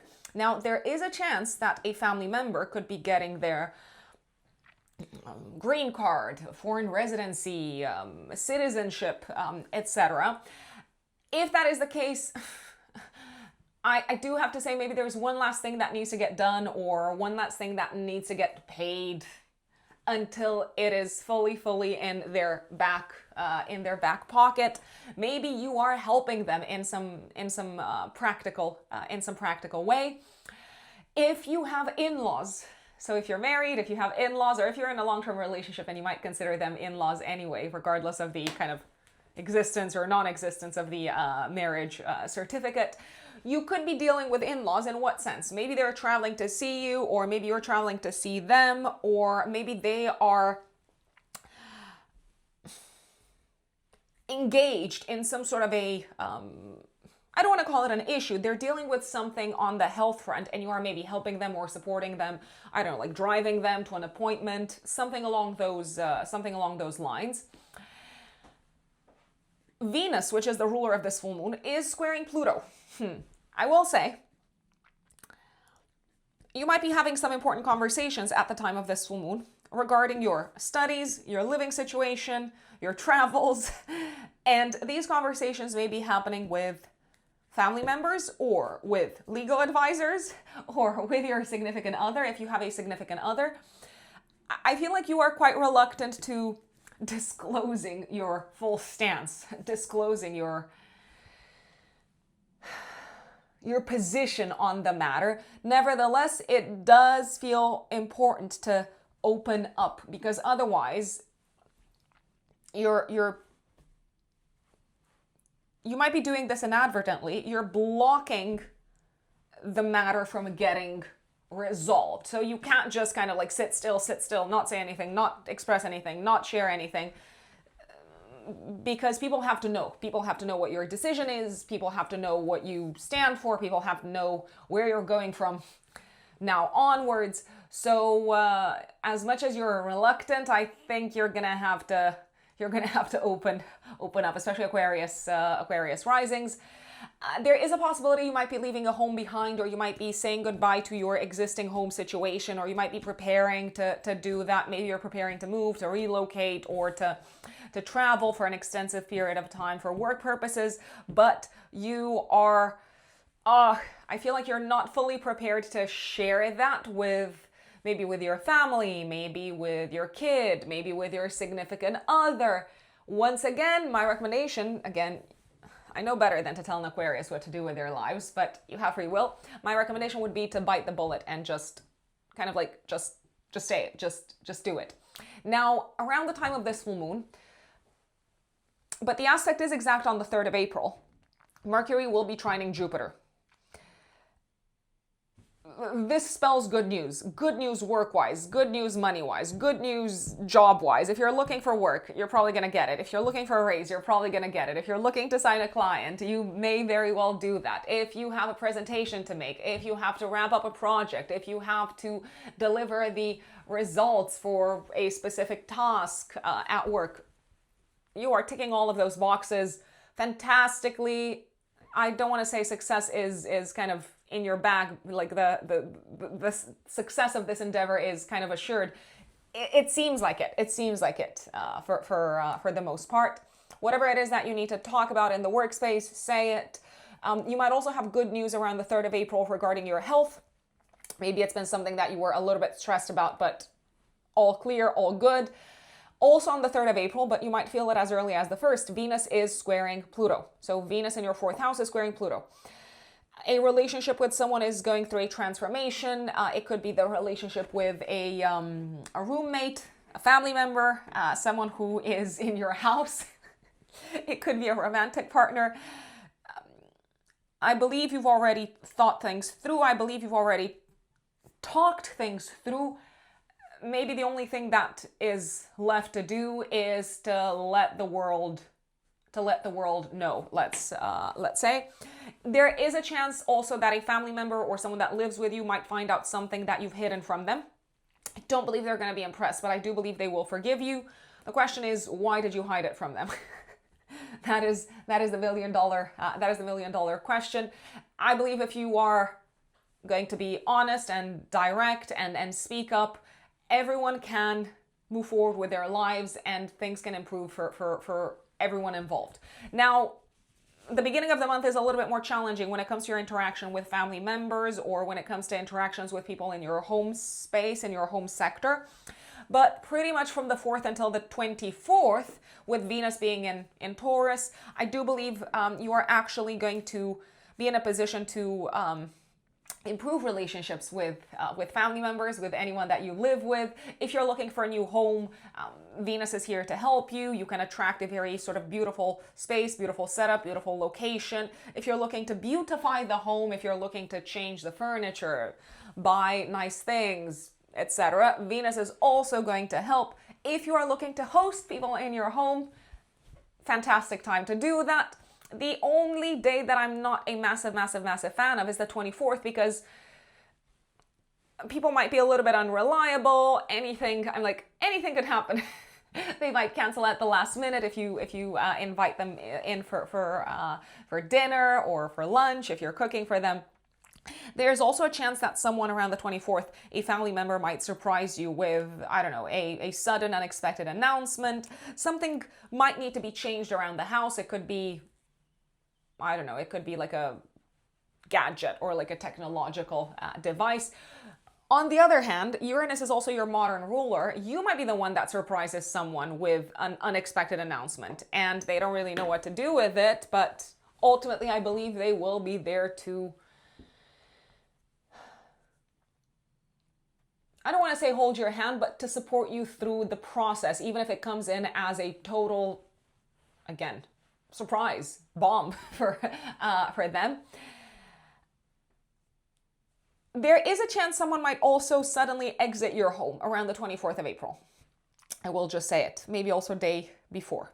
Now, that is Venus. Let's talk about Mars. Mars is going to be very active this month, Aquarians. Mars is actually the ruler of your 3rd house and your 10th house of career as well. So Mars, the ruler of your career sector, is going to be in domicile in Aries pretty much from the 9th until the 18th of May. That's fantastic news because Mars will give you the action, the energy, the stamina to go after your goals, after what you want, after what is important to you, after your desires from a professional perspective. If you're looking for new positions, new roles, if you are looking to secure a promotion, if you are looking to secure a new client, if you have things that you want to demand from your boss, Mars is on your side, and you are going to be on fire in terms of reaching out to people, communications, presentations, pretty much from the 9th until the 18th of May. If you need to communicate things to the world about your business, if you work for yourselves, Aquarians, then this transit is super supportive, 9th of April until the 18th of May, Mars in Aries.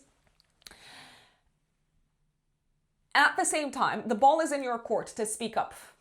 I gotta say this, whatever it is that you want to get done from a professional perspective, you gotta speak up. You gotta say the word. You gotta make the phone calls. You gotta drive to the location. You have to send that email. You have to make that presentation. Mars will also give you a lot of energy to take action on the educational front throughout this period, maybe on the exams front. But there are some major caveats, some major disclaimers here. Let me share what they are. So Mars will connect with Neptune and Saturn in this part of your chart. The conjunction between these is going to be active pretty much from the 9th until the 20th, maybe even like 21st of April. Mars conjuncts Neptune on the 13th of April and also Saturn 19th, 20th of April, depending on where you're based in the world. But I repeat, you might feel the conjunction from the 9th until the 20th, even 21st. As much as you have a tremendous amount of appetite for action, for making things happen, for the chase, from a career perspective, from a speaking perspective, from a learning perspective, from a travel perspective, especially with kind of clear professional goals in mind, beware of the fact that Neptune and Saturn might have other plans for you. So Mars and Neptune together might say, hey, you're fighting for something, you're taking action, and you are jumping in, and you're taking a big risk, but do you really know what you're jumping into? Do you really know what you're saying yes to? So especially around the 13th of April, but throughout the whole period, actually, 9th until the 21st, maybe like 20th, 21st, Do be careful, do read very carefully and closely and cautiously anything that you may want to sign up for or sign in. Also around, pretty much throughout this period, this might be completely unrelated, but please, if you need to drive anywhere, if you need to go anywhere, if you need to take the train, whatever mode of transportation you're utilizing, pay very, very close attention to your surroundings. Do not rush. Do not speed on the road. Do be extra cautious. And if you have a car, do make sure that the car is functioning properly, because things can break. There can be accidents, incidents, especially if you're throwing caution to the wind, especially if you're just like action mode, go, and you forget about, basic safety and security. Please do not rush, whether you're crossing the street, whether you're in the car, whether you're driving a car. Please beware of health and safety. Speaking of cars and transportation, things could break, especially around the 13th or 19th, 20th. You might need to change your car. You might need to fix your car. If you're traveling by train, especially around these periods, you might need to take another train or an alternative mode of transportation. So there can be frustrations, cancellations, delays, things kind of misfiring on the transportation front throughout this period. Also, from a career perspective, whatever you're saying yes to throughout this period, take the time to think it through. Even though there is a big part of you that is kind of very impulsive and just wants to jump in, no, my recommendation is go home, read the contract, do your due diligence. Don't just say yes for the sake of saying yes, because Saturn might penalize you. If you haven't calculated this properly, if you haven't weighed it properly, if you haven't calculated the risks, it might penalize you. Saturn is also coming in and saying, hey, have you thought about maybe the hidden kind of elements or possible like dangers or scenarios that could throw you off course, that might lead to you having to work longer and harder for these goals than the amount of time that you initially thought you would put into them. You may need to have some very important, serious conversations from the 9th until the 20th. Around the 13th especially, maybe also a few days before, a few days after. Careful not to insult anyone. Careful that you make sure you've got your facts and numbers straight. Also around the 19th, 20th, maybe also around the 17th as well. Do be aware that everything that you say, even if you are in the right, it can have consequences, and it might have consequences on your reputation. It might have consequences on certain relationships. And if you're fine with that, that's fantastic. But don't just say something and throw it out there and sort of like throw a bomb, metaphorically speaking, and then say, oh, why are you upset? Why do you no longer want to work with me? So that's an area in which I would tread quite carefully. Is there a risk of frustration, especially around the 17th, 18th, 19th, 20th, when it comes to your communication with someone? Yes. Is there this feeling that you may need to tread more carefully than you normally would? Also, yes. Is there also this feeling of your words having tremendous weight around this time? Also, yes, for better or for worse. Now, around the 17th of April, not around the 17th, actually on the 17th, you also have a new moon in your 3rd house. This could be the beginning of a new chapter, learning-wise, writing-wise, communication-wise, but also the beginning of a new chapter for you from an identity perspective. So you might communicate in a novel way. You might show up in a different way in the world. You might also have to jump into something full speed, knowing that you are not yet prepared. Especially something that requires a great deal of energy on your end and maybe a lot of mental kind of focus also. This can also be a fresh start in terms of buying a new car, kind of selling your car, or maybe embarking on a new commute, potentially. It could also be a fresh start when it comes to your relationship with a sibling, or a fresh start for a sibling in general. And there is a part of you maybe that is that's both excited for them, but that is also a little bit stressed, or not frustrated, but fearful, maybe thinking that they haven't thought things through properly, whatever it is that your sibling is saying yes to. This new moon is in a harmonious aspect to Pluto in your first house. I believe that if you're starting to learn something or write about something or communicate in a new way or express yourselves in a new way or deal with people in a novel manner on a day-to-day basis, especially in terms of communication, this is going to be a really transformative exercise for you, Aquarians. And you may need to step up. You might need to kind of own your power and realize that you are going to make a huge impact. And of course, with great power comes great responsibility, right? Now, Mercury is also entering this part of your chart, the third house, from the 15th, and it's going to be there until the beginning of May as well. So your mind is very focused on learning, speaking, communicating, writing, making presentations. Mercury, however, is also the ruler of your fifth house. You may need to have some difficult but necessary conversations with children, but also loved ones, especially around the 17th. Mercury conjuncts Neptune. Be careful not to hurt hurt someone with your words, but also around the 20th when Mercury conjuncts Saturn and Mars. As much as you may want to deliver the blunt kind of truth, you don't have to be mean about it. You can see that I took a second there before I actually said it. You don't have to be mean about it, Aquarians. So it's okay to be gentle even when you're delivering heavy news to someone. Also, you could be imposing a boundary on someone, 19th, 20th of April, maybe also 21st. So when Mercury conjunct Saturn and Mars, and they might not be very happy about it. I mean, let's say you have a kid and you tell them, listen, I'm not going to accept you coming in later than 9 in the evening at home every night. And yeah, they might protest, but it is what it is. Now, there are a few additional dates that I want to put on your radar. Let's see. 16th of April, Sun conjuncts Chiron. Your words could strike a very sensitive chord with someone. I mean, in general, your words could strike some really sensitive chords. That doesn't mean that you shouldn't say what you have to say.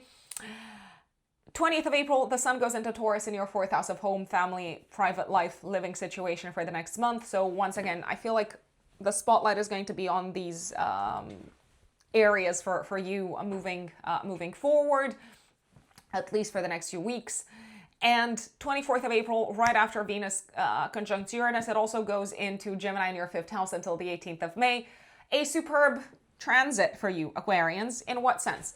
You may be feeling very inspired, especially when it comes to using your words in creative ways throughout this period. So if you are a writer, if you're a poet, if you're, in the creative writing space, this is a lovely, lovely transit. This is also a lovely transit for romance in general, regardless of whether you're single or married or just kind of seeing someone. In general, it is a supportive transit for you to go out on dates, to connect with people, to maybe entertain each other via mentally stimulating activities. Relationships with children, if you have kids, are likely to see a significant improvement. If you're looking to get pregnant, this is also a supportive transit. It's not enough on its own, but it is a supportive transit overall. And if you are traveling from the 24th until the 18th, especially long distance, I believe it is going to be super fun. Super fun. You might connect with some really cool characters. You might feel very inspired. I'm liking it. Uranus comes into Gemini also on the 26th of April, and I've talked about this a little bit last year, also in the 2026 All Signs webinar that is available to purchase as a replay on my website. This is a long transit until 2032. What does it mean for your sign? A lot of things. But I am going to say this. Lots of new ideas, new people coming in that will, I want to say that will excite you from a creative perspective, that will inspire you from a creative perspective. New passions, new hobbies, sudden developments on the children front. Could this transit, I mean, it's a long transit. Could this transit also bring unexpected pregnancies? Yes. Unexpected romantic liaisons? Also yes. So it is something to be on the lookout for. Venus also on the 26th of April will sextile Neptune. this is a really nice day romantically. I feel like you might hit it off with someone. You might have some really good conversations, some really good flirting and banter around this time. Also, it is a lovely time to talk about your kind of dreams and ideals and aspirations. A very lovely time for dates, romance, anything romantic, but also anything creative. 28th of April, when Venus trines Pluto, someone might really get to see the real you, the you underneath the mask, the you that you're maybe trying to hide, the you that is maybe inaccessible to other people, but they are reading straight through you, and it feels intense, exhilarating, exciting, beautiful, all at the same time. The 28th of April is also a really nice day for creative self-expression. It may feel like a very cathartic day, so there's a lot to enjoy. When it comes to the 28th, you might also feel the energy on the 27th actually as well, Venus trining Pluto. That is Aquarius. Now let us move on to my dear Pisces. Pisces suns and Pisces risings. What is going on, Pisces, this month in April? You're gonna have to deal with money matters this month. And I say this as if it's, oh my God, this is going to be like so like challenging and heavy. Actually not. There will be, no, let me backtrack. There will be some aspects that maybe you need to spend a little bit of extra kind of like time figuring out. I would not recommend taking unnecessary risks from a financial perspective throughout a particular period, but this month can also bring a lot of good news from a financial perspective. So let me start off with the beginning.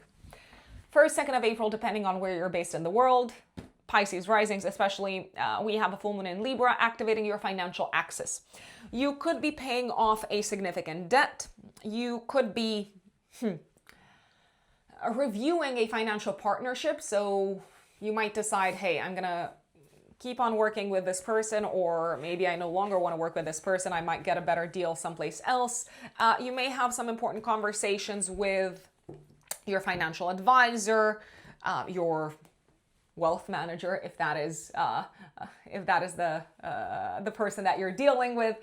You may take a very good look at your investment sector. By the way, this is not financial advice.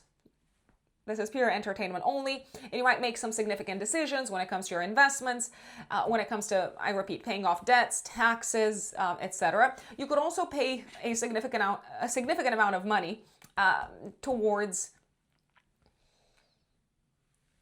a project, an endeavor, an aspect of your children's life, especially if you have children. I feel like you're excited for them. You're like, oh, I'm so happy that you're doing this. But it is costing me a lot of money. So it is a little bit of a mixed bag. I mean, you seem to be happy about the life situation that your kids are in or that your child is in, but it is a costly situation for you. Nevertheless, I believe you're quite, once again, happy to support them. This could also be the time when you might be paying off a class, a course. You could be paying off the loan that you've got for like your car. Maybe you're paying a fine. Can it also be the time when you decide, I'm going to sell my car? Or if you have put it out on the market already, it could be the time when someone buys your car. And even though maybe you needed the money, at the same time, oh boy, maybe you're a little bit sad to see it go. Maybe you have mixed feelings about it. Maybe you're like, oh no, this was a lovely car. I really enjoyed driving it. But it is what it is. I feel like money is on your mind and you have some clear goals, Pisces, and you're going to do everything that it takes to deal with them and to accomplish these goals. 3rd of April, but you might also feel it as early as the 1st of April, Mercury will trine Jupiter. I love this aspect. You seem to have some lovely conversations, soothing conversations filled with emotion and deep feelings. Who are these conversations happening with? Your kids? if you have kids, or your romantic partner, if you have a romantic partner. Maybe also, let's see, maybe also with a parent. I gotta say, you're listening, they're listening, everyone's feeling heard. There's a great deal of understanding and compassion and enjoyment of, of being there for each other. So take the time to have these heart-to-heart conversations around the 3rd of April, maybe also the day before. If you are an artist, if you are working in a creative space in any shape or form, or if you have a creative outlet, oh my God, you're not on fire. I'm like, because this is a trine between planets and water signs, but the words are flowing, the inspiration, the ideas are flowing like no one's business. So I'm loving this.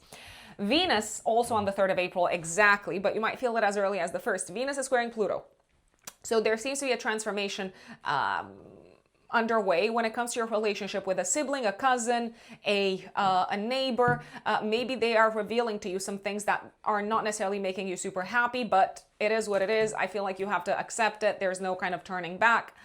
There is a possibility they might be revealing some sort of secret.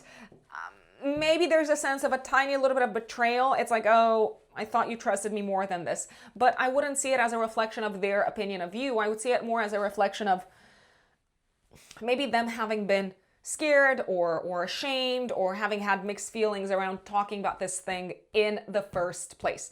Also, there is a very high possibility that you might need to fix something connected with your car around this time. Also, I'm going to say you might need to pay something connected with your car. Could it be a fine? Or maybe something that needs to be replaced? Yes, that is also very, very possible. Now, I did say that there are some good news financially coming in, Pisces. So it looks like over the next couple of years, you will have to be very intentional about how you spend your money, what it goes on, what it goes to, what it is channeled towards. And maybe you felt a little bit scared or stressed or fearful about your material situation as of mid-February, since Saturn went into your 2nd house of income. Mars is coming in and it's saying, hey, I am here to help. The cavalry has been brought in. So Mars is the ruler of your house of income. So it's going to be in domicile from the 9th until the 18th of May. Now is the time to score the big wins financially. If you need to make more money, go after new contracts, go after a better paid job, ask for a raise, score those major wins. Mars is here to help you. Mars is the warrior, the action taker, the initiator. Take the action that you know needs to be taken if you are here to achieve your financial goals. Now,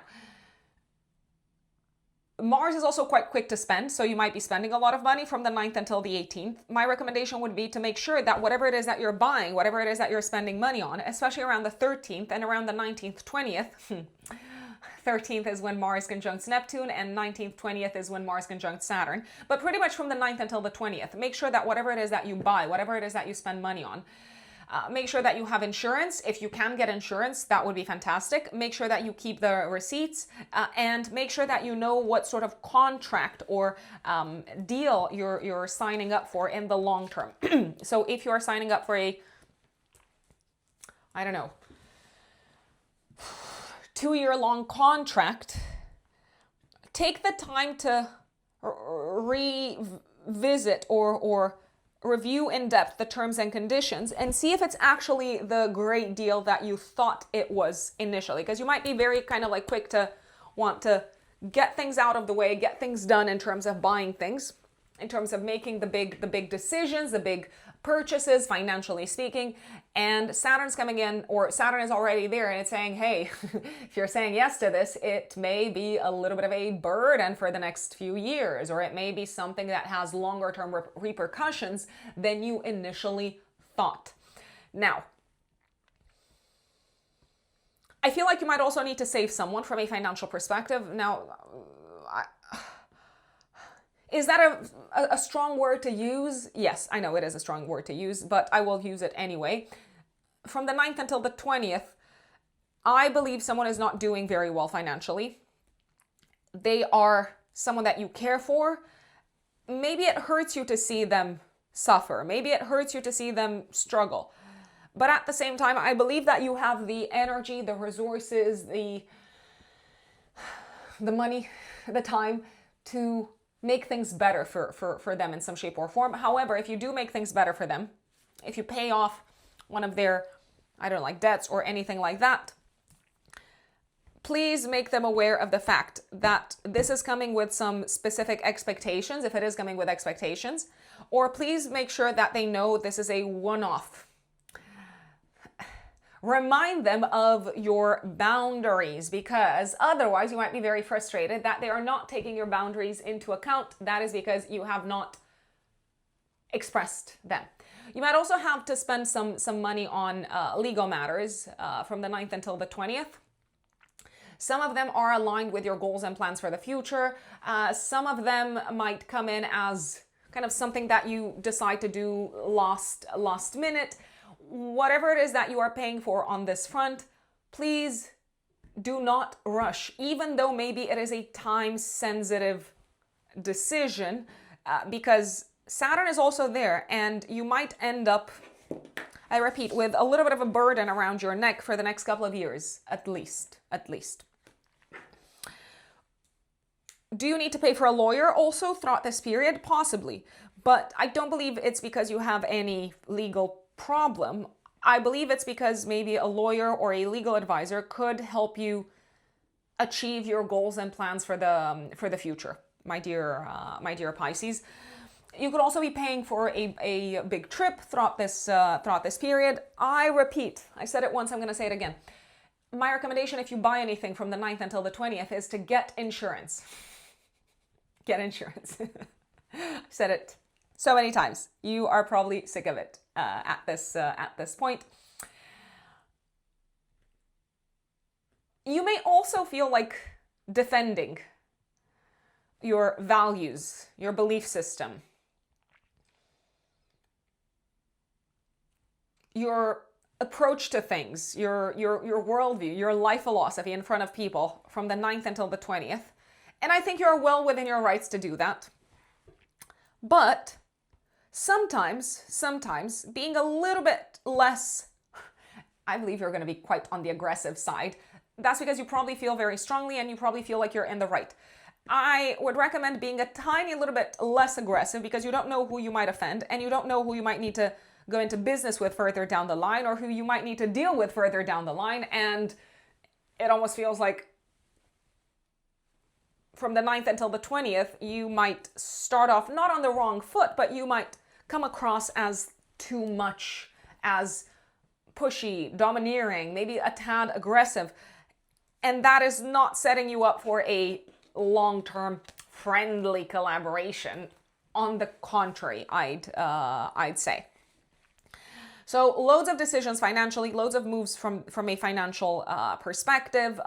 Potentially, I do believe that this period, especially so 9th until the 18th, but especially around the 17th of April. No, let me backtrack. So 9th of April until the 18th of May, Pisces. This period can bring more money. It can bring more sources of income, new sources of income. It can bring financial success, financial breakthroughs that help you resolve some financial issues. So things are going on in your favor.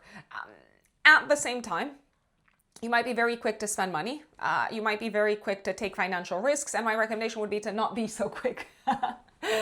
That is because Saturn is also there. And as much as you know exactly what you want and what it is that you want to pay for, Saturn is urging you to hold your horses back a tiny little bit, to maybe delay action a tiny little bit, to maybe calculate the risks that you're taking from a material perspective a little bit more, let's say. We are having a new moon in Aries on the 17th of April, active 3 days before, 3 days after, and this is the sort of period that I see as being the most likely to bring in more money, a new source of income, or a new reality for you financially, Pisces. Could you be getting a raise? Could you be scoring a big client win? Could you start working on a big contract? Could the developments around the 17th of April change your day-to-day material situation? Yes. Overall, it seems to be a productive, constructive, transformative change for the better.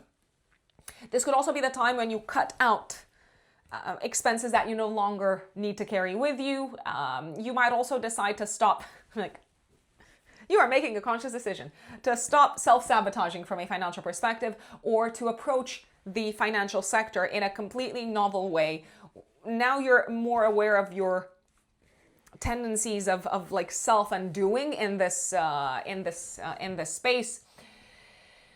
This could also be the time when you decide to allocate more money and resources to your long-term goals, and you might be keeping some of them secret, my dear Pisces, especially Pisces risings.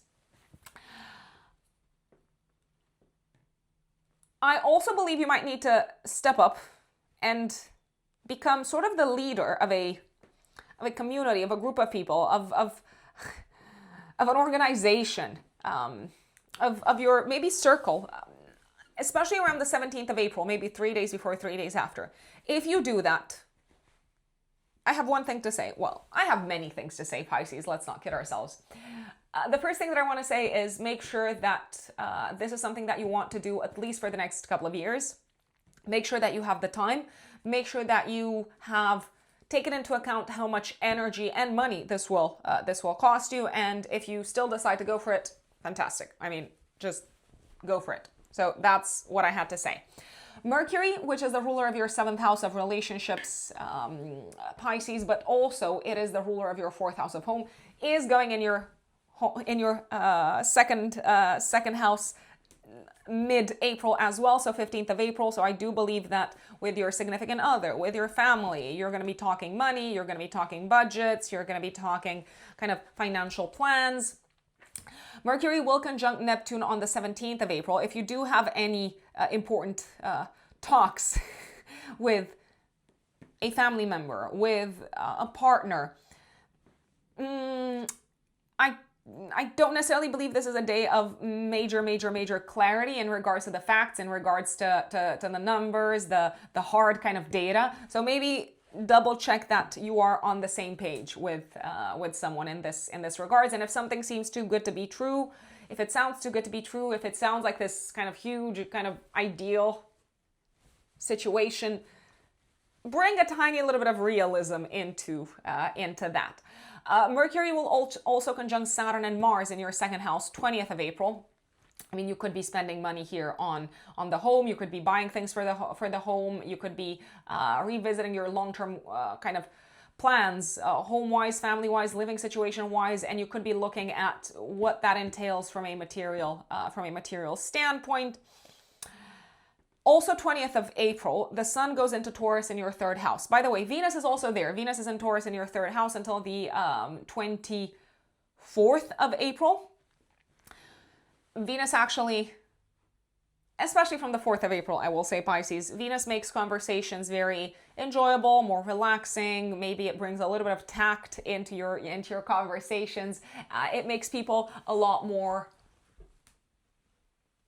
open to what you have to say, so you are more likely to persuade them throughout this period. The Sun comes in, and the Sun is the ruler of your 6th house. 20th of April for the next 4 weeks, you're probably going to have to talk a lot about work matters. Maybe you're interviewing people. Maybe you're making a lot of presentations in the workspace. You may need to travel short distance for work purposes. I also believe that you might be thinking a lot about your health, and maybe you are making plans, you are making purchases, you're buying tickets. If you need to travel anywhere for health purposes, that's something that's going to be on your mind quite a bit from the 20th of April for the next 4 weeks. 24th of April, Venus conjuncts Uranus. Someone might cancel on you at the last minute, or you might inadvertently have this moment of inspiration, this aha moment. That's what I was looking for. when it comes to resolving a problem, when it comes to resolving a crisis. So it could go either way. Venus-Uranus is very surprising. You might also go to the coffee shop and bump into someone that you haven't seen in a long time. You might have a very pleasant interaction with a colleague, a coworker, maybe even a sibling, a cousin, a neighbor. And I think it's a reminder that people can always surprise you. So don't believe you have fully read them, okay?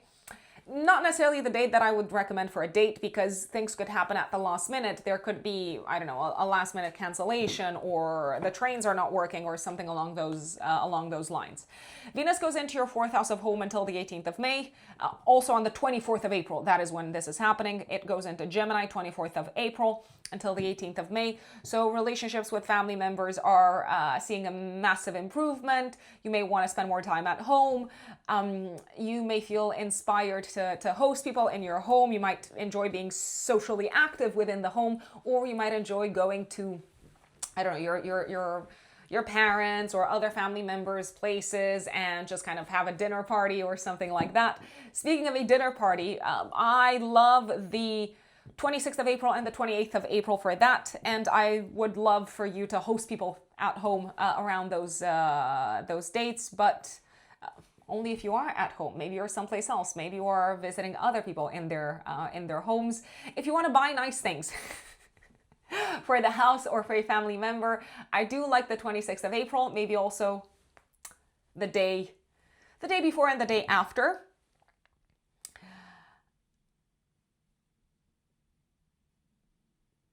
The 28th of April is when Venus is trining Pluto. I believe you have this aha moment as to how you want your personal life to transform. And maybe you're talking to someone, maybe it's a partner, maybe it's a parent. You're talking to someone about this and it suddenly dawns on you. It's like, this is what I actually want. This is what would make me happy. Could this be also a really nice day to make a big change around the house, to, I don't know, like paint the walls, to kind of like transform things from an aesthetic perspective? Yes. Is this also a really nice time from a romantic perspective, but especially if you're kind of spending time with someone in private, away from the world? Also, yes. So I do like the 28th of April, maybe also the day before. Now, there is one particular transit that I haven't touched upon, which is Uranus going into Gemini. 26th of April, oh God, all the way until 2032. Have a think about what was going on last year, Pisces, in your home life, in your family life, in regards to family members, parents, private life. What was going on in your life? What sort of new people, new ideas, new developments came in last year, July until November? Because more of that is coming. And it is here to stay and to shake things up for you over the next 6 years. The reality, Pisces, is that your living situation will probably be disrupted, shaken up over the next few years, maybe sometimes in totally unexpected and unpredictable ways, maybe sometimes in ways that feel very refreshing. Can they be unexpected and refreshing at the same time? Yes. Can the reality for your parents also change very dramatically over the next few years? Maybe they decide to sell everything they have and move to Spain. Also, yes. But Uranus is here to surprise us. So we might try to make predictions. We might try to come up with scenarios. But I believe in Uranus's tendency to always have us in awe. It's like, I never saw this coming. Where did it come from? And that is Pisces. Folks, I want to thank you for tuning in for your April horoscope. If you enjoy my content, don't forget to give it a like, a share, a subscribe, share it with your friends. You can also make a donation to my channel using the thanks button underneath the video. If you're active on Instagram and TikTok, I'm mostly active on Instagram, I gotta say. My Instagram and TikTok handles are Rux Unbelievable. Rux Unbelievable in one word. That's where you can find me. I do love Instagram stories. Just as an FYI, I post quite often. In case you're interested. If you want to work with me, remember that you can do so by booking a reading, by booking a consultation via my website, which is written in the stars-astrology.com. And once you do that, please use the contact form on my website to send me your date, time, and place of birth, and I will get back to you with timing options for us to catch up or to we might not be catching up. We might be connecting for the first time via Zoom video call. So written in the stars-astrology.com. The website is also in the pinned comments and in the description box. And if you're an existing client, you can go to the services section on my website and you'll see that there are other options for you as well, such as the 30 minutes follow-up consultation, the year ahead forecast. So there's other options as well. I'm also going to remind you of the emergency reading option for those of you who are dealing with something that is obviously urgent, which is why this is an emergency reading option. Generally, the waiting time for a reading for a regular consultation can vary from a few weeks to like a month and a half. But for the emergency reading option, we shall meet in a maximum of 3 days time from the moment that you make the purchase of the reading on my website. Last but not least, it's always a pleasure and a joy and an honor to be able to deliver this content for you, to be your astrologer of choice, to be your internet mom. Thank you, and I look forward to seeing you next time. Bye.